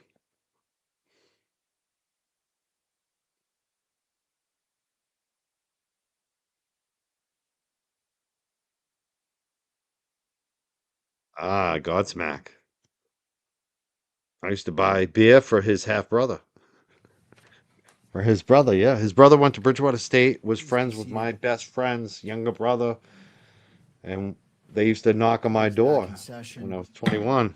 They were like, freshmen, can you buy us Can you buy us a 6-pack? I would buy Sully's brother beer Is necessary, ready to proceed? before he was Yes, may famous. it please the court. All right, you may. Oh, I do want to circle back before I start my new section on I just want to specify two things. First of all, we talked about that you had no briefing or no materials about security on campus for this particular event. Did you ever have any operational or tactical plan that you were given for that event? For this event, no. Okay. And you also mentioned that you've done SWAT in the past. Yes. Were you a sniper? I worked well with them, but I was not a sniper. Okay. So when okay, just strike that. Also, we talked about the holster that was found. Are you aware if there were any other guns confiscated on the scene that day? I'm not. You don't know one way or the other? I don't know. All right, now I want to go through with you your timeline. You mentioned that you started at the Hall of Flags, right? And then you came down. It took you a minute to kind of navigate the stairs with the crowd and the chaos and everything. And then you were in the grassy area of the courtyard for a bit. Is that right? Yeah, so about 30 seconds to get down the stairs, and then I went right down to where the tent was. And that's where you found the holster. No, the holster was up higher. So I went down by the tent, so it's lower level. So as I came down towards where Charlie Kirk was shot, I went down towards the tent to assess to see what was going on down there, because I didn't know exactly what. I heard the gunshot, didn't know exactly what was going on. 'Cause I I'm was sorry, above the I tent. missed that you went down to the tent. So let me ask you about that. So what did you do when you got down to the tent? When I got down the tent, Charlie was gone. They put him in an SUV and left. At that moment, there were still some people running around, so I decided to preserve the scene as much as I could with trying to escort people out, and that's why I went back in and started pushing people off the grass area to conserve any ammunition or any casings or anything to that effect that would be around. I wanted to make sure people were off and there was as much evidence preserved as possible. So just to be clear, by the time you got to the tent, Mr. Kirk had already been removed and taken from the scene. Is that right? Yes. Okay. So in your professional opinion, what was the perimeter of the crime scene? What do you mean by the parameter? So The perimeter, like how far did this crime scene stretch? Like where did you want people to move off of? well, at first I wanted them all off the grass because, like I said, I thought we had a suspect in custody, so to me it would be a close encounter. So I was trying to push everybody off the grass in case there were shell casings or to that effect that got on the grass. So after I pushed them off to that part and getting up to the top where I saw that empty holster, when I saw that empty holster is when things started slowing down for me a little bit. All the chaos and stuff that's when I realized that it was a rifle shot, not a handgun shot. Okay. And that's when you saw the Losi building and it occurred to you, you should go check it out. Yes, it was right in my line of sight. And correct me if I'm wrong, but the whole time that this is going on, you had an active body camera on your collar, is that right? I was right on my Your chest. chest. Yes. Okay, and it was on. Yes. And it appears to me from reviewing your body camera that there was another individual who was with you that went to the Losi building who was in civilian clothing but appeared to have a gun. Who was that? I don't know who he was exactly. He had a badge on, and I had somebody with me to back me up as I ran up the stairs to make sure I had somebody with me. So you don't know what agency he's from or where he's from? No. And it looked like he had a pistol. Yes. Is that right? A handgun, yes. Or a handgun?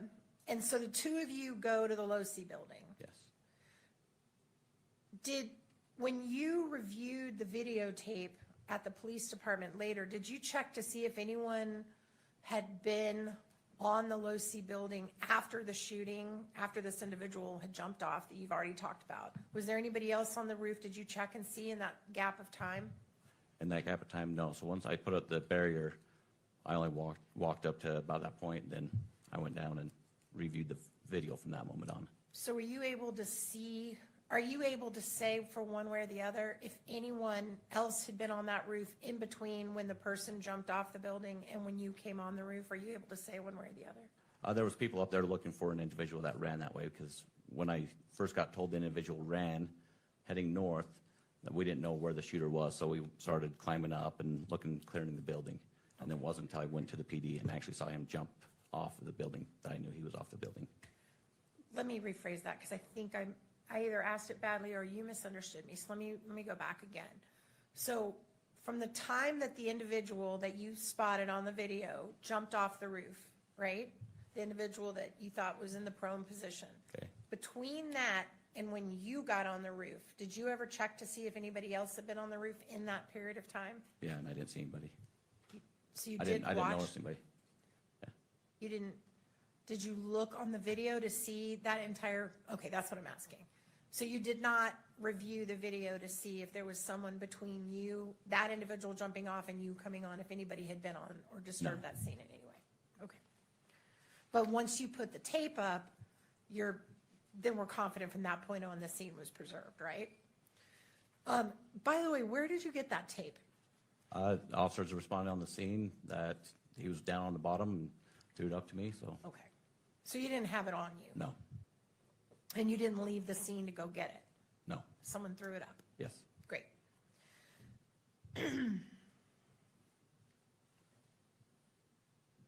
All right.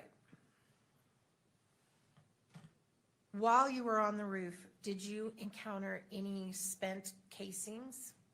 As a matter of fact, no, that's why when I saw the prone position where a person would be laying down as a sniper, being around guns and snipers all the time, I was looking for a spent shell casing. I couldn't see one. I was looking over the edge, looking all over the place, making sure the gravel wasn't disturbed, and I couldn't find a shell casing at that moment. And that would be, the reason you would be looking for that was because some types of guns, when they shoot, eject a casing automatically, right? Some Yes. do, some don't. Yes, All right. And then you also didn't find any unshot bullets? no, Okay. Are you aware of there being a bullet found on another roof I'm not aware. vicinity? Were you aware of another bullet being found on the scene, not on the roof of the Losi building? No. All right, your body cam footage that I reviewed appears to end while you're still on the roof. Do you know why that is? I think the battery went dead. It was just right at that moment. Okay. And do you know, did you ever turn it back on that day or go get it, I don't know, what do you have to do, charge it or stick a new battery in it? I don't even know.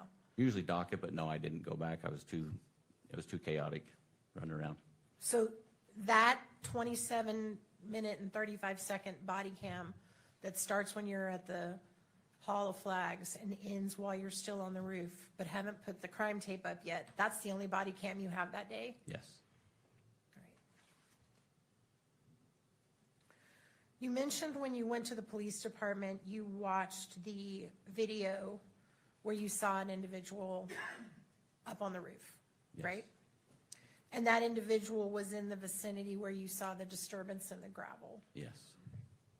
And when you looked at that video, were you able to identify the individual's face? I know. Were you able to identify any markings on their clothing? I know. Were you able to identify their height? No. When we looked at the picture of I think you called it the sniper perch, so I'm gonna use your words. It looked like there was a measuring tape laid out next to it. Were you present when they measured like the distance, like how tall that person would have been? I was not. So you don't know what that is? I don't.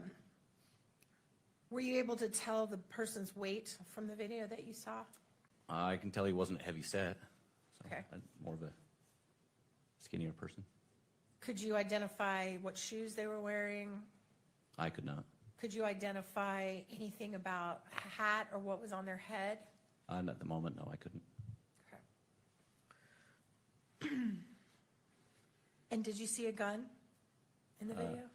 I saw a long black object in the left hand as he was running across the roof. And in fact, did you describe that in your report as a bag? I don't know. I have no idea. I don't know why. All right, let's pull that report back up, please.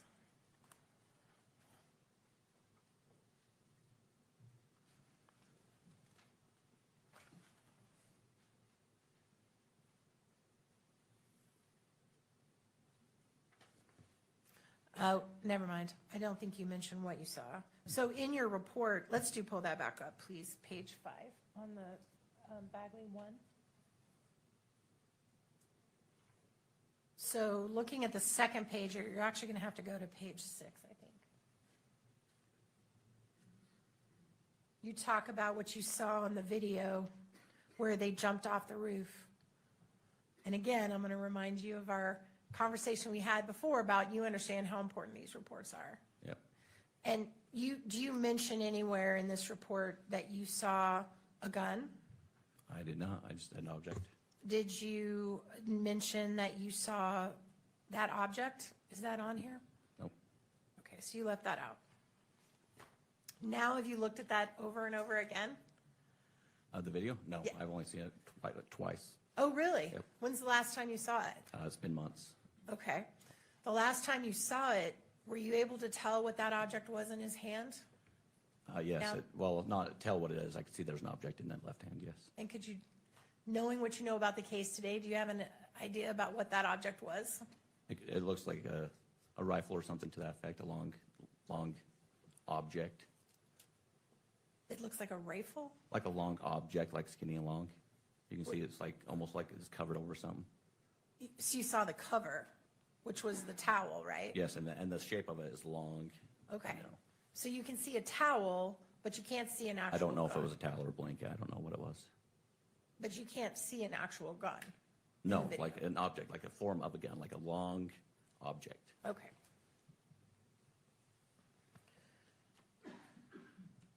All right.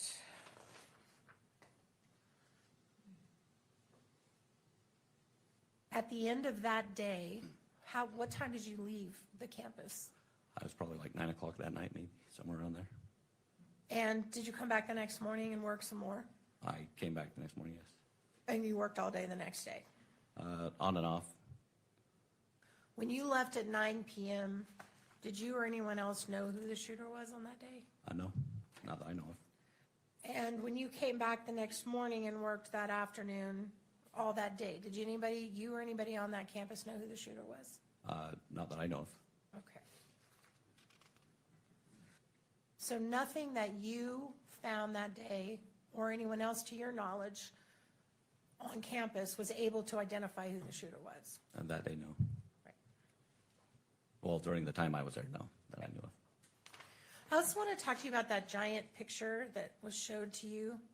Do you know, Exhibit 35, I think. yes, it's Exhibit 35. Do you know who took that picture, where it came from? I do not. Do you know how old it is? I have no idea. Okay.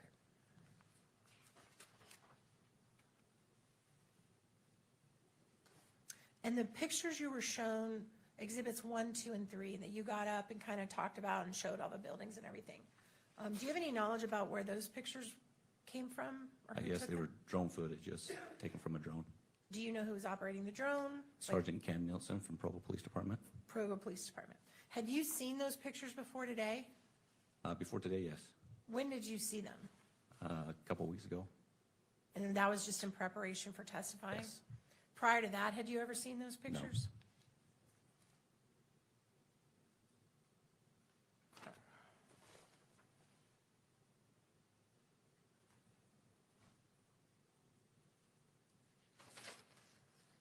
Can I have the court's indulgence for just a moment, Your Honor? You may, Ms. Just one moment.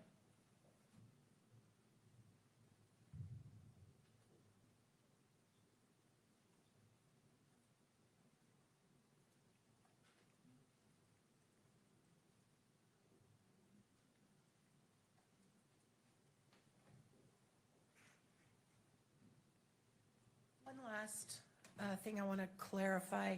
We heard you testify that Ms. Richards, or I don't know if she's Deputy Richards, She's a state employee for the forensic lab. so Ms. Melissa. Richards. Melissa. She is the one who took those nighttime pictures of this stuff on the roof. Yes. And you testified that she told you that that was what they looked like that day? Yes. When did you meet with her? I talked to her on the phone. It was several weeks ago in preparation for the trial. So prior to a couple weeks ago, you'd never discussed those pictures with Yeah, her? because I'd never seen them. Oh, so a couple weeks ago is the first time you saw them? Yeah. And did you write any kind of supplement to your report to add on to your report, other than what we've gone through today, that one report you wrote? Have you ever written another one? I have not. That's all I have. Thank you, Your Honor. I tender the witness. Thank you, Ms. Nestor. Mr. Grunander, redirect. Just one question, I believe, Judge. All right.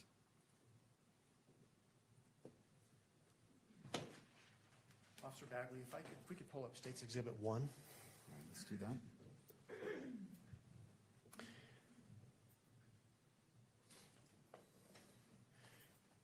You've talked about this handgun holster that you observed Yes.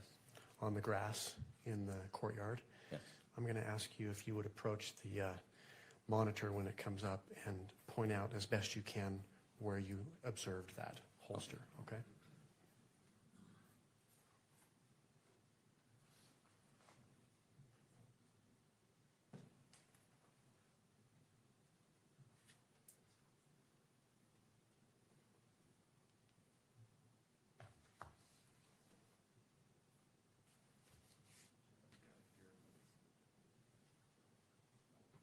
Oh, here we are.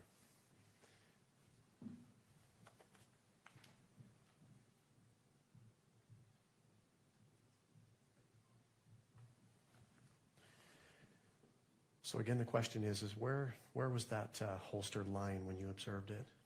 So again, this is the picture of the courtyard area facing north. On the south end down here, you got different tiers of grass. On this top tier back here in this area, which is more the center bottom left of the photo. So it's going to be, the waterfall's on the left side, so more towards the top of it. On the south side by the Fugal building, that top tier of grass is about where it was at. In the middle area of that, Yes. by the Fugal building? Okay, And that's where I could see straight up where the line of sight was. okay. Thank you. Nothing further, Judge? All right, may this witness be excused. Yes, Your Honor. Yes. Thank you. Thank you, officer.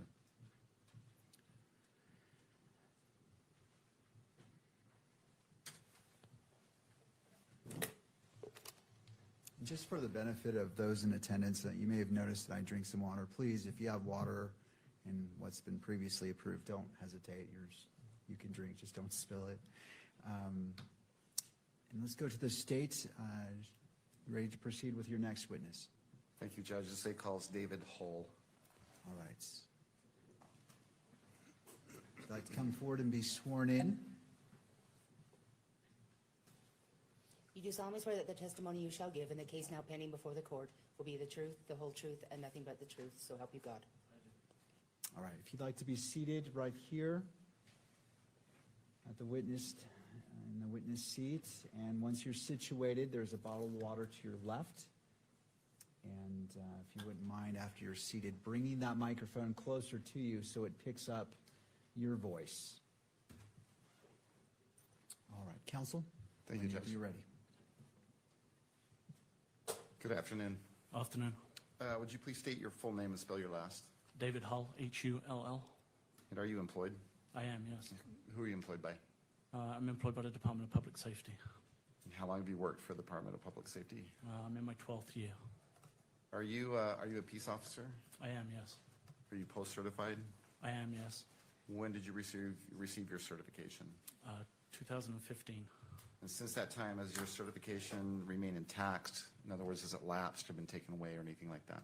No, it's been continuous. You, I think you said you're in your 12th year. Did you already say that? Your 12th year with the DPS? Have you worked for any other law enforcement agency besides the DPS? No, just the state of Utah. What is your current assignment with the Department of Public Safety? Currently positioned as an investigative sergeant at Peace Officer Standards and Training. Was that your assignment in September of 2025? No, it was not. What was your assignment then? I was under the State Bureau of Investigations, Major Crimes Division as an investigator. Okay. Is SBI an acronym or an acronym that's commonly used to describe the State Bureau of Investigation? It is, yes. I can refer to it as the SBI and we're all on the same page, right? Yep. Okay. How long were you with the SBI? A little over 7 years. And what exactly did you do? What was your assignment with the SBI? I spent just under a year in the Alcohol Bureau, and the undercover unit, and then the remainder of that time was with major crimes. Major crimes, what did that entail? Predominantly investigating crimes that are considered to be major in nature, predominantly violent crime, including homicide, sexual assault, in some cases, fraud cases. Kind of covered a whole gambit of things, but predominantly violent crime. And throughout your career with the DPS, have you done any training related to murder investigations specifically? Yes, I have. And could you just briefly describe what that specific training entailed? I've done internal and external courses around lead homicide investigation, officer-involved critical incidents, child deaths and unexplained deaths in children, aquatic homicide, and then just continuing investigations related to homicide itself. And throughout your career with DPS, have you either played a role in or led a homicide investigation? I have, yes. How many do you think? Either directly or indirectly, I've probably been involved in approximately 40 or so. And is that throughout the state of Utah? Yes, we assist throughout the state of Utah. Were you working September 10th of 2025? I was, yes. And did you work shifts? Did you work a certain shift that day, or how does it work at the SBI?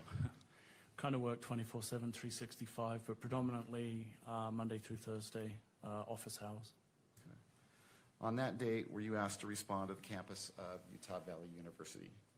I was, yeah. I was at the office in Taylorsville, and I was asked to respond down to Utah Valley University. Okay, what did you understand was going on at UVU that day? I didn't know much. I had been told that there was some kind of an event and an individual had been shot. Did you have a name? Someone had told me that Charlie Kirk had been shot. At that point in time, were you familiar with Charlie Kirk? I was not, no. Did you end up responding? So when you found out that there was an event, that it was Charlie Kirk that had been shot, that was while you were still up in Taylorsville at your office? Yes, we hadn't been asked to respond at that point. Another agent in the office showed me a video of the shooting, and I went back to work because we hadn't been asked to respond at that point. At some point, though, were you asked to respond or directed to respond to Utah Valley? Yes, we were. We were asked to make our way down to the university to provide any kind of assistance that was needed. Okay. And do you recall who directed you to come down to Utah Valley? I believe it was Lieutenant Jensen. And is that something, responding to a scene like this, on a report like that, is that something that's done frequently within the SBI? Yeah, SBI functions as a supplementary investigative division for really anybody in the state who needs it, whether it's a smaller local agency that just needs additional resources. We often respond with the crime lab to help process crime scenes. But it would be normal for us to be called out to assist another agency. Okay, so we understand correctly, when you were first directed to come down to Utah Valley, you were just coming down to give whatever help you could provide. Correct. Okay. That eventually changed. Yes, yeah. My assumption was we were responding to assist process a crime scene, essentially. Prior to September 10th, 2025, how familiar were you with the Utah Valley University campus?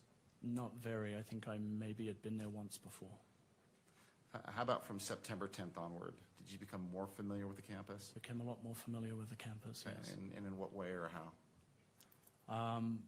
Both in walking the campus and looking at the incident scene, in viewing surveillance video of the campus and the surrounding areas, and just my general involvement in the investigation. I became a lot more familiar with the buildings, the amphitheater and the surrounding area, and the campus itself. All right, and we'll come back to that here in a moment. Who else responded to UVU from the SBI? Originally, I thought it was just myself and a couple of others. I remember Sergeant Falmina, Sergeant Bricker, Sergeant L. Schultz, Sergeant Clark, Agent Brian Davis, and a number of other agents were arriving or were on scene when I arrived there. Do you recall if other law enforcement agencies responded that same day? Yes, there was a large law enforcement presence. Federal entities, I believe the FBI, the DEA, ATF, I think some U.S. Marshals. There was obviously our state presence, and then there was county and city and local agencies on scene also. So had all these folks responded by the time you got here, or had they responded prior to, or? Some could have been on scene prior to, some were arriving while I was arriving, others arrived later. I know there were several forensic units from various entities, including the State Crime Lab and other agencies. And did you interact with all these different agencies? You personally?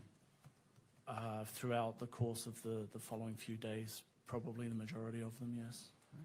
I think you related that originally the SBI was directed to come down just to see if you could help. Is that fair to say?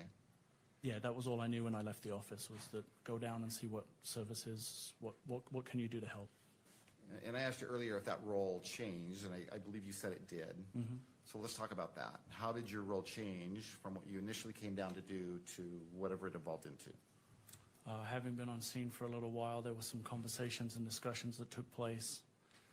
And I was informed by my lieutenant that myself and Agent Davis would be taking lead on the investigation on behalf of the State Bureau of Investigations. So the SBI was going to be the lead investigative agency, Correct. and you were going to be the lead case agent, Yes, sir. along with Agent Bryant- or Davis. Agent Davis. Yep. Okay. What does it mean to be the lead investigator or the lead case agent? Depends on the situation, but predominantly you're responsible for kind of directing the investigation, coordinating information that is coming in. Typically, scenes are fairly chaotic initially, so you're trying to process as much information as possible and make as much use of the available resources that you have. Kind of an organizational role would probably be a good way to describe it. Okay. So you played an active role in organizing? In coordination with the administrations of all of the agencies that were on scene, yeah, we were trying to coordinate efforts and get to pertinent information as quickly as possible. Do you recall whether assignments were made, at least with the SBI agents that responded with you? Yeah, we have a core group within major crimes that were assigned specific tasks. Okay. And do they include the agents that you mentioned just a minute ago? Yes, I believe so. So each one of those agents with the SBI were given a specific assignment? Yes, with the information we had, the agents were assigned to do specific things. And do you remember specifically what assignments were given to who? Yes, Sergeant Faumina was asked to coordinate with the State Crime Lab and the responding crime scene techs to manage and process any identified crime scenes. Sergeant Mark Bricker was put in touch with UVU's surveillance and operations team to start working through any available footage or information that we had that had been recorded. Sergeant Clark was tasked with the area canvas around the campus area, looking for information or any available information from the immediate area around campus. Sergeant L. Schultz was working with the SIAC and other administration to try and manage the flow of information that had started to occur. Okay. You said that initially when you showed up, things were a bit chaotic. Yes. Did that have something to do with all the different agencies that had responded? Yes, and I think initially there was still some uncertainty as to whether we were working with an active shooter or an active crime scene. The campus is spread over a large area, and so getting that deemed to be safe is quite a process and involved a lot of people. Gotcha. Do you know if the campus was deemed safe eventually? Eventually, my understanding is the campus was locked down and secured, and we were able to start getting people in to start processing crime scenes and doing additional things. Okay.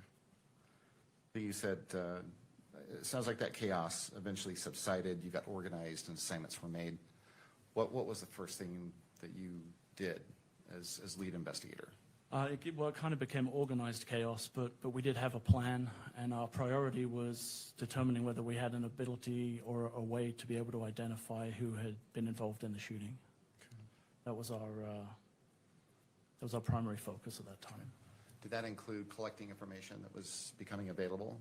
Yes, we were getting a large volume of information from the general public, phone tips, people sending videos.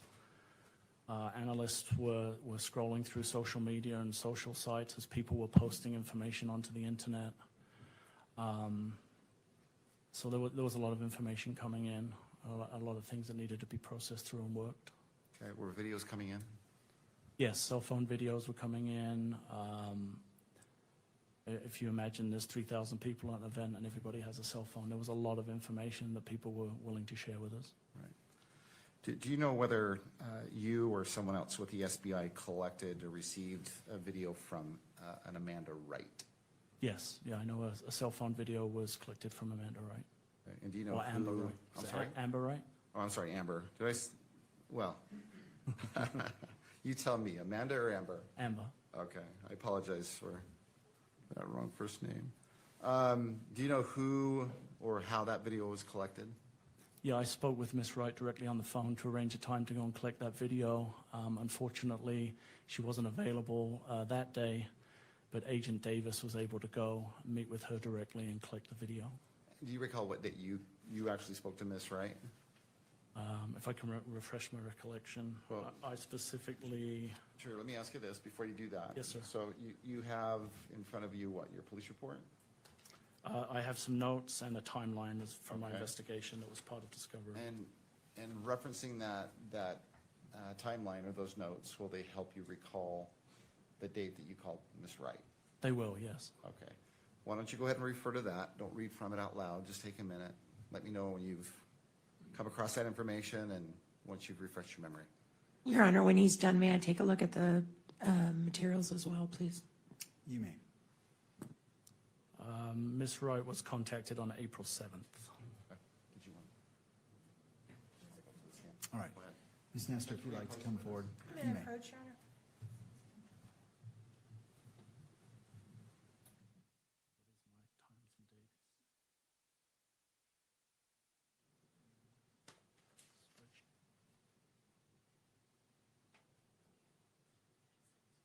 Yep.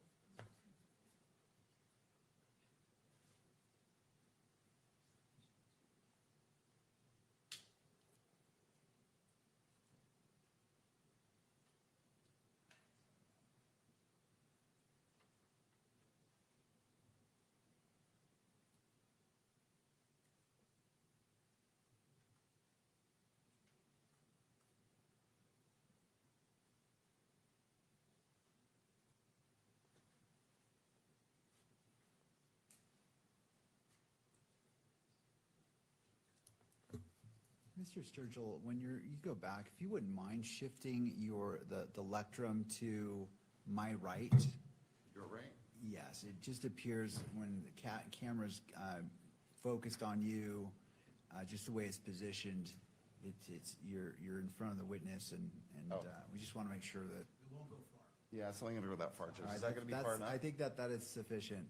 So, all right, thank you. I appreciate your Yeah, help I with did that. just start from the, are we still connected? Okay. All right, let's make sure that Mr. Sturgill is picked up. Okay. All right, you may proceed. Thank you. And if I could make, So- if I could make a correction to that, I think. Well, let me ask you this first. So he needs to ask you a Yeah. question. Okay. So, Mr. Sturgill. So you've had a moment to look at your Yes, notes? sir. Did that help you remember the date that you contacted Miss Wright? It did, yes. Okay. Why don't you go ahead and tell us what date you contacted Miss Wright? I contacted her, I think it was April 6th specifically, but Agent Davis met with her on April 7th. Okay.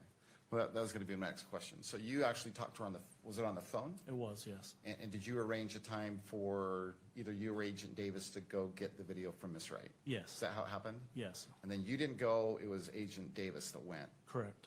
Okay, gotcha. And what, if anything, has been done with that video in preparation for today? my understanding is that some edits were made by your office in order to protect some of the participants in the video. Okay. But what, let me ask you this. Did you or Agent Davis visit with Ms. Wright again? Yes, that was in April, and that was where my correction was. The video was originally provided to Agent Mortensen. Okay. So I misspoke. Okay, let's go back and let's make sure this is very clear. Sure. Okay. So, someone with the SBI collected a video Yes. from Amber Wright. Yes, Agent Mortensen contacted Ms. Wright on October 8th, and a video was provided to him electronically on October 11th. Okay. And now I'll ask the next question. What, if anything, has been done, either by you or another agent, with that same video in preparation for today's hearing? We contacted Ms. Wright to arrange a meeting so that Ms. Wright could review the video and that we could verify firsthand with her that the video was what she had taken on September 10th at the event at UVU. Okay. And who had that follow-up visit with Ms. Wright? That was Agent Davis. I was not able to attend. Okay. And you know that happened because you spoke to Agent Davis? I spoke to Agent Davis, and he provided me with a written statement that Ms. Wright had completed Okay. at 11:02. And so you have seen that written statement? I have, yes. Okay. And you've read through it? I have. Does that, do you recall whether that statement was on a form or a piece of scratch paper? What do you recall? My recollection is that it was on an official, I believe, a State Bureau 1102 statement, which is a written form that is filled out by a witness that contains the 1102 warning. And by that, do you mean the advisory, the statement that's written on that piece of paper is going to be used at a preliminary hearing? Yes, It includes that advisory. yes. Does it also include a warning that if someone provides a false statement, in this case, Ms. Wright, that it could be punishable by a Class A misdemeanor? It does, yes. All right.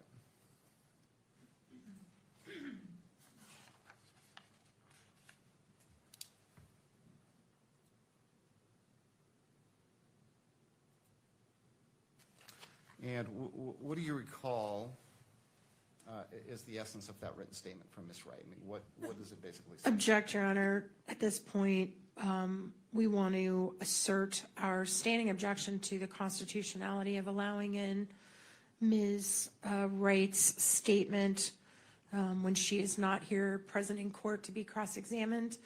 We did include those constitutional arguments in our standing objection.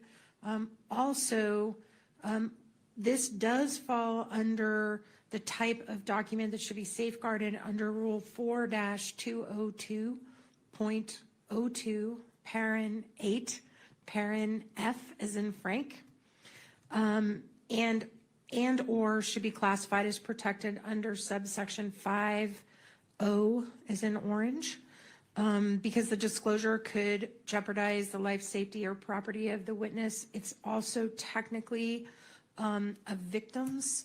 I mean, if she's present under the current theory and the information, she's technically could be classified as a victim of the event. So it also should be protected under that. So we would object to it being read in public. It would not be admissible at trial in the current format that it is due to its hearsay nature. We do think it would negatively impact our client's right to a fair trial. And furthermore, I believe the witness herself has requested that, particularly because the video contains images of minor children, which I know the state has made an effort to redact, but nevertheless, the reference to the minors, I think, would still fall under the protection. And so for all those reasons, we would object to that coming out in public and being discussed in the public forum and being published in any way. And we object to it coming in. All right, and so if you wouldn't mind just restating the rule that you're relying upon, so I can fully look at your objection. It's the UCJA, the Utah, Code of Judicial Administration. I just blanked. The Utah Code of Judicial Administration for Rule 4-202.02, parenthetical 8, parenthetical F as in Frank, and/or parenthetical 5 and parenthetical capital O. All right, thank you. I'm Yes, just sir. getting there. I want to review this before I hear from Mr. Sturgill.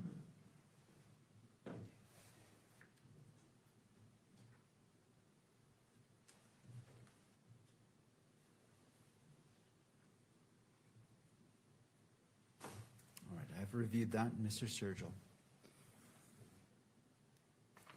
Well, Judge, let me address, I guess, a couple of things. Ms. Nestor actually brought up, I think, both the 1102 statement that we intend to introduce and sort of referred to the video. So let me address each of those one at a time. With regards to the 1102 statement that was prepared by Ms. Wright, Judge, it was gathered in compliance with the Utah Rules of Evidence 1102, specifically subsection B8. It's a statement that was gathered by an SBI agent.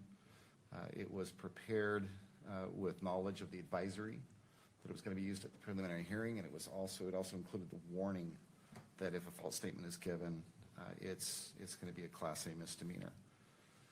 Judge, I don't know what additional foundation you'd like. Well, that's kind of where I was going, Judge, is I was trying to lay a little bit more foundation just to introduce that statement alone. I haven't got yet to the video. But with regards to the 1102 statement, it has been collected in compliance with Rule 1102. As I stated, B3 or B8. And as we all know, Rule 1102 allows reliable hearsay, as does the state constitution, Article 1, Section 12. So what exhibit will this be? I want to look at it not for the purposes of, as the magistrate taking it into evidence, but see if it comports with Rule 1102 as stated, because I haven't seen it. Sure. And I haven't done the analysis to see if that objection is. Judge, it is State's Exhibit 6.1.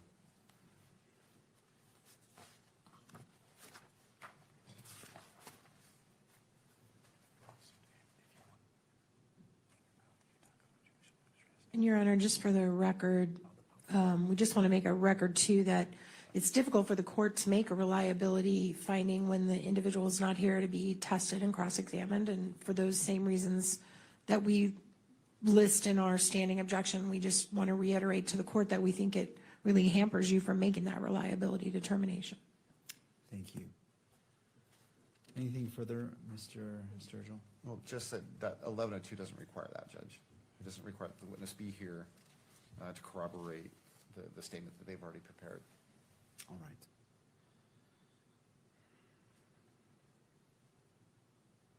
All right, I've had a chance to review State's Exhibit 6.1, taking into note what Ms. Nestor noted, UCJA 4-202.02 and referencing the section she did. Well, and Judge, I don't mean to interrupt, but I had not yet addressed that rule. I would simply just add to that judicial rule, it has nothing to do with admissibility. It's simply publishing it. And, I'm sorry. So, okay, so let me just hear your full Yeah, argument. I didn't realize you wanted to hear all of it. I thought you were going to rule on the 1102, but. Well, I want to focus on the 1102. I want to keep this clean. So let's Right. focus on the 1102 Okay. and we'll stop Sure. there and I can make my ruling. And then if there's any objections, I just need to take it one step at a time to be thorough. So Sure. I'll hear all your arguments about the 1102 statement. I'll return to Ms. Nestor for any final thoughts, and then I'll make my ruling, and then we can move to the next I stage. appreciate that, Judge. And I think I think I have addressed the 1102 question. As far as admissibility under Rule 1102, I thought that's what you wanted to rule on first, and then I would address the UCJA 4-202.02. And if you want me to do that now, I can do that, and it's just simply that it has nothing to do with admissibility. It has everything to do with publishing that. And Judge, I think if you'll look at that written statement, I believe Ms. Wright's personal information, for the most part, has been redacted. Other than that, and beyond that, Judge, I'll leave it up to your discretion. Well, as it relates to, well, let me take it one at a time. Let's start with the last statement. What I have in front of me, Plaintiff's Exhibit 6.1, has her full information in here, address, phone number, social security number. Okay, Judge, I apologize for that. I thought we'd provided a redacted version of that. Yeah.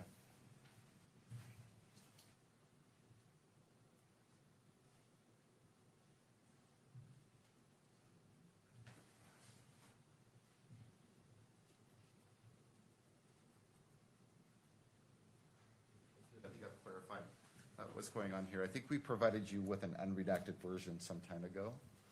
The version that we have and are prepared to present today is a redacted version. Could I have a copy of what you're intending to admit into evidence so I can consider what's before me?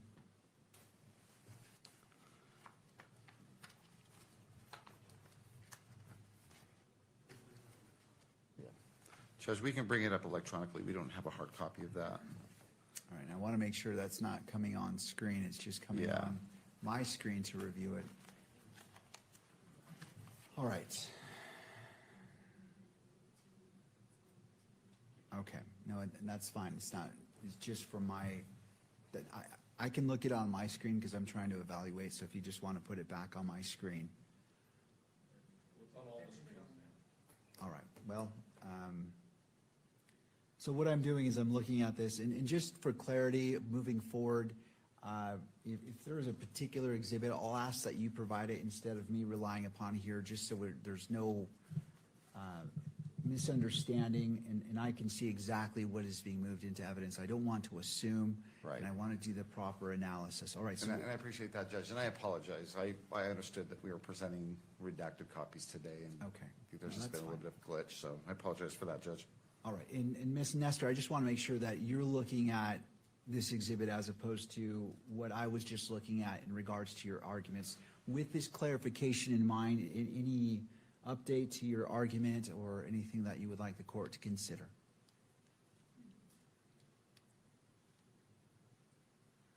The only other issue I think that exists with this that I haven't already raised is that there's clearly two different authors in the body of the document. One wrote something on the very top line, and then it looks like Ms. Wright wrote the rest of it, which we don't have any indication of who wrote that top line and when they filled that in, if it was before or after she signed the document. So I have some concerns about authenticity with respect to that as well, and that's all I have. All right, and as I'm determining it, it does appear that the writing is different. Did you want to lay additional foundation, Mr. Sturgill, or Certainly, Judge. provide information for the I'd court? be happy to do that. Do you have in front of you State's Exhibit 6.1? I do, yes. Okay. You've heard the discussion that just took place. It appears as if there's two different styles of writing on that form. Yes. Okay. I imagine that you have the writing that includes the personal information for Ms. Wright, and then directly below that, I think there's a line there that appears to be arguably writing prepared by someone else. Is that in fact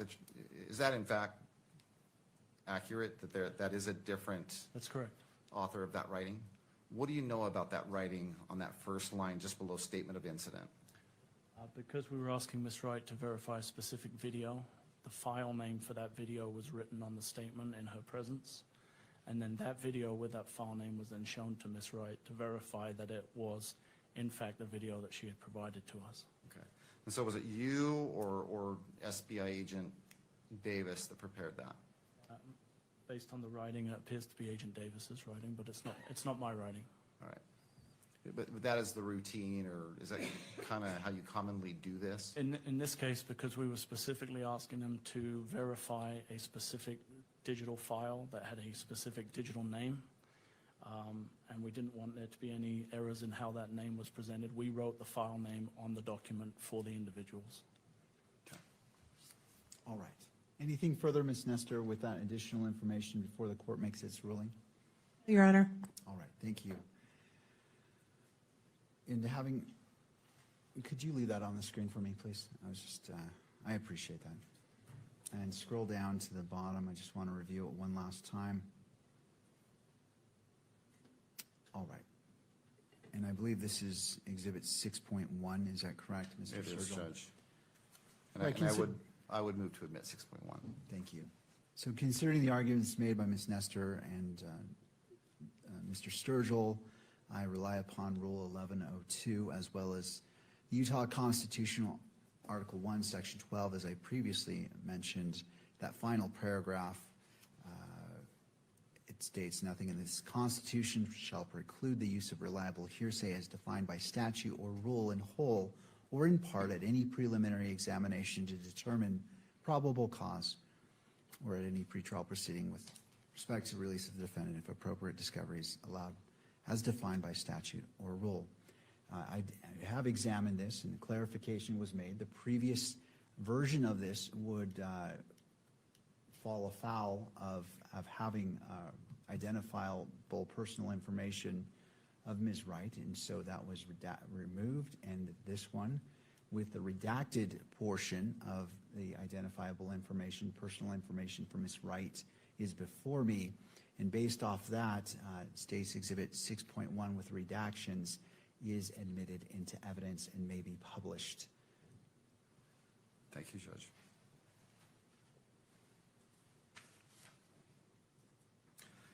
Agent Holm, that statement that was prepared by Ms. Wright, what does it state with regards to the video that you showed her that day, or I guess Agent Davis showed her that day? It states that she's confirmed that she did review the video and that it was a true reflection of the video that she took on September 10th, 2025. And did she identify who's in that video in her statement? Herself and her 2 young children. If we could just have a clarification on the court's ruling. So I understand the court overruled and published, and I accept the ruling, but I thought under the court's previous order that the media was not going to film exhibits. And they are filming the ones that are on that screen. So I guess I just need to clarify that, Your Honor. I'm sorry. No, and I appreciate the clarification. It's important. What my ruling when we came back from break was, if you're objecting specifically to the exhibit and then to the exhibit being published in the courtroom and then the exhibit being published, which can be captured by media, if that's not specifically addressed, I am going to allow it. So I didn't hear a specific objection to that. So I appreciate you bringing that up, but that's how I'm looking at every single objection, just for clarity of the record. Thank you, Your Honor. So just to make sure I correct the record, we are objecting to the publication of this under the UCGAA rules for the reasons I said, but I respect that you've ruled on that. And in the future, I guess we'll just make particularly clear we're objecting to publication, because I do think anything that's getting on that screen is getting filmed. Okay. So thank you, Your Honor. Thank you, Ms. Nestor. And Mr. Sturgill, did you want to respond? I mean, it's the genie's a little bit out of the bottle on this particular issue, but any record you wish to make. Judge, we're simply going to seek to admit each one of these exhibits, and then we're going to leave it up to Your Honor's discretion whether to publish them beyond, well, to what extent you want to publish them. All right. Well, I would prefer argument on this issue from both sides. I don't. This is the burden of the state, so I don't want to exceed my lane by just assuming. So I'll leave it to you to make the argument what you're requesting.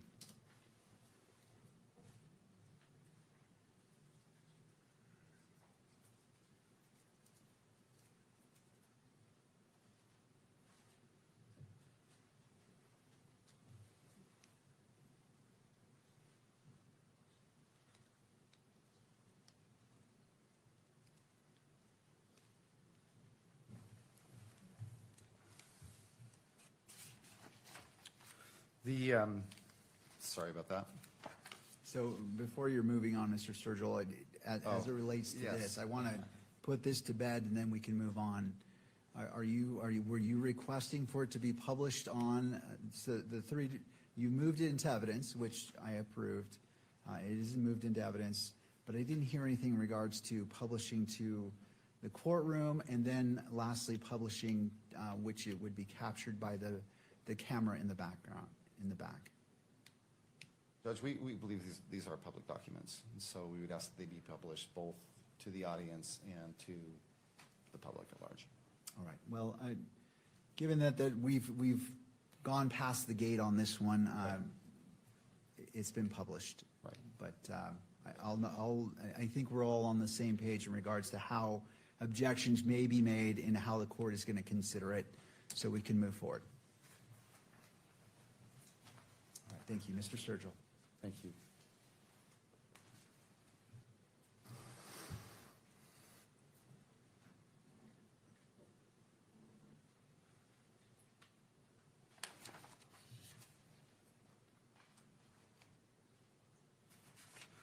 Have you personally watched Ms. Wright's video? I have, yes. And what is depicted in that video? It's a view of Ms. Wright's position in the crowd at the event on September 10th. And absent the written statement from Ms. Wright, can you at least recognize the location that's displayed or depicted in this particular video? Yes, it's the amphitheater at the Utah Valley University where Mr. Kirk was doing his event. Okay. On your screen, Exhibit 6.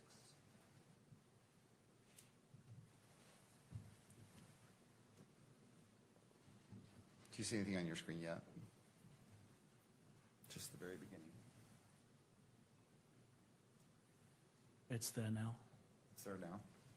Do you recognize what's depicted on your screen right now? I do, yes. And what is that? In the background is the Hall of Flags, and then you have the gazebo under which Mr. Kirk was presenting his event from, and then the crowd between where Ms. Wright was and the stage. Okay. But do you recognize what this is the beginning of? Yes, this is the beginning of Ms. Wright's video. Okay. Chair, the state would move to admit what's been marked State's Exhibit 6.1.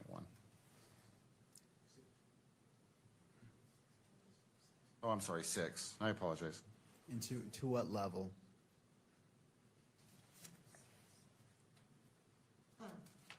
Your Hold Honor. hold on, Ms. Nestor. I just want to get the clarification, and then I'll certainly turn to you. So the levels of admitting into evidence, then the next level is publishing it to the courtroom, and then the next level is publishing it in a way that is captured by the media. What is your full request? Judge, we'd ask that, first of all, it be admitted, that it be published here within the courtroom, and then that it also be published to the public at large. All right, and I'm not quite sure what this particular video is showing. Could you lay a little bit more foundation or proffer that, what this is? Sure. You've seen this video, Agent Hall? Correct. What's depicted in this video? The crowd and the beginning of Mr. Kirk's presentation to the audience in the amphitheater at UVU on September 10th, 2025. Does it depict Ms. Wright? I believe towards the end of the video, it scrolls back and Ms. Wright shows the people that she's with at the event and herself, yes. All right, is there any act of alleged violence in this particular No, there is clip? not, Judge, but there is not. Okay, I just needed that clarification. Ms. Right. Nestor, I'll turn to you. I just wanted to make sure I understand the full scope of this exhibit and then hear from your objection, if any.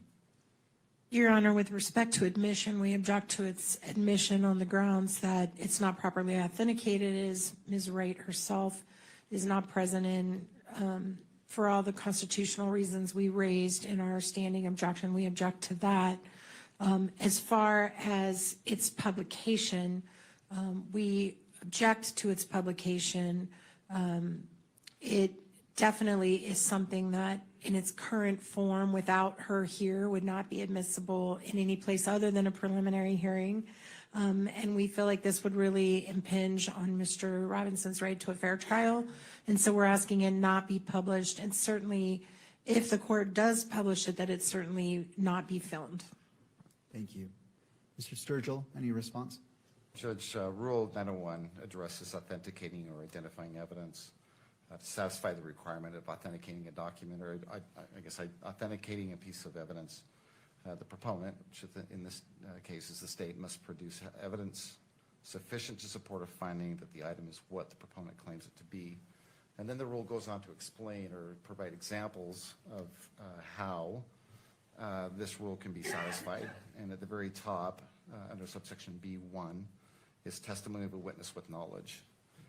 That goes on to say that testimony that an item is what it is claimed to be satisfies this authentication rule. Judge, you have an 1102 statement prepared by the person who actually caught these images on her camera or on her phone. And so, Judge, I think that alone sufficiently authenticates the document. And then even further than that, you have Agent Hull, who has reviewed the video himself and authenticates it, at least with regards to location. Thank you. As it relates to admissibility of this exhibit, I believe this is State's Exhibit 6, is that? It is, Judge. All right. Mayor, I'm sorry to interrupt. Can I add one more thing just for the record? For purposes of publication question, under UCJA 4-202.02, parent 4, parent R is in Richard, photograph, film, or video of a crime victim are designated as private court records. And I do think that based on what the state has previously referenced, they are perceiving that everyone in the audience is a potential victim, and so we think it shouldn't be published under that rule. Thank you. Mr. Sturgill, on that final point. Judge, I appreciate that argument from Ms. Nestor. And we don't necessarily disagree, but to that end, to protect who we believe is a victims in this video, I believe their faces have been blurred out. Oh, I see. Ms. Nestor, have you? I think it's only the minor children whose faces are blurred out, not Ms. Wright, if I'm not mistaken, unless it's been subsequently altered. My recollection is they've all been blurred out. All right, I need to view this again, so let's just put it on my monitor. Again, I'm just trying to make sure that in order for make a ruling on this, I need to view it. So let's put it on my monitor, play it without any sound. Okay, my understanding is the prosecution has control of this exhibit. So what I'm asking is that the sound be turned off, if there is any, and just go ahead and play it, and it's only on, well, it's on all the parties' monitors, because I want you all to view it, because that can go directly to, as you've mentioned, Ms. Nestor, whether it's possibly admissible. So let's go ahead and play that.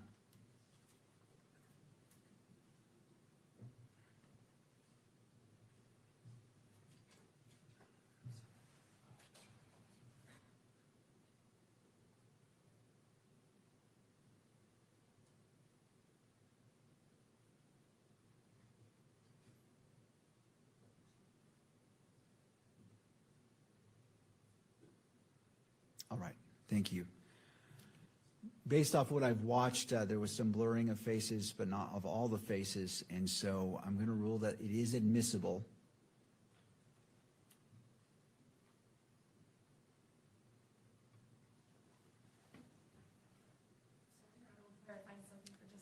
Sure, I'll wait until all parties are ready to proceed.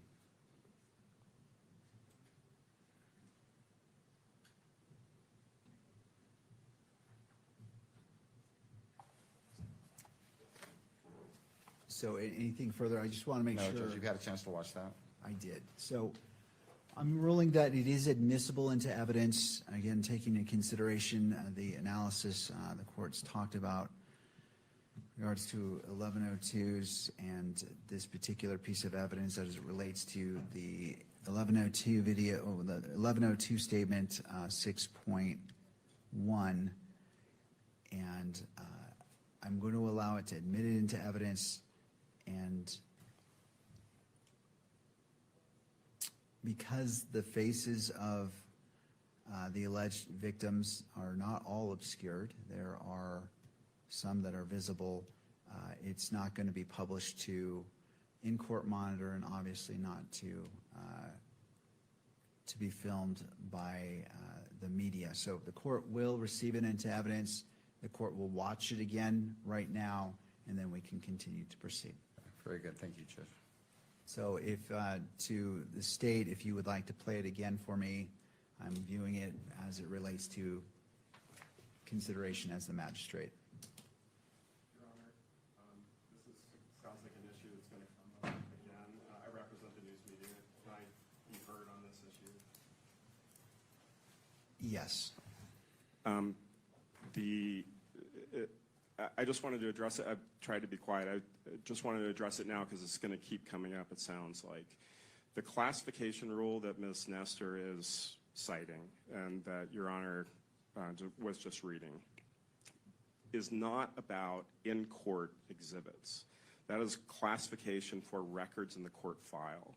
So it is a fundamentally different thing when we are in a public proceeding and the state is presenting an exhibit that you are relying on and the public is being denied the chance to see it. That is a fundamental violation of the right of access. And it's a qualified right, and I recognize that. But that's not the ruling that you just made. You're just ruling based on the Code of Judicial Administration, which doesn't have anything to do with when something is presented in a public proceeding. So while I recognize there are certain things where I understand that you were going to make an exhibit by exhibit evaluation based on certain exhibits that may, be somewhat, may cross the heavy threshold of being so prejudicial that they cannot be shown in public. That is not this. And so I just wanted to make clear that the things that are in Rule 202 are not, when it is presented in open court as an exhibit for you to rely on, the public is entitled to see what you're seeing so that they can understand what your decision-making process is. And so this one, it doesn't sound like, this sounds pretty anodyne to me. It's not even depicting the shooting. I just wanted to clarify that the classification issue about when, we're filing things with the court and we say like this, maybe we file a motion to classify. That's not the decision that you're making today. The decision you're making today is the state is presenting something to you. You're watching it. You're making a decision based on it. And the people in the gallery have the right to see that. Whether you allow EMC of it is a different question. And we think that the EMC should be allowed to for reasons that we've briefed. But I do think that it at least should be published to the courtroom. Thank you. Thank you, Your Honor. To the parties, do you wish to respond? State is not. We'll submit it. Well, Judge, I'm sorry. Oh, hold on. Okay, so I'm sorry. we'll go to Ms. Nestor Go ahead. first and then to the state. No, Your Honor, thank you. Mr. Sturgill. The only other additional observation I'd make is with regards to this video and this video only, the state doesn't believe that the defense really has standing to make an argument on behalf of the victims in this case. All right. All right, based off of what's been presented in recognizing the argument from the media, I see the differentiation and how they are differentiating the rule that was cited versus what was presented. So I'm going to go ahead and rule that this may be played in the courtroom but not be captured on video. So to the camera operator, I just want to make sure that it's going to be playing on that, but I don't want it captured. I appreciate the patience of the parties as we're going through the many layers that need to be addressed on exhibits such as these. So we'll go ahead and, once that's ready to be played, let's go ahead and do that.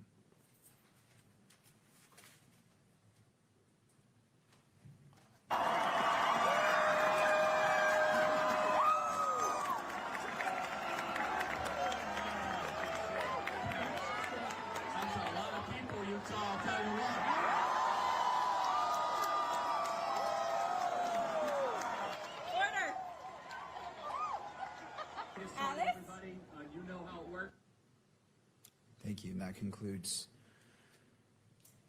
Exhibit 6. Correct, thank you. Mr. Sturgill, you may continue. Agent Hull, did you or any other SBI agent collect additional video? Yes, there were other videos collected.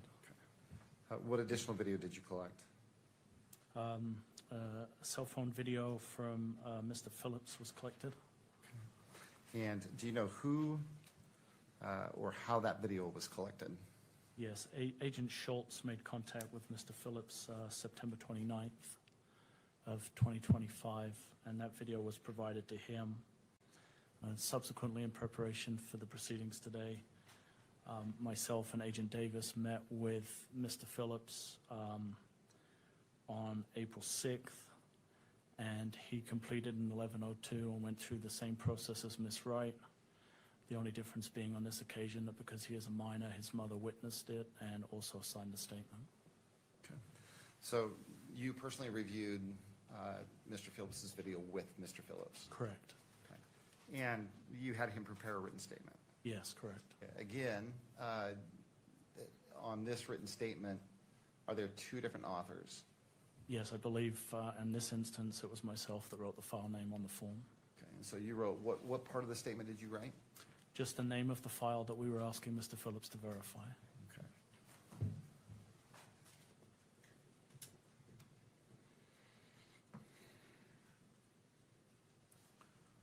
I'm going to have exhibited on your screen what's been marked States Exhibit 7.1. And this should just be for Agent Hall. That's on my screen. Is it on your screen? Do you recognize what that is? I do, yes. What is that? The State Bureau of Investigation 1102 form completed by Mr. Phillips. Okay. And did you gather that from Mr. Phillips? I did, yes.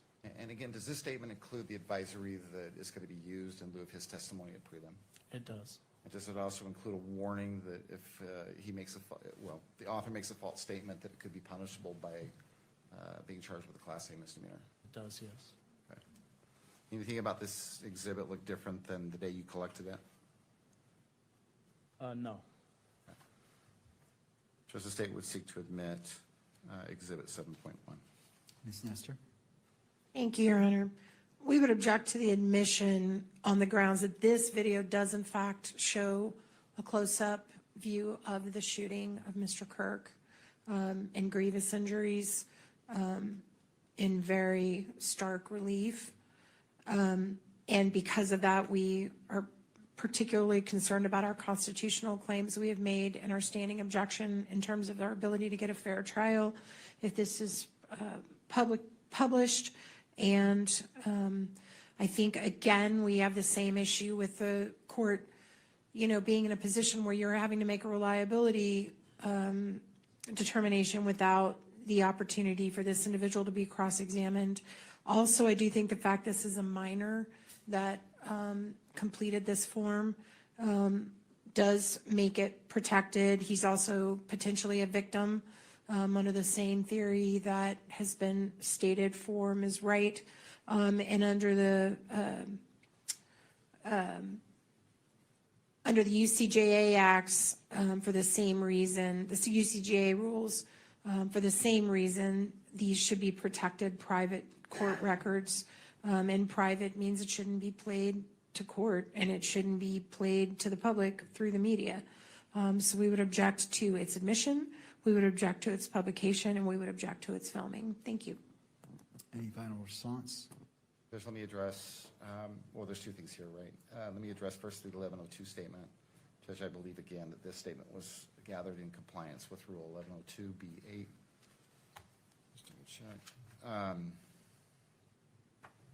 And the agent has explained that although Mr. Phillips is a minor, his mother was present. And that explains, I believe he said, the second signature on the form. With regards to publishing it, the 1102 statement, that is, Judge, we believe again, the presumption is this is a public record, and that it should be not only admitted but published here in court, and also published so that the media can record it. With regards to, well, do you want to address the 1102, and then I'll move on to the video? All right, so we're staying focused on the 1102. Any final response, Ms. Nestor? No, Your Honor. All right, thank you. As it relates to the 1102 statement and to the state representative who is displaying it, could you scroll down? I can only see the top half of this. All right.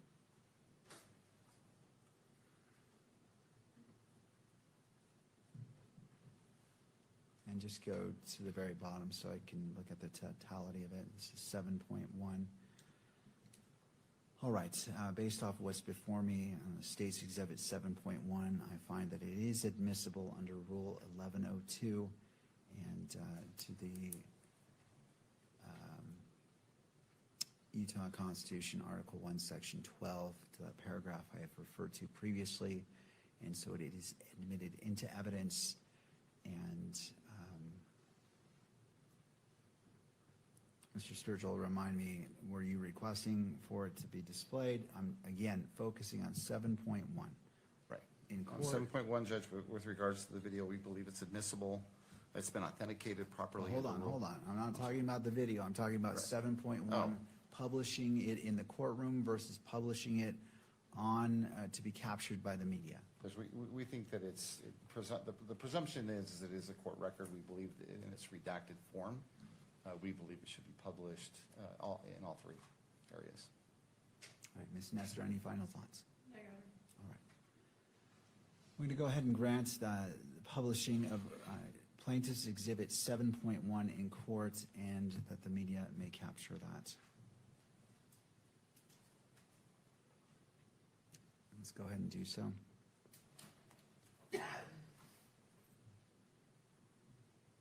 Scroll up. Slowly scroll down.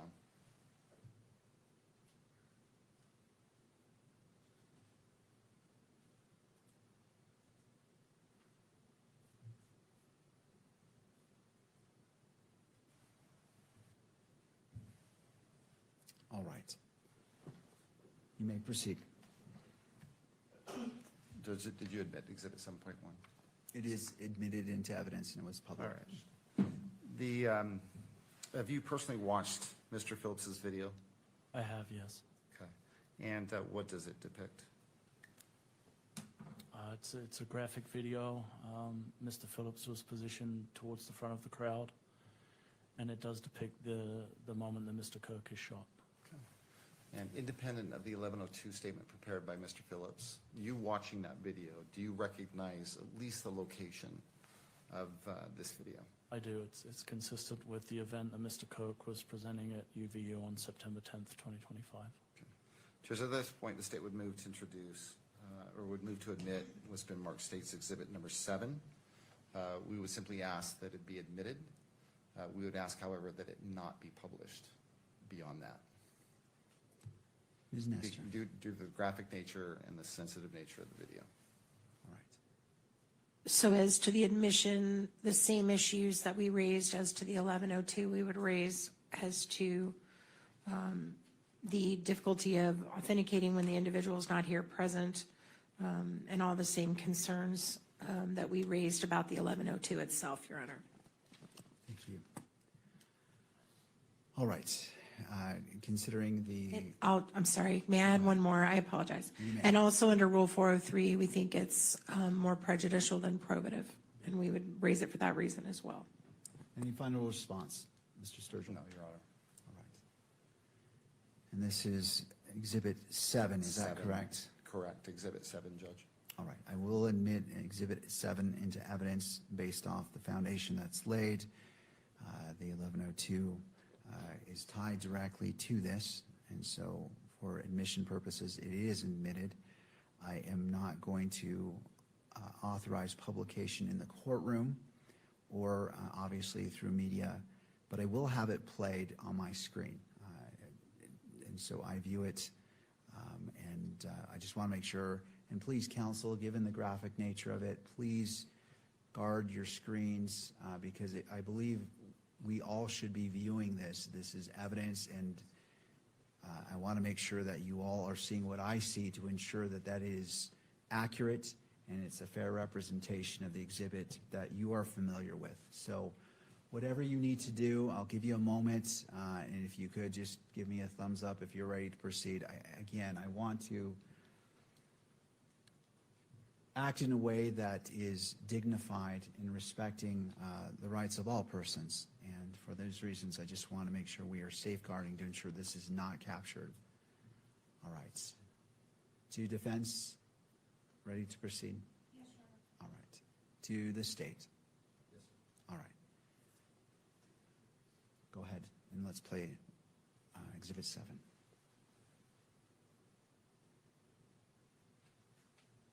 Is there sound? All right, let's make sure that, thank you.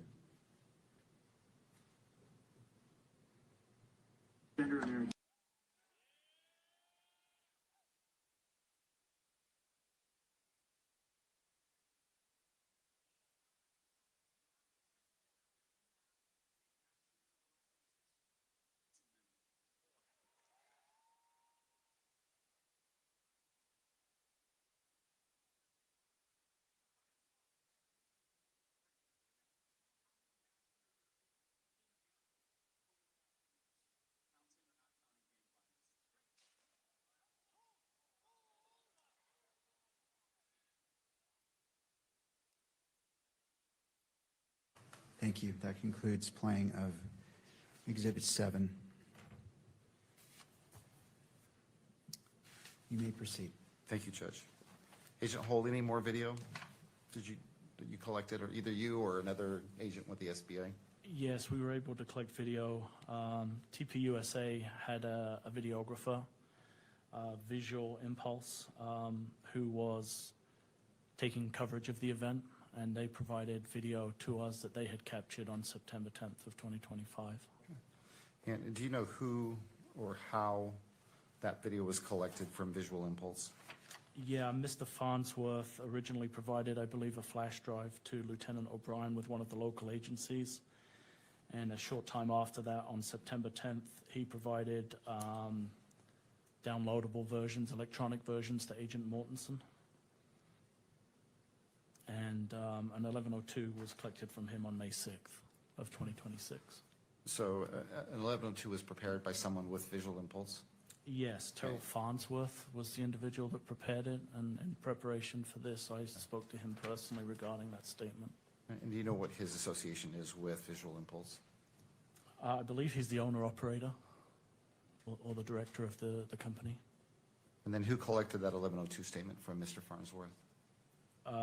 It was Agent Mortensen who collected it. Okay, and you know that because Agent Mortensen told you, or? He provided it to me, and then, as I mentioned, I subsequently spoke to Terrell Farnsworth personally regarding his statement. Okay.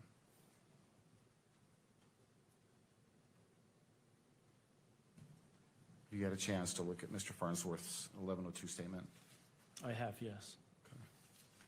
And again, does that statement include an advisory that any statement that he provided would be used at preliminary hearing in lieu of his live testimony?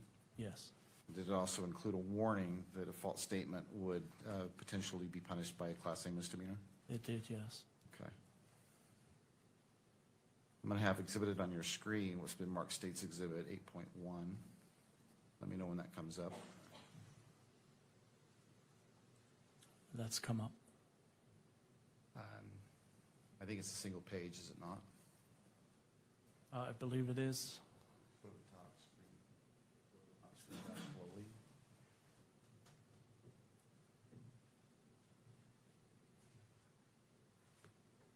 You see that, Agent Hall? Yes.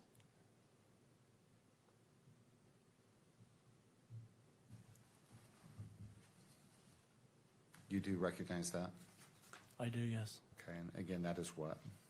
It's the 1102 statement that was provided to me, completed by Mr. Farnsworth from Visual Impulse, who is the videographer for TPUSA for the events that they do. Okay. Judge, the state would move to admit States Exhibit 8.1. Ms. Nestor? Thank you, Your Honor. At this point, we renew our objection. This is hearsay. This statement is hearsay. We have constitutional concerns for the reasons we raised in our standing objection. We also would like to cross-examine Mr. Farnsworth about whether or not and to what extent these videos may have been altered in any way. It is clear that clips were being made out of the larger videos because he sent, even his own statement says he sent larger videos, and this is just a small portion of them. So obviously someone made clips, and we don't know who, and we don't know how, we don't know what they did.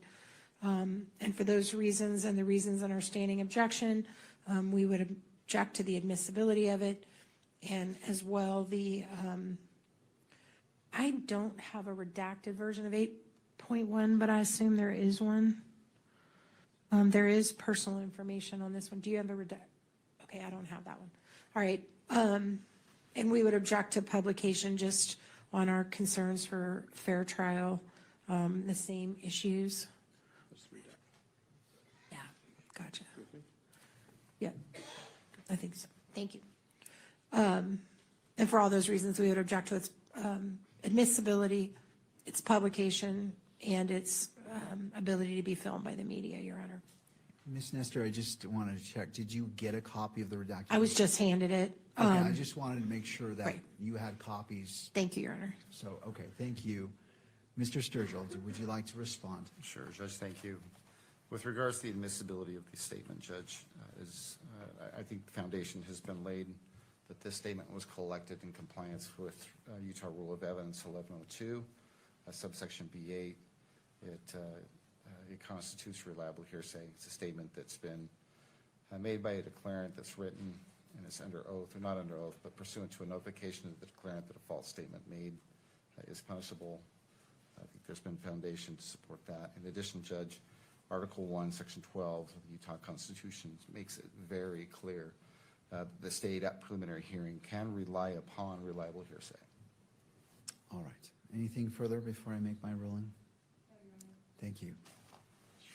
All right, applying the same analysis from the previous exhibits as it relates to the written statement under Rule 1102, and also under the Utah Constitution, Article 1, Section 12, in that last paragraph, I will overrule the objection and admit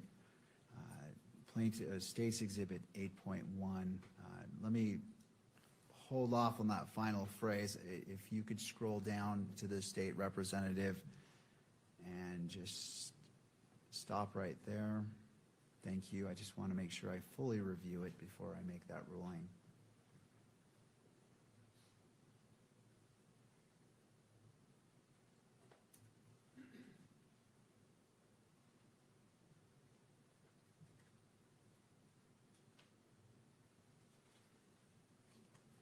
And if you could continue scrolling down. And just go ahead and scroll down to the end. I don't believe there's anything else, but I want to make sure. Thank you. So I do rule that, overrule the objection, and State's Exhibit 8.1 is admitted into evidence and may be published. Well, Judge, let me speak with regards to that. With regards to the 1102 statement prepared by Mr. Farnsworth in its redacted form, we believe that the presumption is this is a public record and that it should be published both here in court and made available to the public by virtue of the camera. Ms. Nestor. I just stand on the objection I made before, Your Honor. Thank you. All right.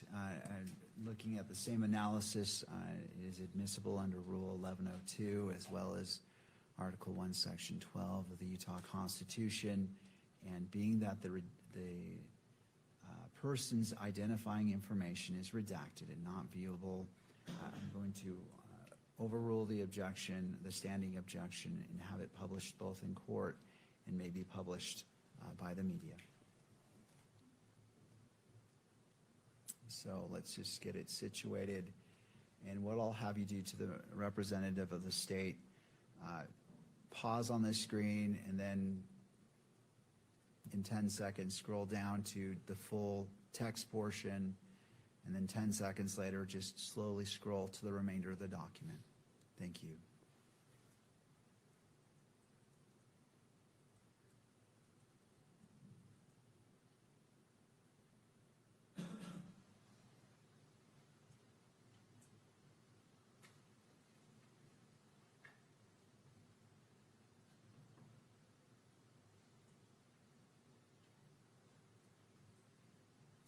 You can continue.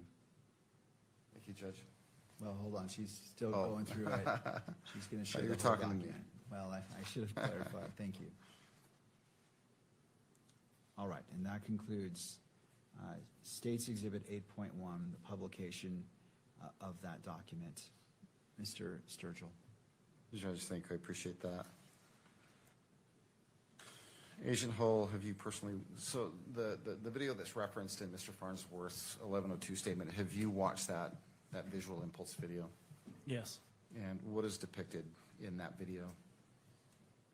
It's a view from the cameras that Visual Impulse had established at the event, actually looking out from the stage into the crowd. It too is graphic in nature and shows the moment that Mr. Kirk is shot. Okay. Does it also show Mr. Kirk throwing hats out into the crowd? Do you recall? If my recollection serves, Mr. Kirk used to do that at the beginning of his events, and I believe the video does show him engaging with the crowd prior to becoming seated on the stage.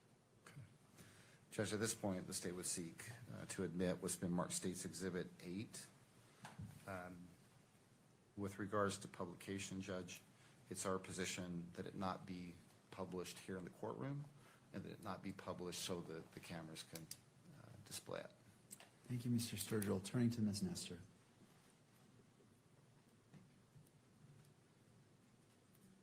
Your Honor, we would just renew our objections to authentication for admissibility purposes under 901 for the reason that I mentioned in the 1102, which is, you know, prepared these clips. We don't know who. We don't have that person here to cross-examine in terms of what, if anything, was edited. And for that reason, we think it can't be authenticated, and we object to its admissibility and our standing objection for constitutional grounds. Thank you. Just one moment here. Judge, would you like me to respond? Yes, please. Just with regards to authentication, again, the state must produce evidence sufficient to support a finding the item is what the proponent claims it to be. And again, under subsection B1, it's sufficient to provide testimony from someone that has firsthand knowledge or observed, has firsthand knowledge regarding the authenticity of that video. You heard Agent Hull testify that he spoke to the owner of and the director of Visual Impulse, I believe it was testified to, that they contract with TPUSA to film their events. This particular video, the state is going to, or seeks to introduce as Exhibit 8, was shown to Mr. Farnsworth. And that is the video that Mr. Farnsworth authenticates. He says that this is video that was captured by Visual Impulse cameras. And so with regards to authentication, I think the state has sufficiently provided the court with evidence to authenticate it. And this is State's Exhibit 8. All right.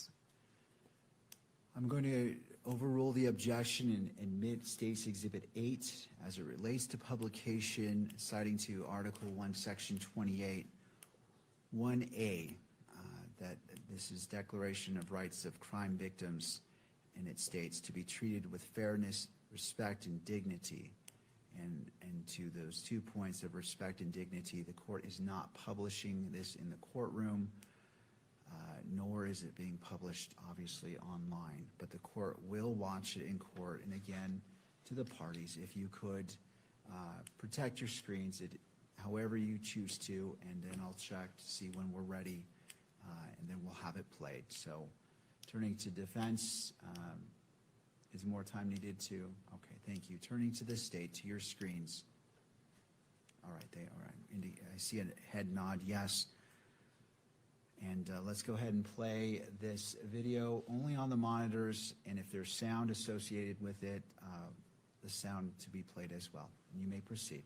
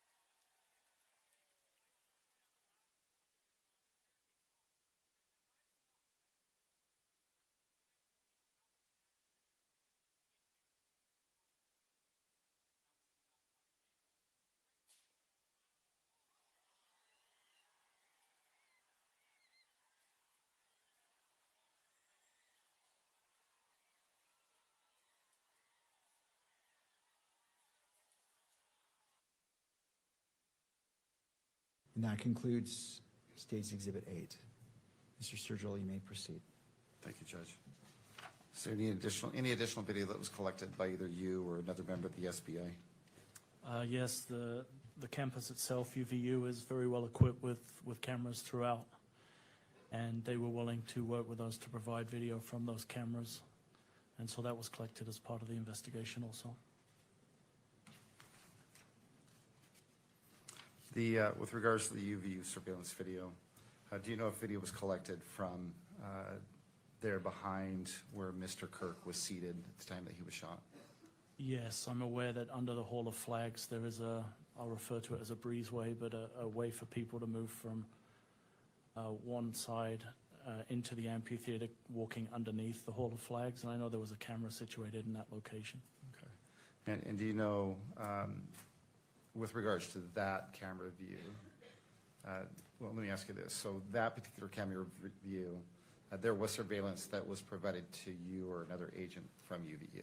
Correct. Okay. And do you recall who provided that video to you initially and who collected it?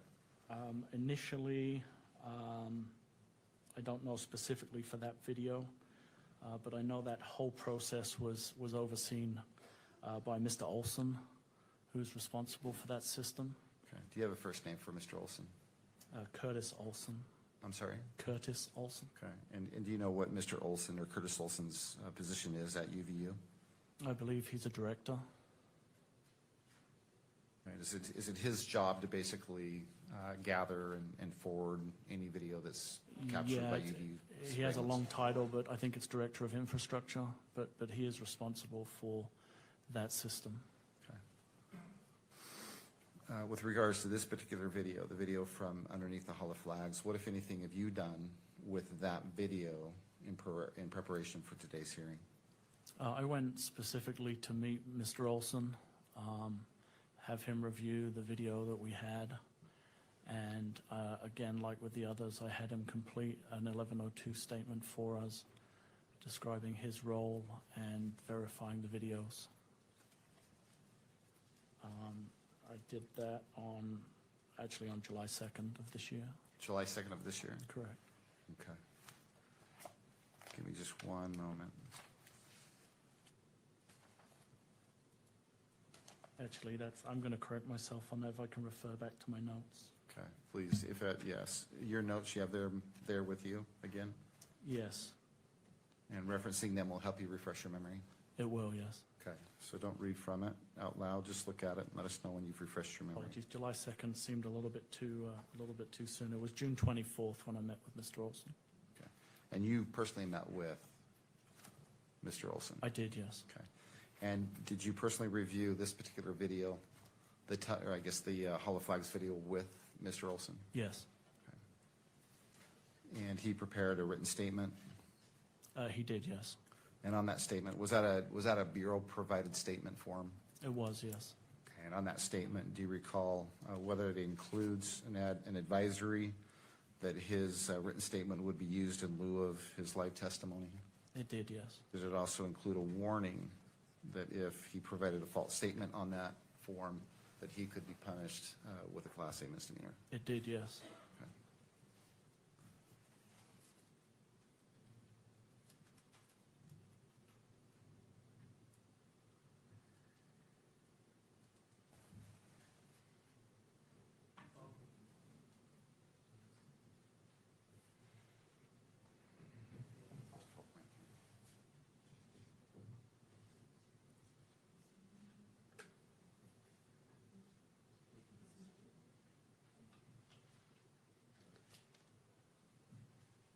Is there something displayed on your screen right now?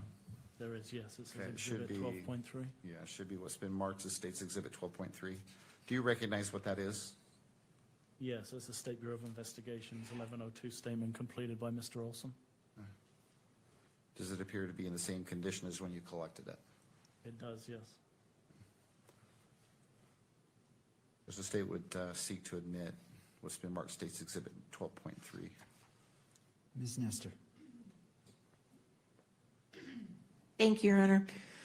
We would again renew our concern about hearsay and our constitutional concerns about that raised in our standing objection.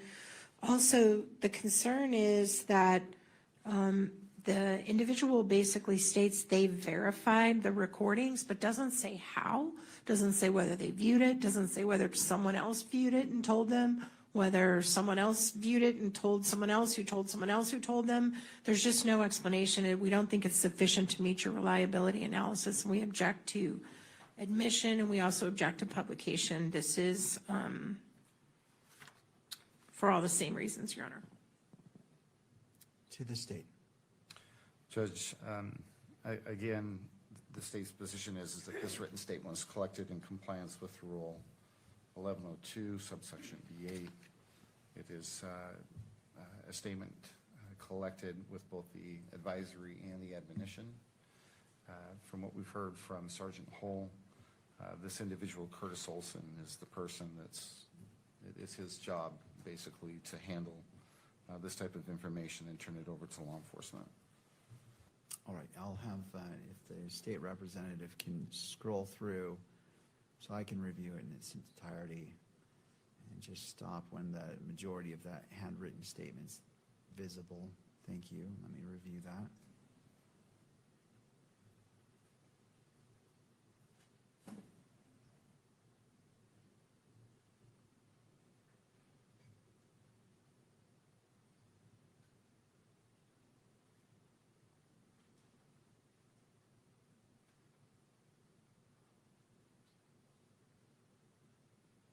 And if you could scroll down to the bottom of the page. Thank you. All right, under the same analysis for 1102, under Rule 1102, as well as Article 1, Section 28 of the Utah Constitution, I'm sorry, that's the wrong one.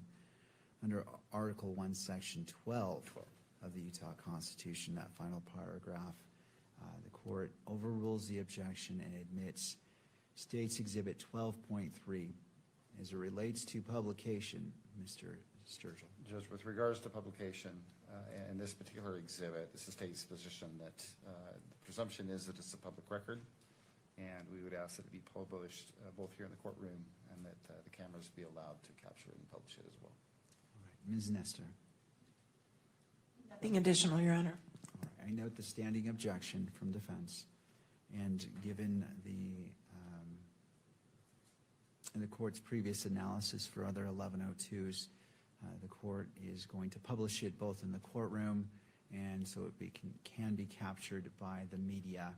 What we'll do is the same thing. We'll start at the top, pause for 10 seconds, and go to this middle section, and we'll pause about 20 seconds because there is a little bit, it is more dense, and then we'll scroll down to the very bottom for about 10 seconds, and then that will conclude that. So it's now on screen, and let's go from there.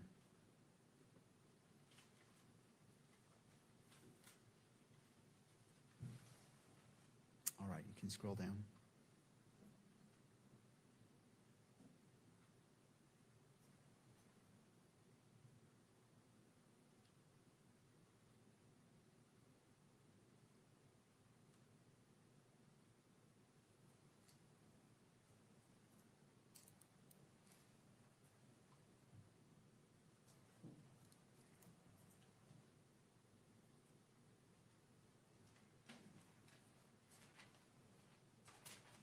Okay, if you'd like to scroll to the very bottom.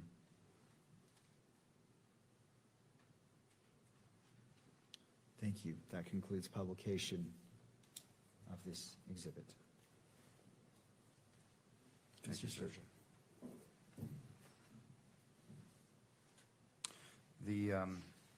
Well, in Mr. Olson's 1102 statement, he references more than one video, does he not? He does, yes. Okay. So you, with regards to the Hall of Flags video, have you seen that particular video? I have, yes. Okay. And that video, what does it depict? It's a view kind of looking what would be east, under the breezeway towards the back of the stage where Mr. Kirk was situated. It shows some movement behind the stage area, and I believe through the gaps you can see some of the crowd in the amphitheater. I think I've neglected to do this twice before, so I'm going to do it right this time. Would you please bring up Exhibit 9? Without question play. Tell me when you see something on your screen. It's on my screen. Okay. Do you recognize what's depicted in that still image? I do, yes. What is that? It's the area underneath the Hall of Flags that I referred to as the breezeway. Okay. And is this the beginning of the video that Mr.? It is, yes. Okay, that Mr. Olson provided you? Yes, yes. Judge, the state would seek, the state asks or seeks to admit Exhibit 9.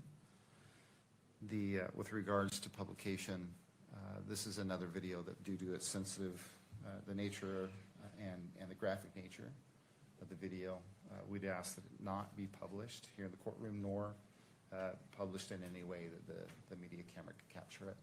And following your reasoning, Judge, out of deference to the victims and the victims' rights, and to have this type of information protected. Ms. Nestor.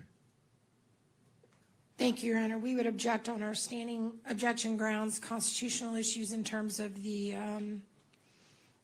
concern about Mr. Robinson's right to a fair trial. We agree it should not be published. We object to its admissibility. Thank you. Based off my analysis that I apply independently to this exhibit, but it tracks with the previous exhibits, I find that it is admissible, and I will admit it into evidence. This is State's Exhibit, I believe, 9.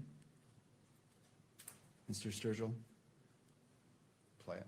No, hold on. Oh, I'm sorry. This is State's Exhibit 9? Right, correct. All right.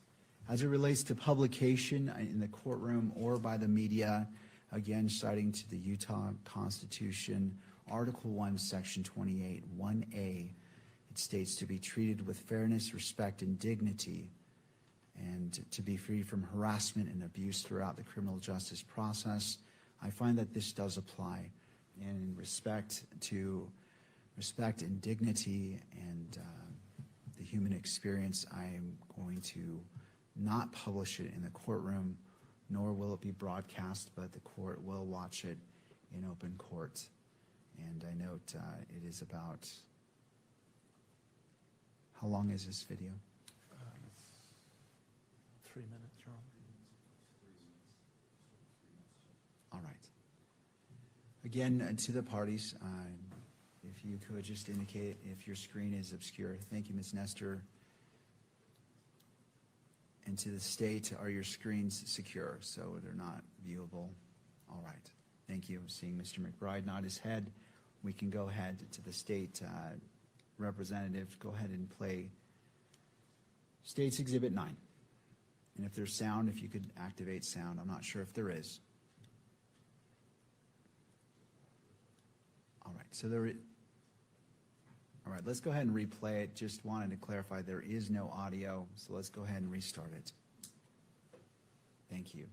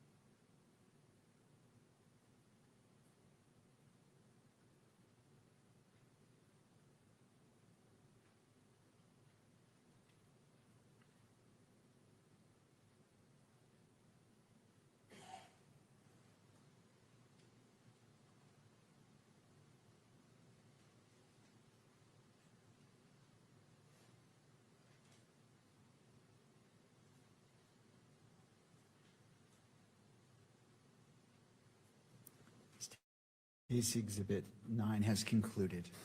Mr. Sturgill. Thank you, Judge. I'm going to ask you just a few questions with respect to that video and the very end of that video, which is State's Exhibit number 9. Throughout that video, you can see a banner. Do you recall seeing a banner that's hanging basically in the middle of that video? Yeah, I believe that's the rear of the gazebo. Okay, the rear of the gazebo? Yeah. And what gazebo are you talking about? It's like a pop-up tent that Mr. Kirk was sat underneath while he was addressing the crowd. Okay, so just really quick, just to be clear, where in relation to that banner that you see depicted in Exhibit 9 is Mr. Kirk? Approximately dead center. Okay. He's on a stage, so he's slightly raised in relation to the bottom of that banner. And then he's seated in the middle of the stage, so approximately in the center. And how many, if you know, what's the distance between the banner and then where Mr. Kirk is seated in front of that banner, if I'm understanding you correctly? I don't know specifically. If I had to estimate, I would say 3 to 5 feet. Okay, so close to that banner. Yes. Okay, I also believe towards the end of that exhibit, well, let me ask you this. If you know, what happened to Mr. Kirk immediately after he was shot? My recollection is that Mr. Kirk's detail, his own security team, removed him from the scene whilst administering first aid, and they conducted what would be called a hasty transport to Timpanogos Hospital. Okay, before you go any further, that Mr. Kirk being picked up by his own security, is that I'm sorry?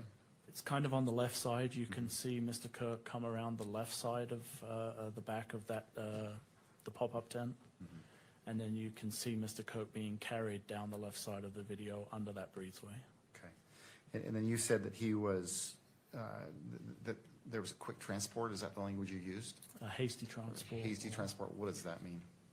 Just they were trying to get him to medical care as quickly as possible, so I believe he was thrown into one of the team's vehicles and then transported to the hospital, as opposed to waiting for an ambulance. And I think you already stated, but let's just be clear. Do you know which hospital he was transported to? I believe it's referred to as Timpanogos Regional. Okay. And do you know if he was treated there at the hospital? He was, yes. Okay. Do you know whether or not he was pronounced dead there at the Timpanogos Hospital? He was, yes. Okay. And how do you know that? The medical examiner had an investigator that responded to the scene, and I spoke with him, and he informed me that he was at the hospital when Mr. Kirk was pronounced deceased. Okay. And that the medical investigator that you spoke to, do you know the name of that person? Bullock, I believe, Officer Bullock, but if I can refresh my recollection specifically. If it'll help, if you have it in your notes, it will help you refresh your memory, go ahead and look at that. Again, don't read from it out loud. It is Officer Bullock, yes. Okay. And he is a peace officer? He functions as a law enforcement officer, and he works also for the medical examiner as a death investigator. Okay. Do you know whether Mr. Kirk was autopsied by the Utah Medical Examiner's Office?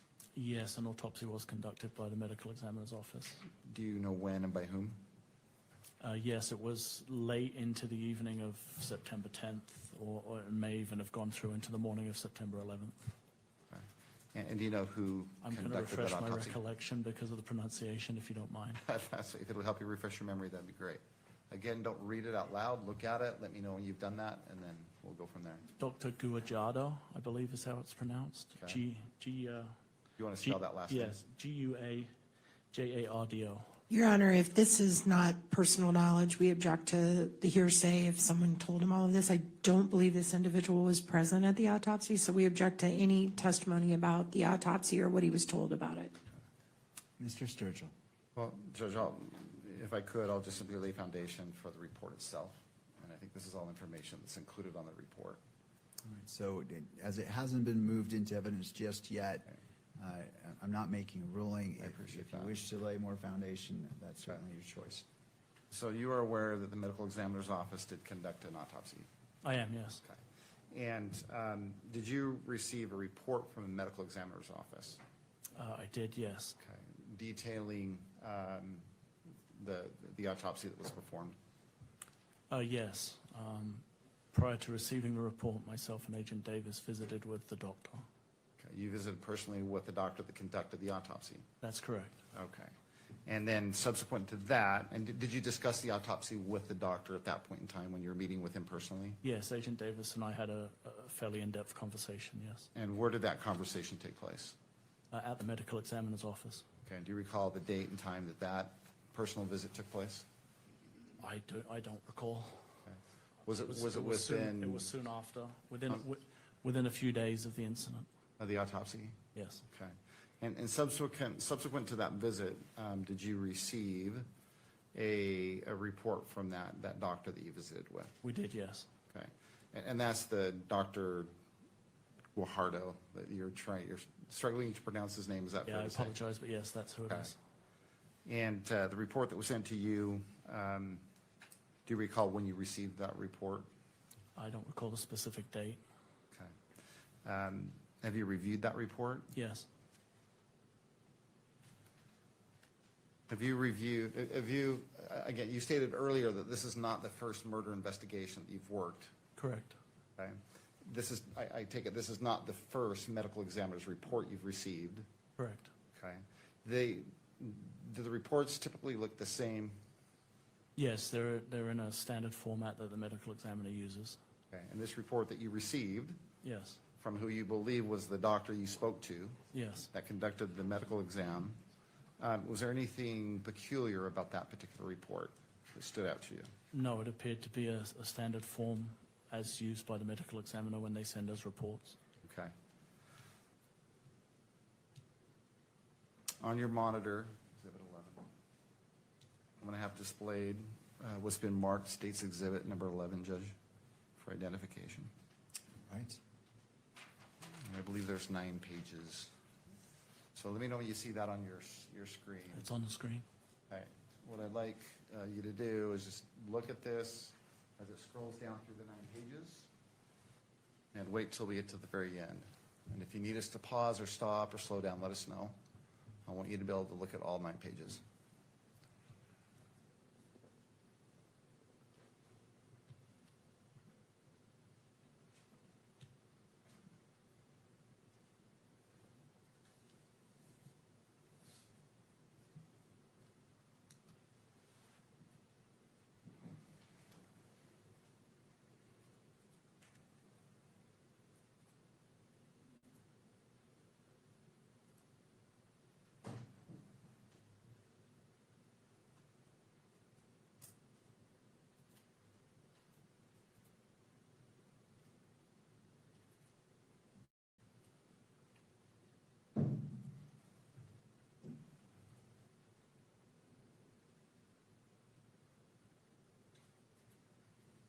Did you get a look at that?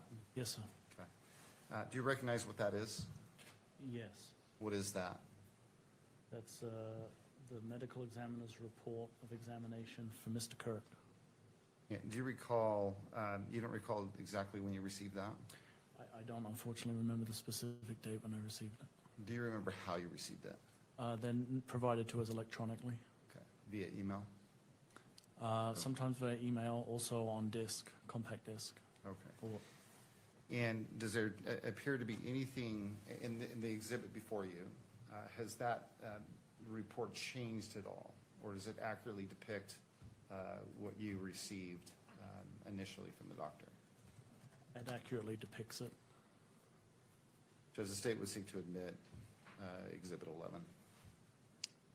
Ms. Nestor. Your Honor, this is an expert report without the expert being present, being offered by an individual who's not an expert in this field. If they're presenting him as an expert in this field based on the limited questions about his experience in seeing previous medical exam records, I'd like to voir dire him on his qualifications to opine about it. This is hearsay. It's highly technical. It should be presented only through an expert. It could never come in trial in any other way. We submit that it is hearsay. And to the extent they're going to ask this individual about any opinions about it, that would be improper. He's not qualified to do that. And furthermore, we just think that this is clearly falling under our constitutional concerns about the absence of our ability to be effective, to cross-examine, to we can't even question the expert's experience or CV or anything that we would normally do to determine if this should even be accepted or considered by the court. And so we strenuously object to its admission and for all those reasons to its publication as well. There's some really personal things in there that should never be published that deal with Mr. Kirk's medical condition, history, is the condition of his body. It shouldn't be published, Your Honor. Thank you. To the state. Judge, this is clearly reliable hearsay admissible under Rule 1102 of the Utah Rules of Evidence. I would direct you specifically to subsection B5. For purposes of, and I'm quoting the rule, for purposes of criminal preliminary examinations only, reliable hearsay includes, and subsection 5 specifically states medical and autopsy reports and records. Again, that is supported by Article 1, Section 12 of the Utah Constitution, which states that reliable hearsay can be relied upon at preliminary examination in whole or in part. And to the second part in regards to publication. As far as the publication, Judge, we agree with Ms. Nestor. This is a document that does contain very sensitive information and information that Mr. Kirk's family would appreciate it not being published. And so although we seek to admit it, we'd ask that it not be published here in the courtroom, or that it be published in any fashion or way that the public can see it by virtue of the camera. Ms. Nestor. Your Honor, I just want to point out that even though 1102 has a provision about exams, I mean, the court still has the overarching mission under 1102 to make this reliability finding, right? And it's just completely in a vacuum being offered by someone who's a police officer. So again, we would just argue that you're just not, it's hampering you from making the analysis you need to make to admit it, and we object to it. All right, anything further from the parties? No, Your Honor. No, sir. All right, so again, relying upon the analysis,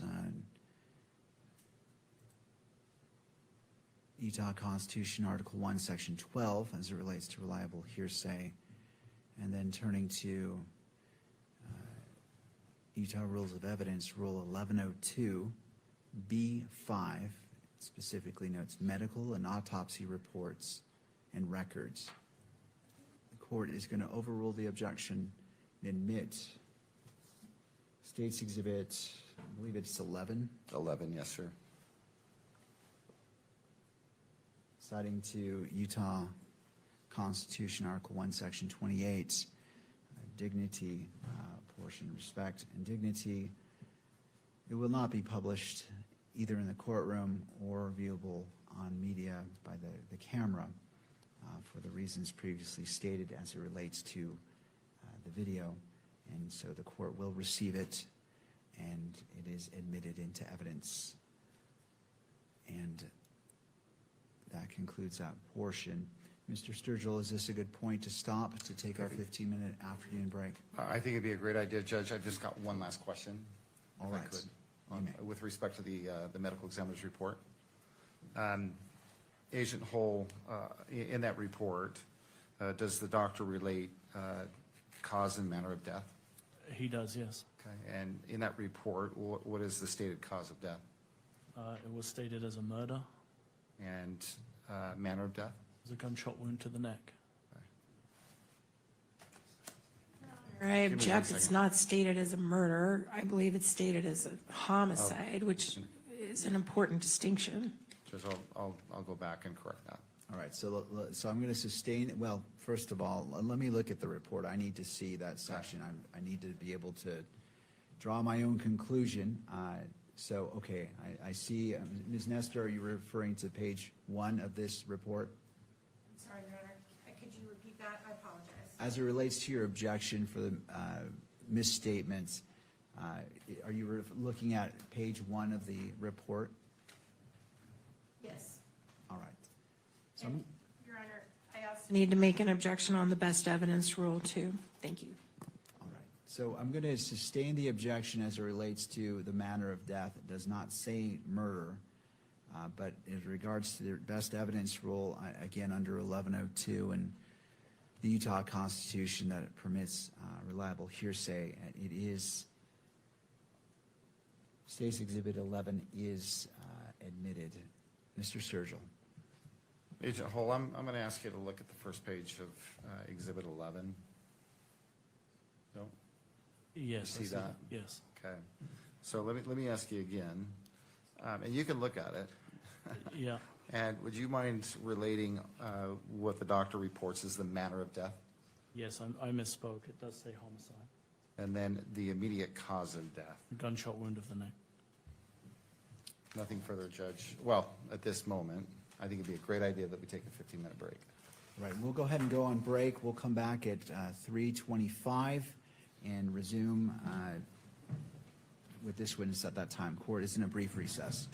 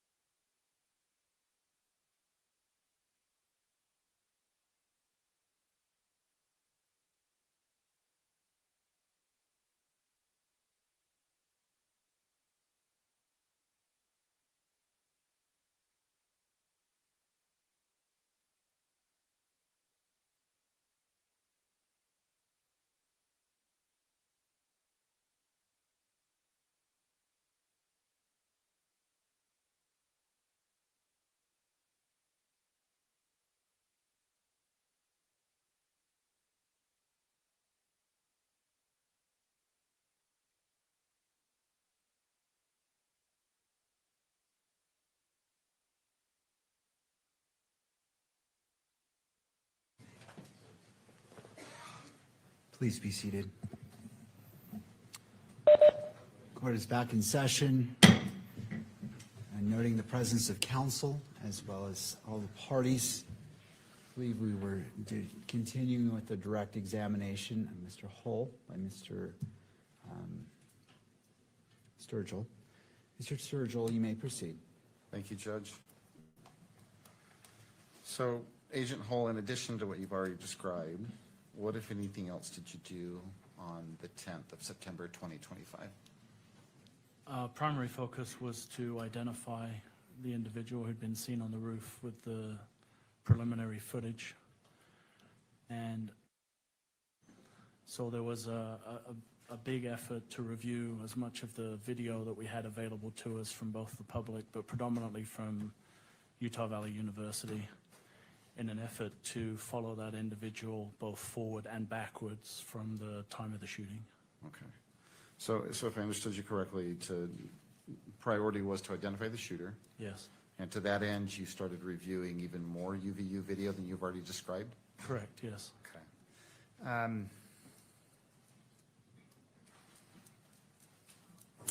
What, if anything else, either did you do or happened initially that helped you identify who that shooter was? So there was hundreds of hours of video that was reviewed, but the predominant focus, again, was on tracking the individual from the roof, either after the shooting had occurred or trying to trace the steps of the individual prior to the shooting. Okay. And we were able to do that through a combined effort of individuals. And the focus was having people reviewing video identify people who could fit the original description of the individual that jumped off the roof. At that point, so at this point, approximately how many hours of UVU video do you think you personally had seen or watched? Myself, maybe 10 or 20 hours of video, being called in to look at different camera angles and different views of individuals. But there was a large team of people reviewing video. Okay. Reviewing video? Yeah, from UVU. Were some of them SBI agents? Yes, correct. And combined, how much video do you think you watched that first day on the 10th? It would be in the tens or hundreds of hours of video was reviewed. Okay. Did anything else come along that helped you identify who that shooter might be? Eventually on the evening of the 11th, we received word from Washington County that an individual in that area had reached out to law enforcement and was wanting to turn themselves in for the incident at UVU. Okay. And did you, at that point in time, did you receive a name from Washington County? Yes, we did. And what was that name? Tyler Robinson. What, if anything, did you do with that information, the name Tyler Robinson? That information was given to our SIAC, or our State Information and Analysis Group, and they put together what we call a workup. So they would look at driver's license records, DMV records to determine addresses, obtain pictures of individuals, and then any associated vehicles or things like that. So was that done with Mr. Robinson? It was, yes. Driver's license record was pulled? Yes. Did that include, if you remember, or do you know, did that include a photograph of Mr. Robinson? It did include a photograph of Mr. Robinson, yes. How about an address and date of birth? There was an address and a date of birth, and I believe a DMV record with an associated vehicle. All right, and so that DMV record did include a vehicle that was associated with Mr. Robinson? Correct. Okay. Do you remember what the make and model of the vehicle was that was tied to Mr. Robinson? The Dodge Challenger. Anything else beyond that you remember? It was silver in color, and I believe there were two registered owners of the vehicle. Okay, and who are the registered owners? Mr. Robinson and then his mother. Do you recall whether or not a date of birth was included in that driver's license information that you got initially? Yeah, I believe the actual driver's license record was shared, so it would have included a date of birth. All right. With Tyler Robinson's personal information, were you able to expand your search at all? Yes, once we knew a vehicle that we were looking for and we had an actual image of the individual, then we were able to use that video footage to try and track that specific individual. Okay, and I'm sorry, let me clarify. So when I said expand your search, I'm referencing the UVU surveillance video. Yes, we were able to. Okay. And were you able to identify in that expanded search, did you believe you located that Challenger? We did, yes. Okay. Were you able to determine at what time or times Mr. Robinson visited the UVU campus on September 10th? Yeah, we were able to establish that Mr. Robinson had been on campus approximately 4 times throughout the day, twice before the shooting, the time of the shooting, and then after the shooting later in the evening into the early hours of the 11th.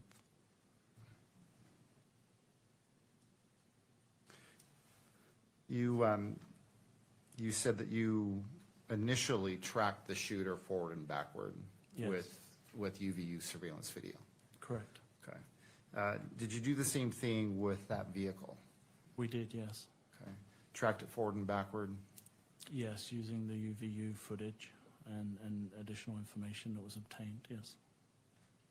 And I believe you said that in total, Mr. Robinson visited the UVU campus 4 times that day. Yes, that's correct. And let's just be clear, that's all based on UVU surveillance video, is that fair to say? That's correct, yes. Okay. Have you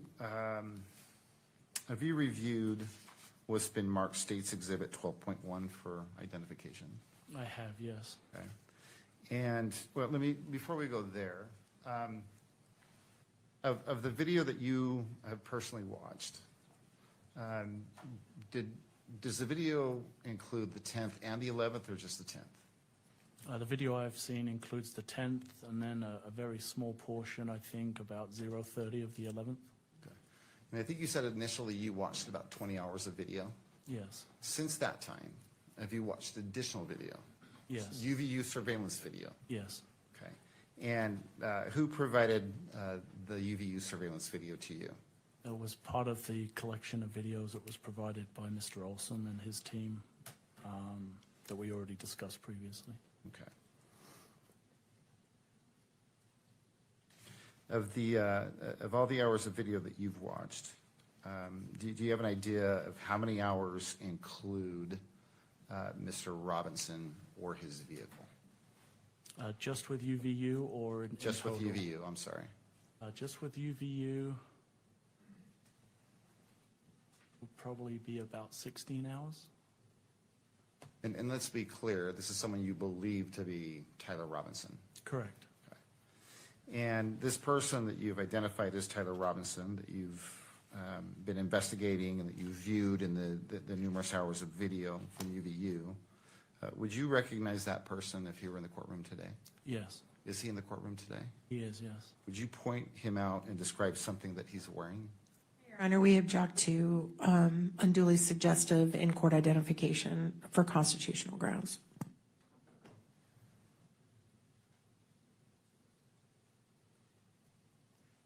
Do you wish to specify an unduly constitutional? I'm trying to understand your objections. I want to make sure I fully understand. before Your we- Honor, I think there's some, and I'll defer to Mr. Byrd if he wants to jump in, but I believe there's a long line of case law that says, and you ask someone to identify the defendant when they're the only person, sitting at the table with defense counsel, that's unduly suggestive and taints any future or past, well, definitely future identification. So we object to that happening in this fashion at this time. Mr. Sturgill. Well, Judge, Agent Hull has testified that he has watched numerous hours of video. Well, take a step back. He has looked at personal identifying information of an individual by the name of Tyler Robinson. He's looked at the driver's license record, and he's also looked at the DMV records and has been able to determine what car that person drives. He's also looked at surveillance video that he believes depicts this Tyler Robinson. And I've simply asked him if that person that he has seen, both in driver's license photos and the surveillance video, if that person is here in the courtroom today. And I don't know that that's unduly prejudicial or suggestive. It's the routine. I don't know of any other way to do it other than the way I just did it, Judge. Well, I wanted to verify the format of the question. I remembered it in my mind, but to Ms. Nestor, was that an accurate portrayal of the question that was asked? Yes. Okay. Mr. Sturgill, anything further before I issue my ruling? Well, no, other than, Judge, I believe it's worth noting that Mr. Robinson is in plain clothes. Well, he's in Counsel, plain please clothes. approach the bench.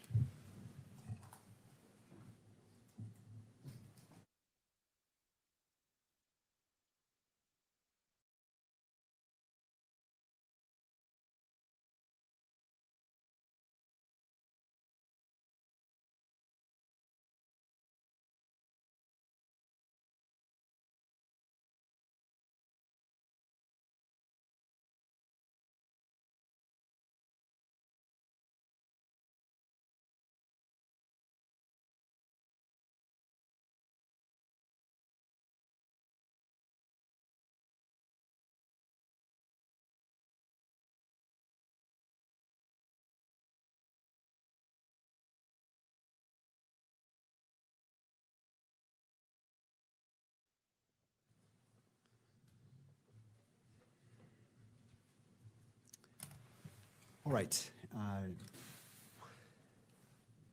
Based off of what's been presented in court, I'm not finding that particular question as previously posed as suggestive. I find for the purposes of this hearing only that in-court identification by Agent Hull of Mr. Robinson has been made. Again, this only relates to the preliminary hearing, and you may proceed. Thank you, Judge. Agent Hull, have you reviewed what's been marked State's Exhibit 12.1 for identification? I have, yes. And where did you review that video? It was provided to me. I reviewed it on my computer in my office. Okay. And is that the first time that you've seen this particular video footage? This particular version of the footage, yes. Okay, so this particular version the first time, but have you seen the video that comprises, I guess, Exhibit 12.1? I have seen the original videos, if that's your question, yes. So what is State's Exhibit 12.1? How would you describe it? I would describe it as a compilation of the video that we obtained from Utah Valley University during the course of the investigation that depicts the movements of the individual I believe to be Mr. Robinson moving around the campus on September 10th, 2025 into the morning of September 11th, 2025. Did you prepare this video compilation? I did not. Okay, do you know who did? Yes, Utah County Attorney's Office. I believe Ms. Durfler is the one that produced the video. Okay. Do you know Ms. Durfler's first name? Kimberly? Okay. What, if anything, did you do to authenticate the video in this compilation? I reviewed the video to make sure that it was a reflection of what I understood the original videos to show. Okay. What, if anything else, did you do?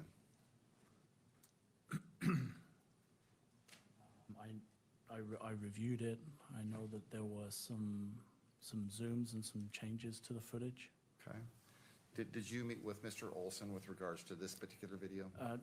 Yes, this video was also part of that original meeting with Mr. Olson for the prior exhibit, yes. Okay. So at the same time, you sat down with Mr. Olson and discussed the prior exhibit. And let's just be clear which exhibit that is.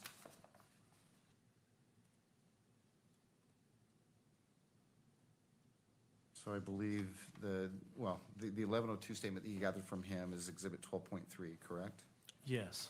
Okay, so at the same time that you gathered that 12.3, or that written statement that is State's Exhibit 12.3, you talked to him about this specific exhibit as well? Yes, Mr. Olson was shown this exhibit. Okay. And did he include that in that 1102 statement? Yeah, I believe he specifically referenced the exhibit by name, stating that it was a true reflection of the footage from the campus.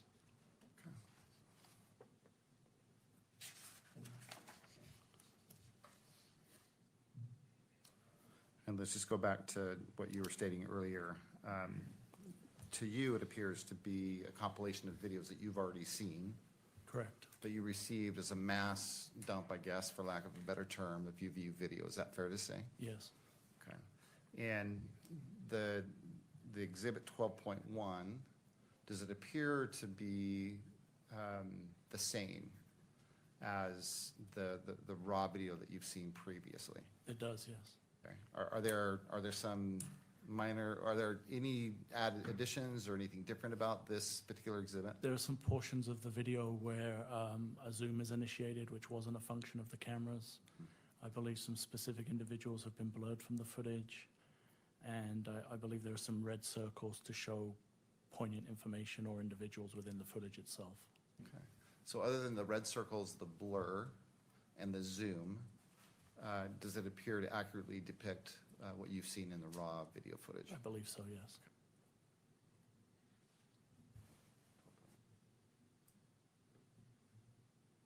On your screen, I'm going to have displayed an image. Let me know when you see it.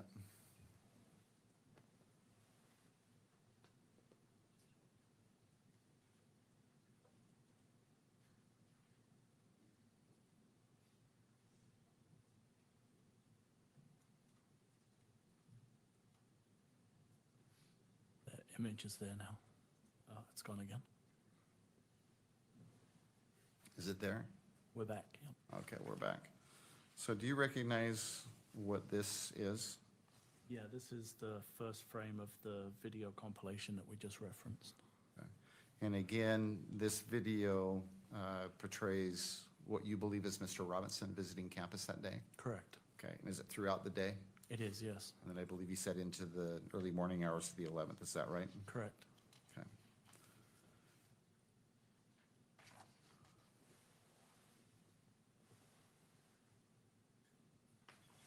Shows the state would seek, or would move to admit what's been marked State's Exhibit 12.1. Ms. Nestor?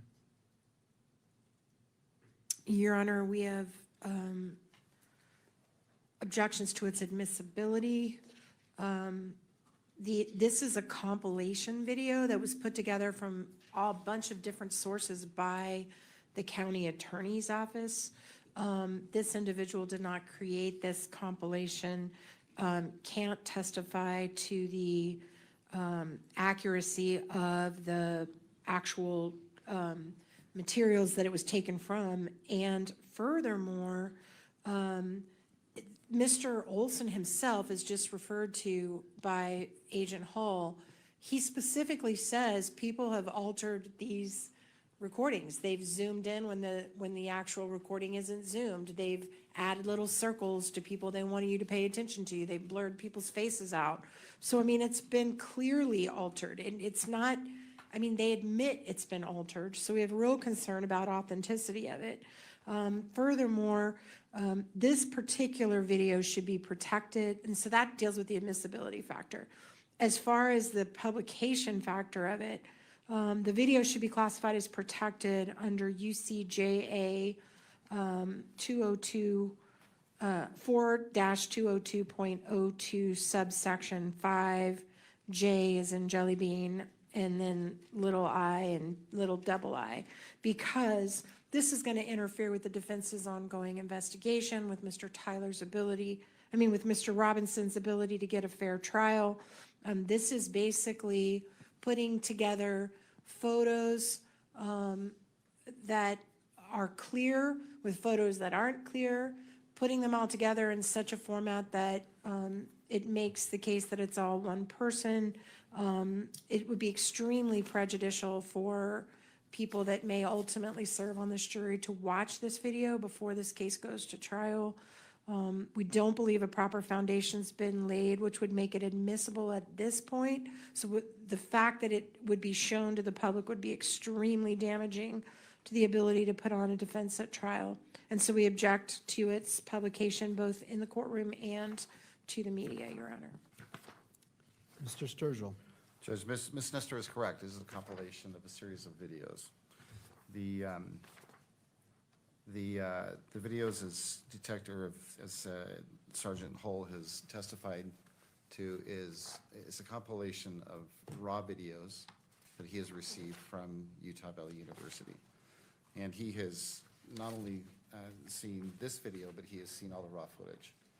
And by his estimation, or according to his testimony, these are all videos that are accurate and they depict what the raw footage depicts, other than those minor additions. Judge, if you refer to Mr. Olson's written statement, it's Plaintiff's Exhibit 12.3.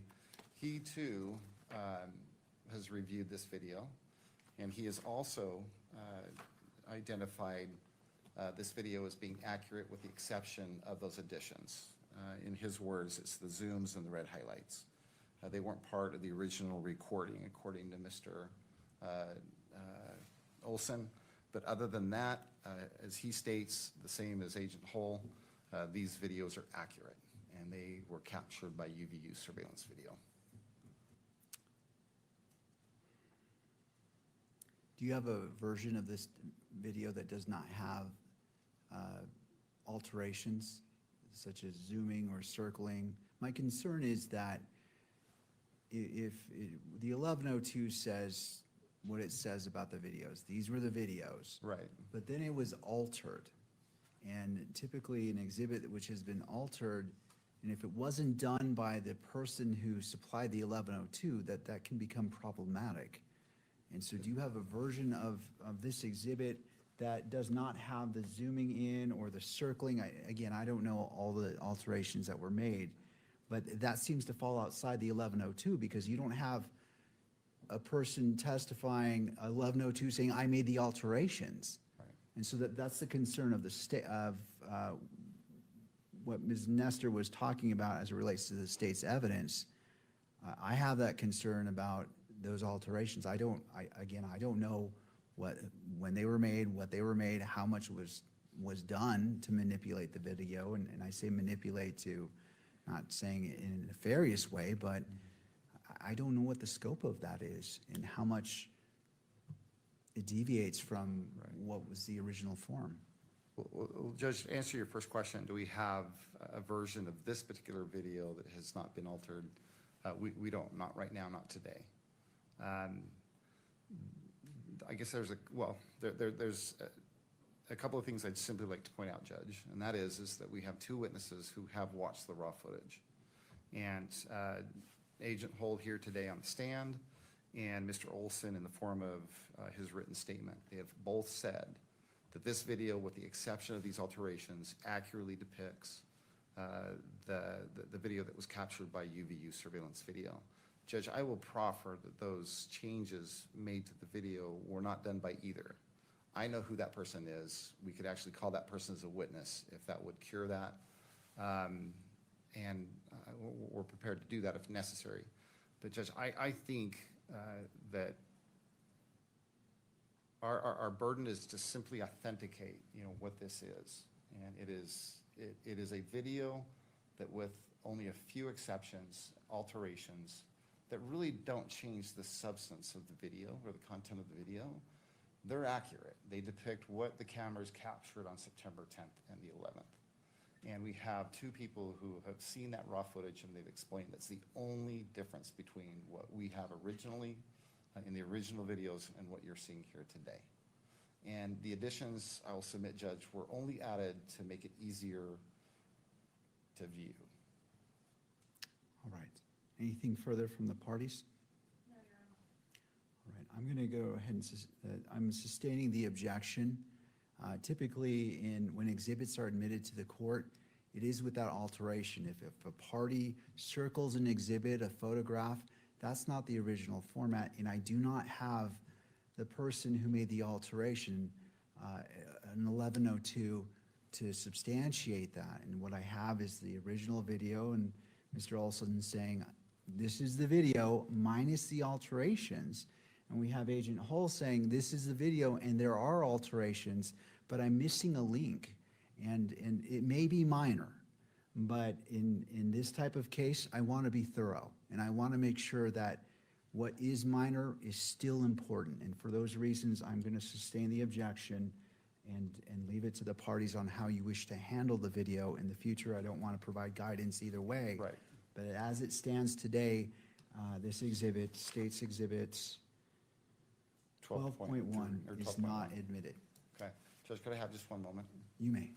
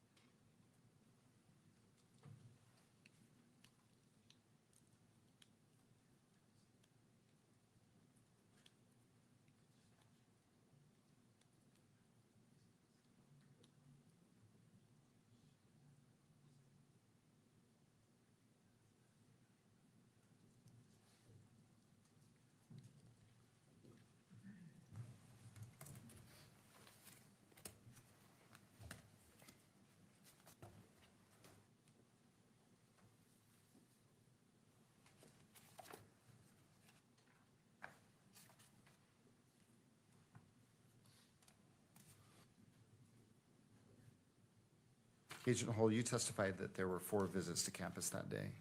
Correct, yes. And the first 3 visits, based on what you have observed, is your opinion that those videos were captured by UVU surveillance video, is that correct? That is correct, yes. Okay. The 4th visit, well, the 4th visit too was captured by UVU surveillance video, is that correct? Correct. Okay. Was there any other video that was collected, either on the 10th or the 11th, that you believe might be important or relevant to today's hearing? There was a large amount of video that Well, was, I'm gonna be a little bit more specific. Was there, other than UVU surveillance video, was there any other video that you collected and subsequently gathered an 1102 statement for? yes, we collected Ring doorbell footage from the surrounding neighborhoods. Okay. Let me ask you this. Did that include video from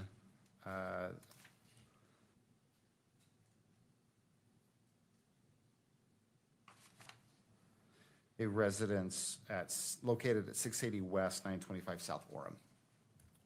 Yes, that's in the Horseshoe area, yep, Okay. That's in Orem correct. and close to campus? It is, yes. Okay. And what can you tell us about that video?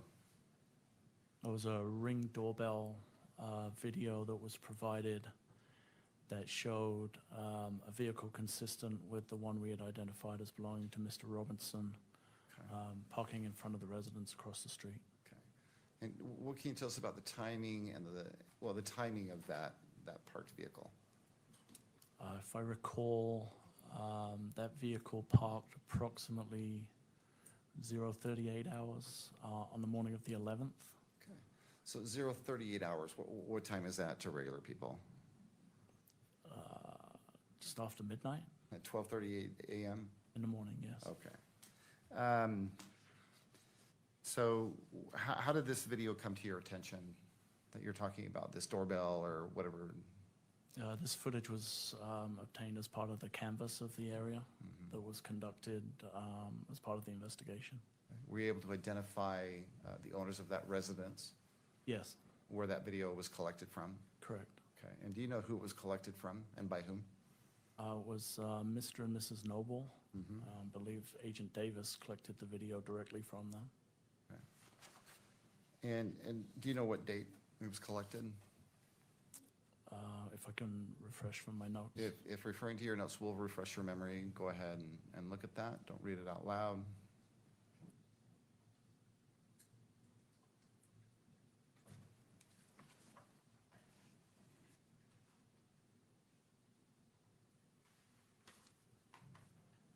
I don't have the specific date, but I do know that myself and Agent Davis returned to the address as we had done with previous videos, and had the owners of the video verify that it was from their system. And we did have them complete an 1102 statement, which would be dated. Okay. Do you know, so let's talk about this, what does this video look like? It's a nighttime view looking from the front porch of the residence across the street. Okay. And what about that video? Why was this particular video significant to you, or why do you think it was related to this case? We know from the UVU footage that the person we believe to be Mr. Robinson had an interaction with law enforcement.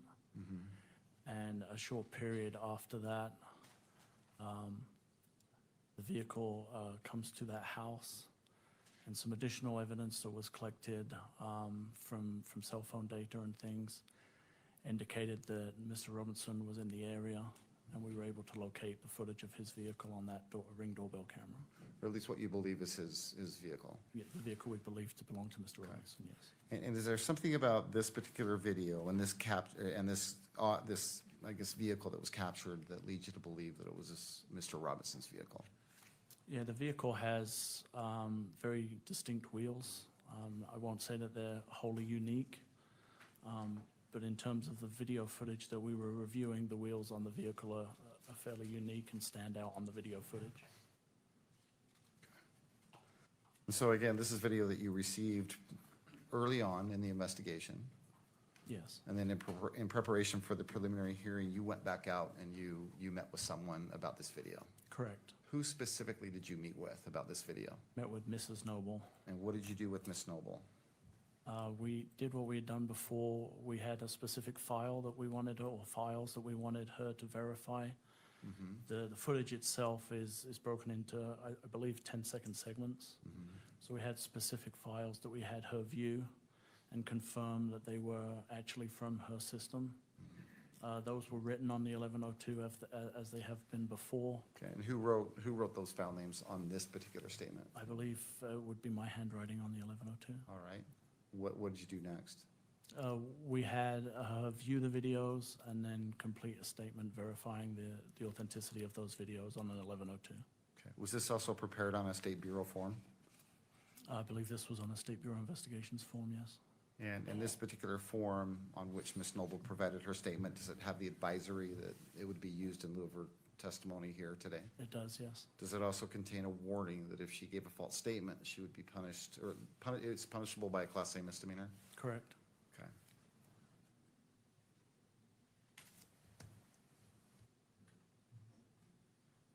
I'm gonna have displayed on your monitor what's been marked State's Exhibit number 13 for identification. Let me know when you see that, would you? I can see that. Okay, and I'm gonna have my assistant scroll through that slowly.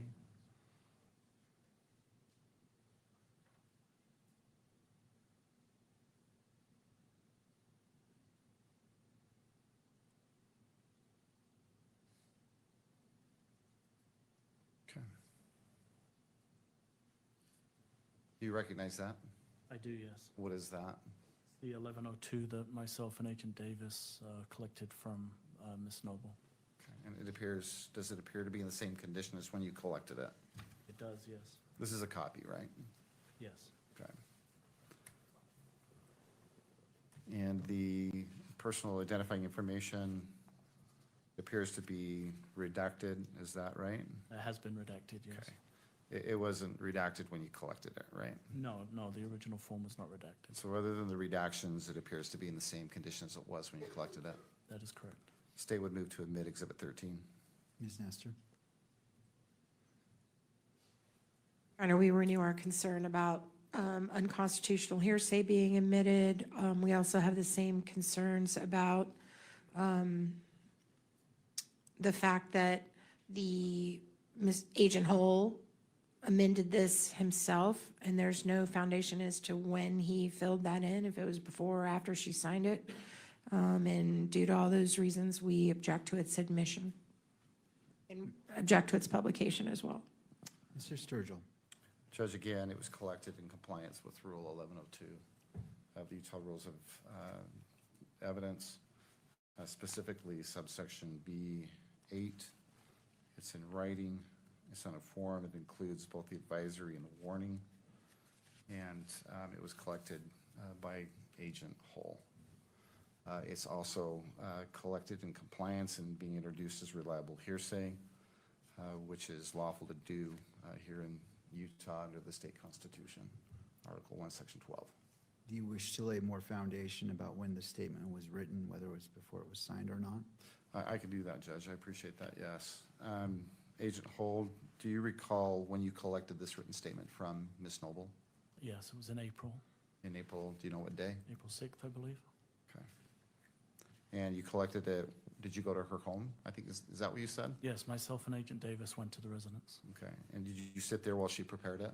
I did, yes. And did you witness her sign it? I did, yes. Okay. At this point, I'd move to admit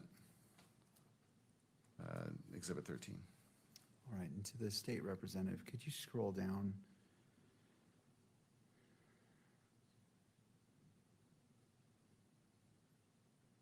Okay.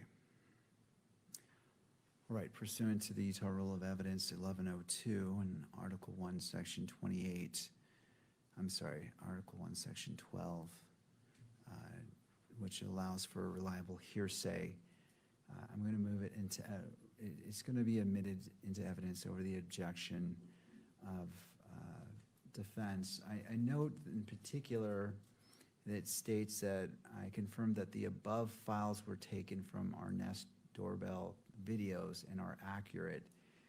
And right before that statement is the notations that were allegedly made by Agent Hull. And so for those reasons, the court finds proper foundation has been laid and that this exhibit in its entirety is admitted into evidence. As it relates to publication, I will authorize publication in the courtroom and by the media if they so wish to capture it in that form. Again, following the same format, have it on that first portion of the screen for about 10 seconds and then scroll down to the written portion for about 15 seconds and then scroll to the very bottom to ensure that the full exhibit has been displayed.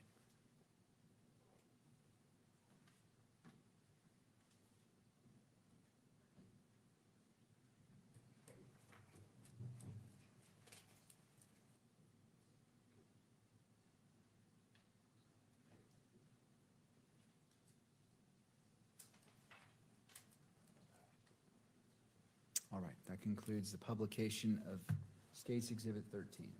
Okay. Thank you, Judge. The video that you took with you that day when you visited with Noble, or Miss Noble, had you previously, well, you've stated that the videos that you showed, the Nobles, were actually more than one video. Correct, Okay, and I believe you said they were like 10-second clips, if I recall correctly. yes. short clips.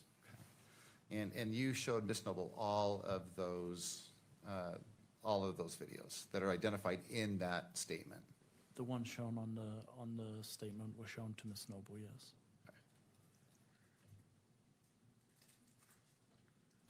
Have you had a chance to review what's been marked State's Exhibit number 12.2? Yes, Okay, and when did you have a chance to review that exhibit? I believe that was reviewed last week, I believe, Okay, with yourself. okay. And does that video, is it a single video that you watched? No, I believe it's 4 separate short videos. Okay. And as far as, and I understand that, but as far as 12.2 is concerned, what does that exhibit consist of? It shows the vehicle believed to be driven by Mr. Robinson arriving in front of the residence. an individual exiting the vehicle and moving away from it, followed by an individual returning to the vehicle and unlocking it. And then it shows the vehicle a short time later starting and leaving the area. And those are the videos that you showed Ms. Noble? Yes. Okay.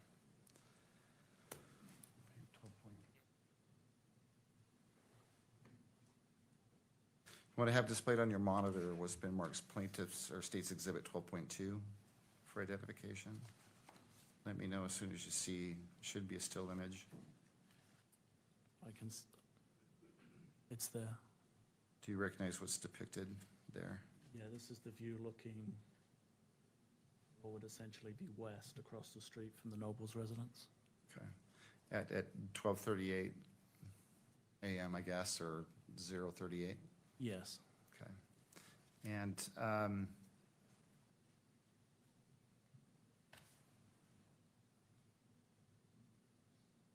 what is depicted in this? I think you've already described that. So, Judge, I would move to admit Exhibit 12.2. Ms. Nestor.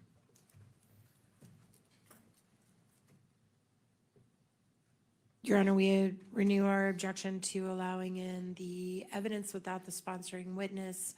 I do have some concerns because I'm not totally sure if this is a compilation, or if this is just one of the 1, 2, 3, 4, 5, at least 6 videos they took from the Nobles. So if we could have that clarification, I think that concerns me about authenticity, that I don't understand if this is just a portion or if this is the whole thing, or is this is all of them or none of them. And for those reasons, we object to the admission and to publication. Thank you. Mr. Sturgill. That's a good point. And I'll ask additional questions before I seek to admit it. Agent Hull, this particular video, you've described taking several videos to Ms. Noble and having her review them. Yes. Okay. This particular exhibit, 12.2, have you watched it in its entirety? Yes. Does it consist of either some or all of those videos that you showed Ms. Noble? It does, yes. Okay. And is it a single video? Is it a compilation, that is to say, or is it 4 different videos? It would Or a number of different videos? be a number of short videos sequenced. Okay. A number of short videos in sequence? I believe that's how this one plays, yes. Okay. Just again, I seek to admit it. Anything further from the parties? All right. Given my previous rulings on exhibits, I applied the same analysis and find that State's Exhibit 12.2, I believe, is admitted over the objection and may be published in the courtroom and by the media, if so chosen. Okay, so before we play this video, again, what is it that leads you to believe that this is Mr. Robinson's vehicle? The shape of the vehicle can be clearly seen as it pulls up, and the distinctive wheels on the vehicle also. And well, let's go ahead and play it. Is there any sound associated with this? There is, Judge, but it's night sounds. It's crickets chirping and, Okay, I just There wanted to is- see if what's there that? was, I just wanted to see if There's there nothing was sound violent. or not. Okay, Yeah. all right, you may play the video.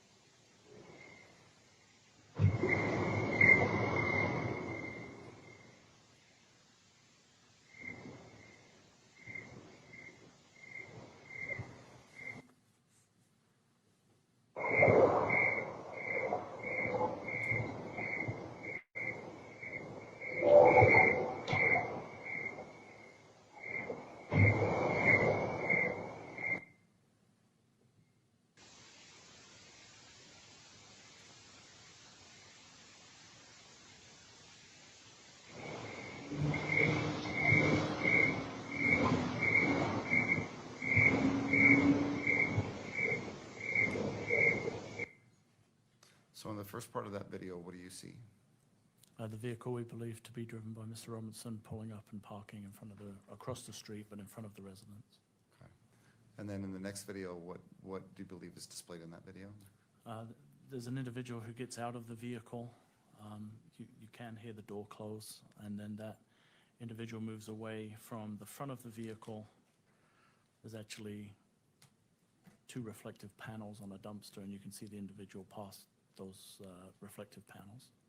And in the last of those series of videos? The second to last one, the individual comes back across those reflective panels to the vehicle, unlocks the vehicle and gets into it. And then in the last video, the vehicle is started and the individual drives away.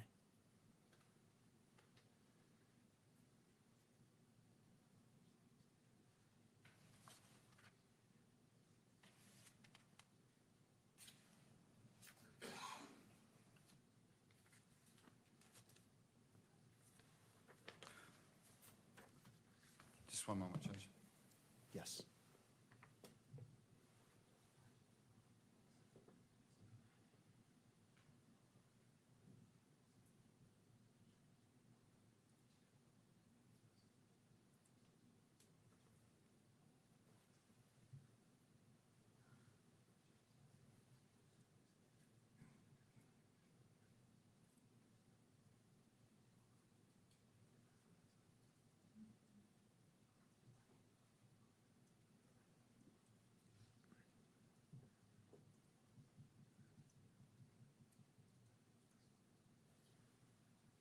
Could we approach? You may.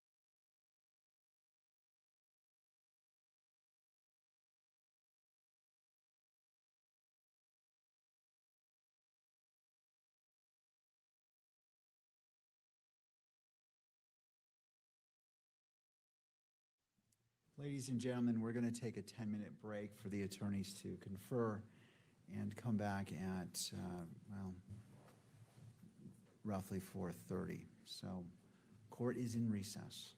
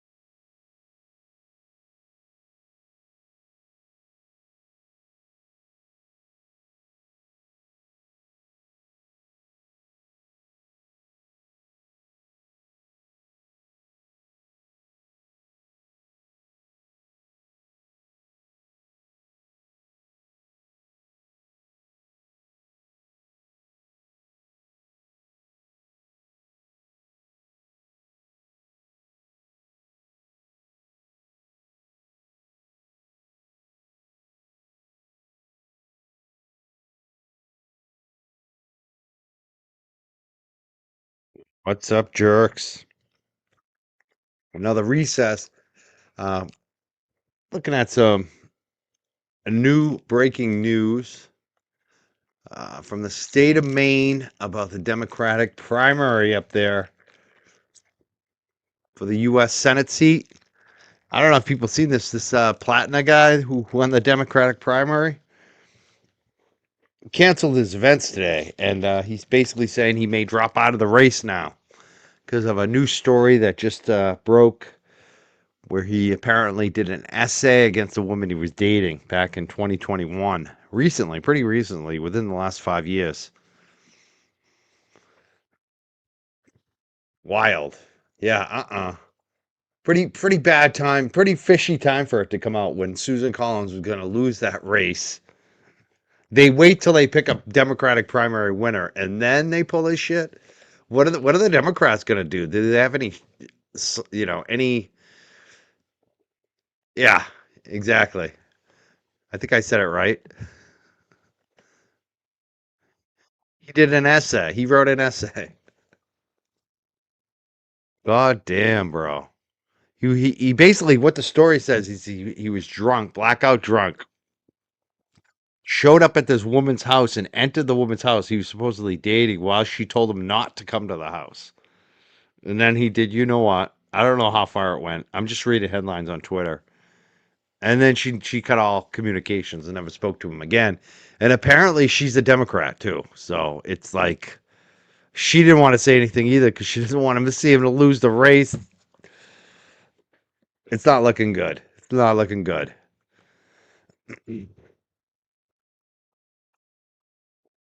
So we're just chilling out. Yeah, he's married right now. I don't know. I don't think he was married back then in 2021. I think he might have been single. He hasn't been married that long.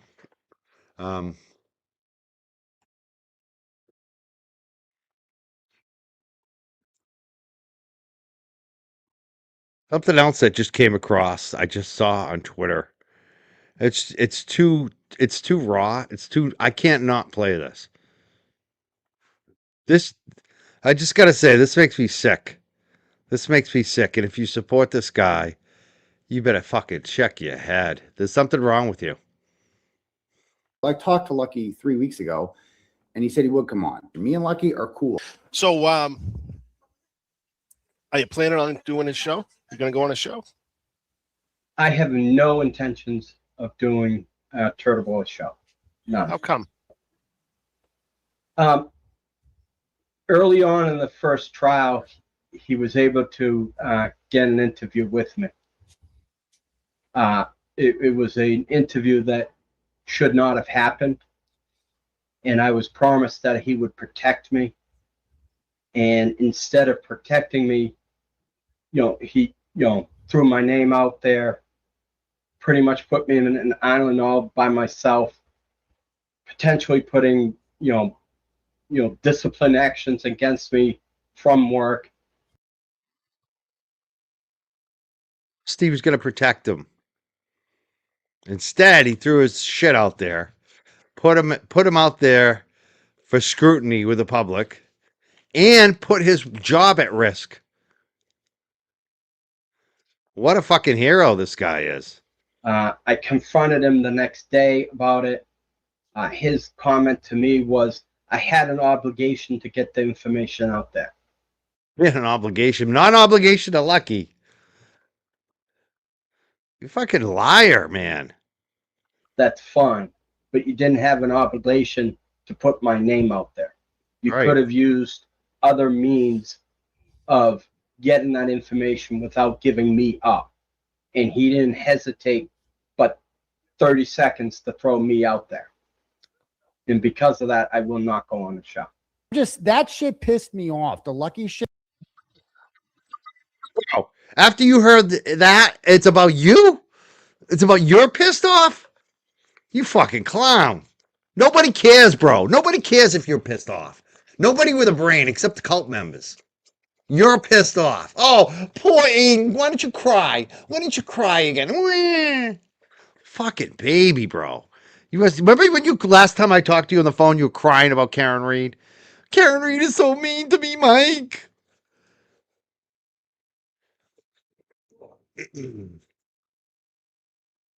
Fucking, he's pissed off. You fucking clown. You are such a clown, bro. It pissed me the fuck. Oh, poor Aiden's pissed off. Little Aiden. Aiden's pissed. Look out, guys. Aiden's mad. Aiden's pissed off. Oh, no. Little fucking girl, bro. Because nobody, and I mean fucking nobody, did more to make sure that Lucky Lochran felt safe. That's not what Lucky's saying, bro. Who do people trust, Lucky or this clown who lies all the time? And comfortable and protected than me. I talked to Lucky 3 weeks ago, and he said he would come on. It's the way that you talked to Karen yesterday. I mean, you just lie over and over again. Lucky doesn't want to go on your show. You just fucking lied again to your audience. Me and Lucky are cool. So, are you planning on doing a show? You gonna go on a show? I have no intentions of doing a Turtle Boy show. No. How come? Early on in the first trial, he was able to get an interview with me. It was an interview that should not have happened, and I was promised that he would protect me. And instead of protecting me, he threw my name out there, pretty much put me in an island all by myself, potentially putting discipline actions against me from work. I confronted him the next day about it. His comment to me was, I had an obligation to get the information out there. That's fine, but you didn't have an obligation to put my name out there. You could have used other means of getting that information without giving me up. And he didn't hesitate but 30 seconds to throw me out there. And because of that, I will not go on the show. Just that shit pissed me off. The Lucky shit. Stop. Oh my God. Always about him. Notice not worrying about Lucky or, oh man, I got to talk to Lucky. I'm sorry, screwed that up. It's about Aiden. It's about Aiden. It's always about him. It's always about fucking this guy. And that's the thing. If you're a rider, he doesn't give two fucks about you. Always going to be about him. Always. What a scumbag. Yeah, exactly. Pissed me the fuck. Oh, piss me the fuck off. Ooh, grab a tissue, AIDS. Why don't you cry on the floor again, bro? I don't want to go back. Karen's so mean to me. Piss me the fuck off. Oh. Fucking baby, bro.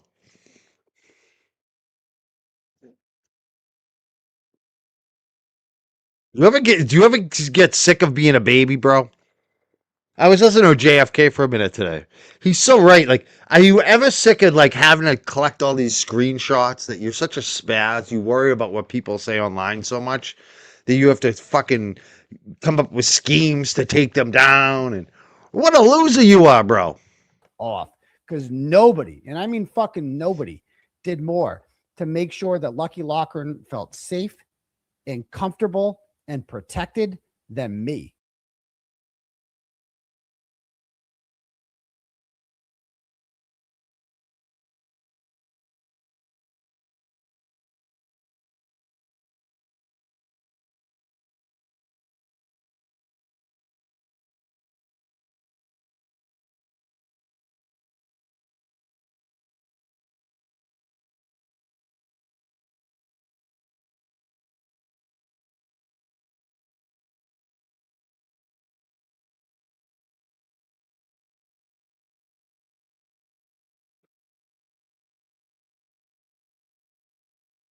Sorry.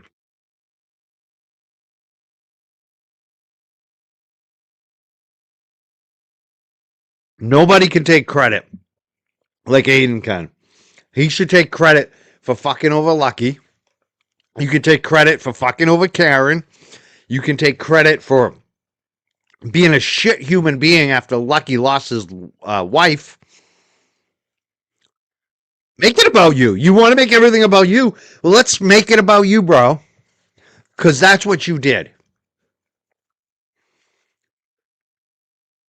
Dude always has to make it about him. Always has to make it about him. Fucking unbelievable. Fucking clown.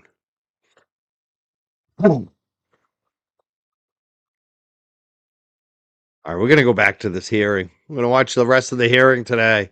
Not too much longer. It looks like it's going to go to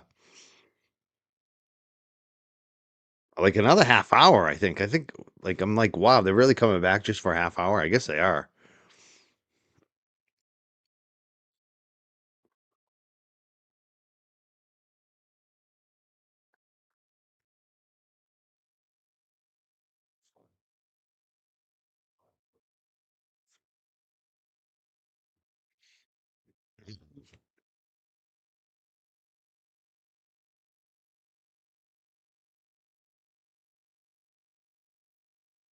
I think I just lost a filling. I don't know if I did it on the show. I was eating these candies or what. I just realized I think I'm missing a fill. I'm going to the dentist this week, so that's perfect timing. But holy shit. Mother effer. It's like they're going to be doing more work than I thought.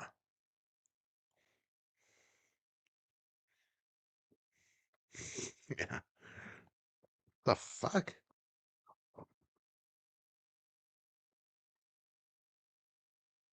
I just had that work done too. That's what's killing me.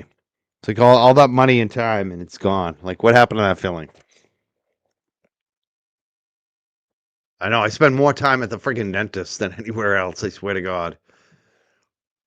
I'm gonna go. I'm gonna go more on my filling.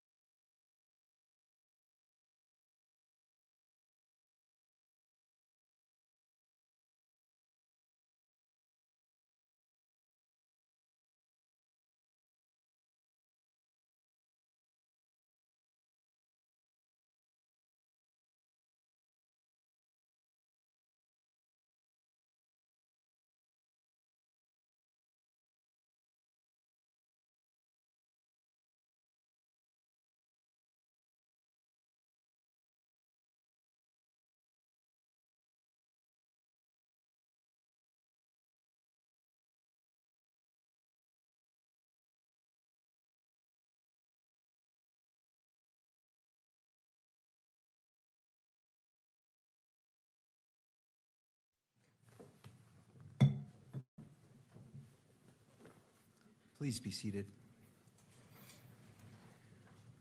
Court is back in session. We ended with the parties, the attorneys discussing how would we like to proceed.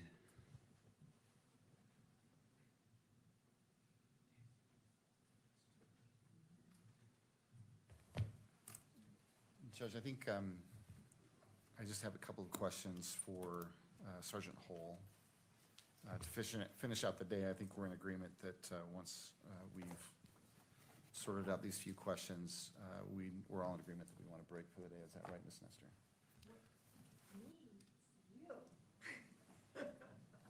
Well, sure. You may proceed with your questions, and Okay. we'll take it from there. All right.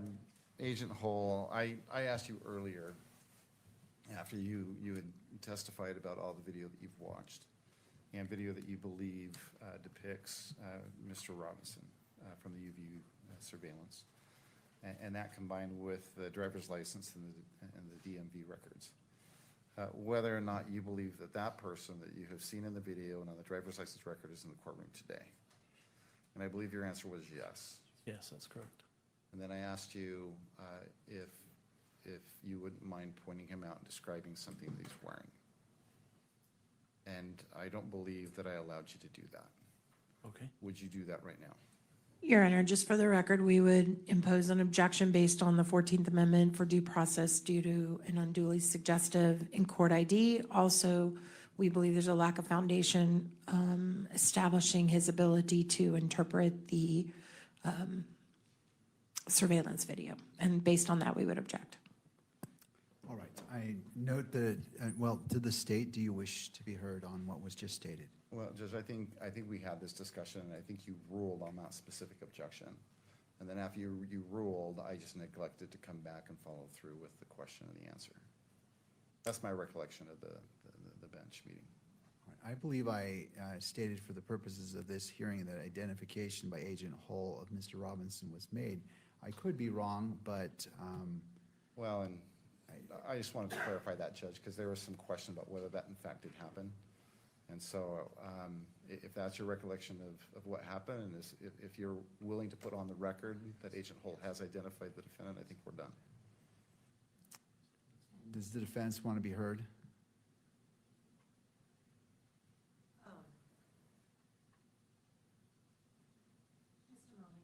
Of course. Your Honor. Well, if, for the benefit of the record, and for thoroughness, if you wish to re-ask that question, you certainly, well, we can see what happens. If I could, Judge, I'd like to. Would you please point him out and identify something that he is wearing? Yeah, I believe that Mr. Robinson is between Ms. Nestor and other counsel wearing a grey suit jacket with a dark tie and a light-colored shirt. Judge, I would ask that the record reflect that Agent Holt has identified the defendant.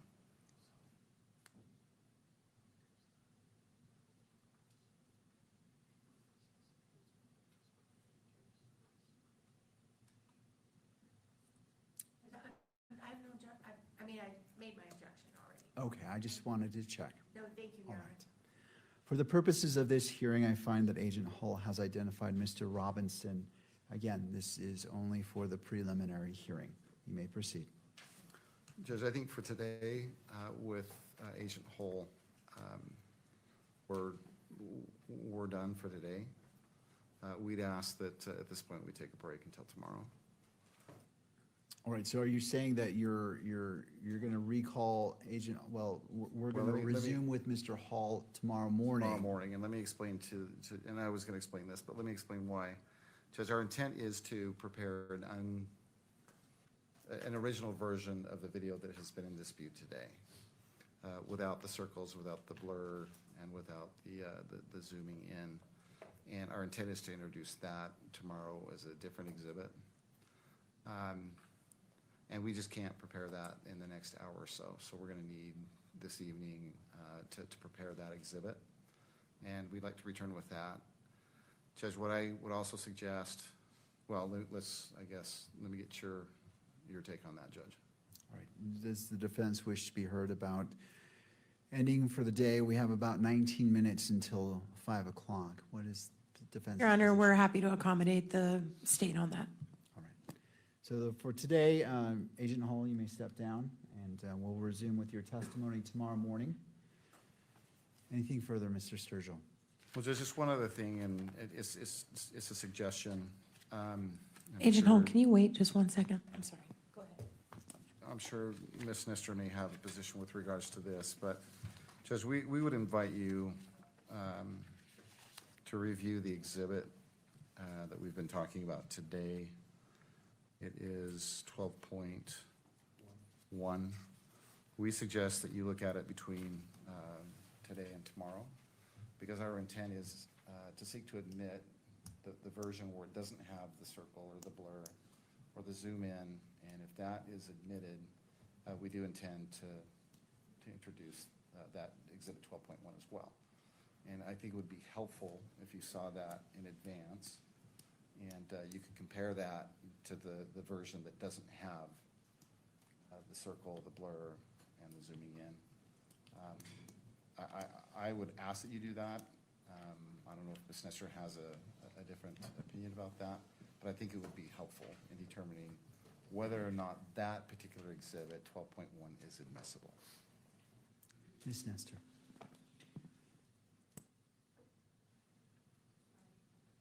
I don't have anything to add to that. I defer to what the court prefers to do on that. I do have another matter before Agent Hall's release that I do want to address with the court, but I don't have any concern if the court wants to look at it in advance. It's kind of a little bit of a long video. I think it's just about 5 minutes, maybe. It's not very long. So if you want to wait until tomorrow, it's not going to slow the matter down very much, but it's up to the court on that.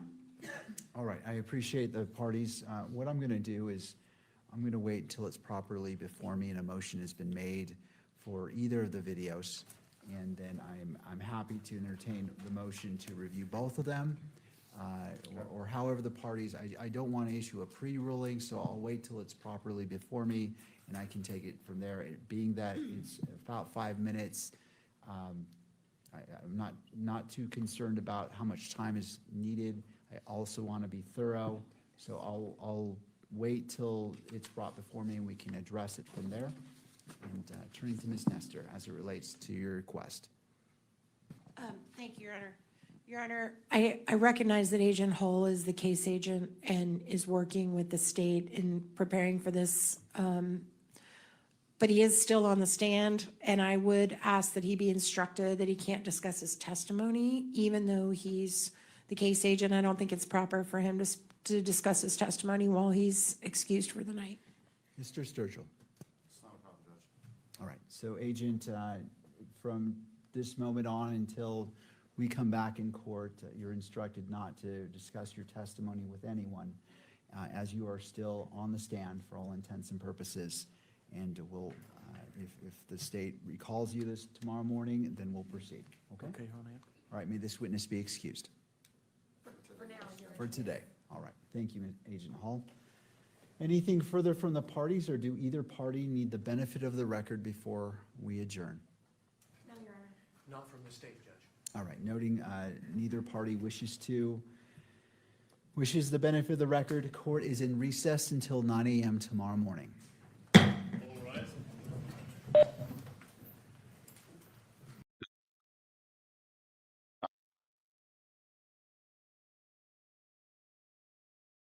So, a new piece from Christina Rex that just, I think, came out or is about to come out. I think it's 7 o'clock tonight with various DA candidates from Norfolk County. I might review that later tonight, so I might come back later.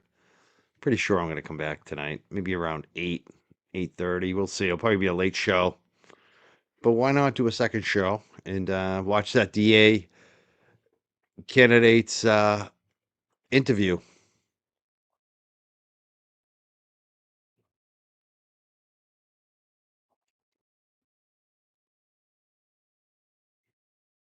So I may be back later. Check in. Make sure you like and subscribe, follow. I'll see you later. Later, jerks. Thanks for hanging with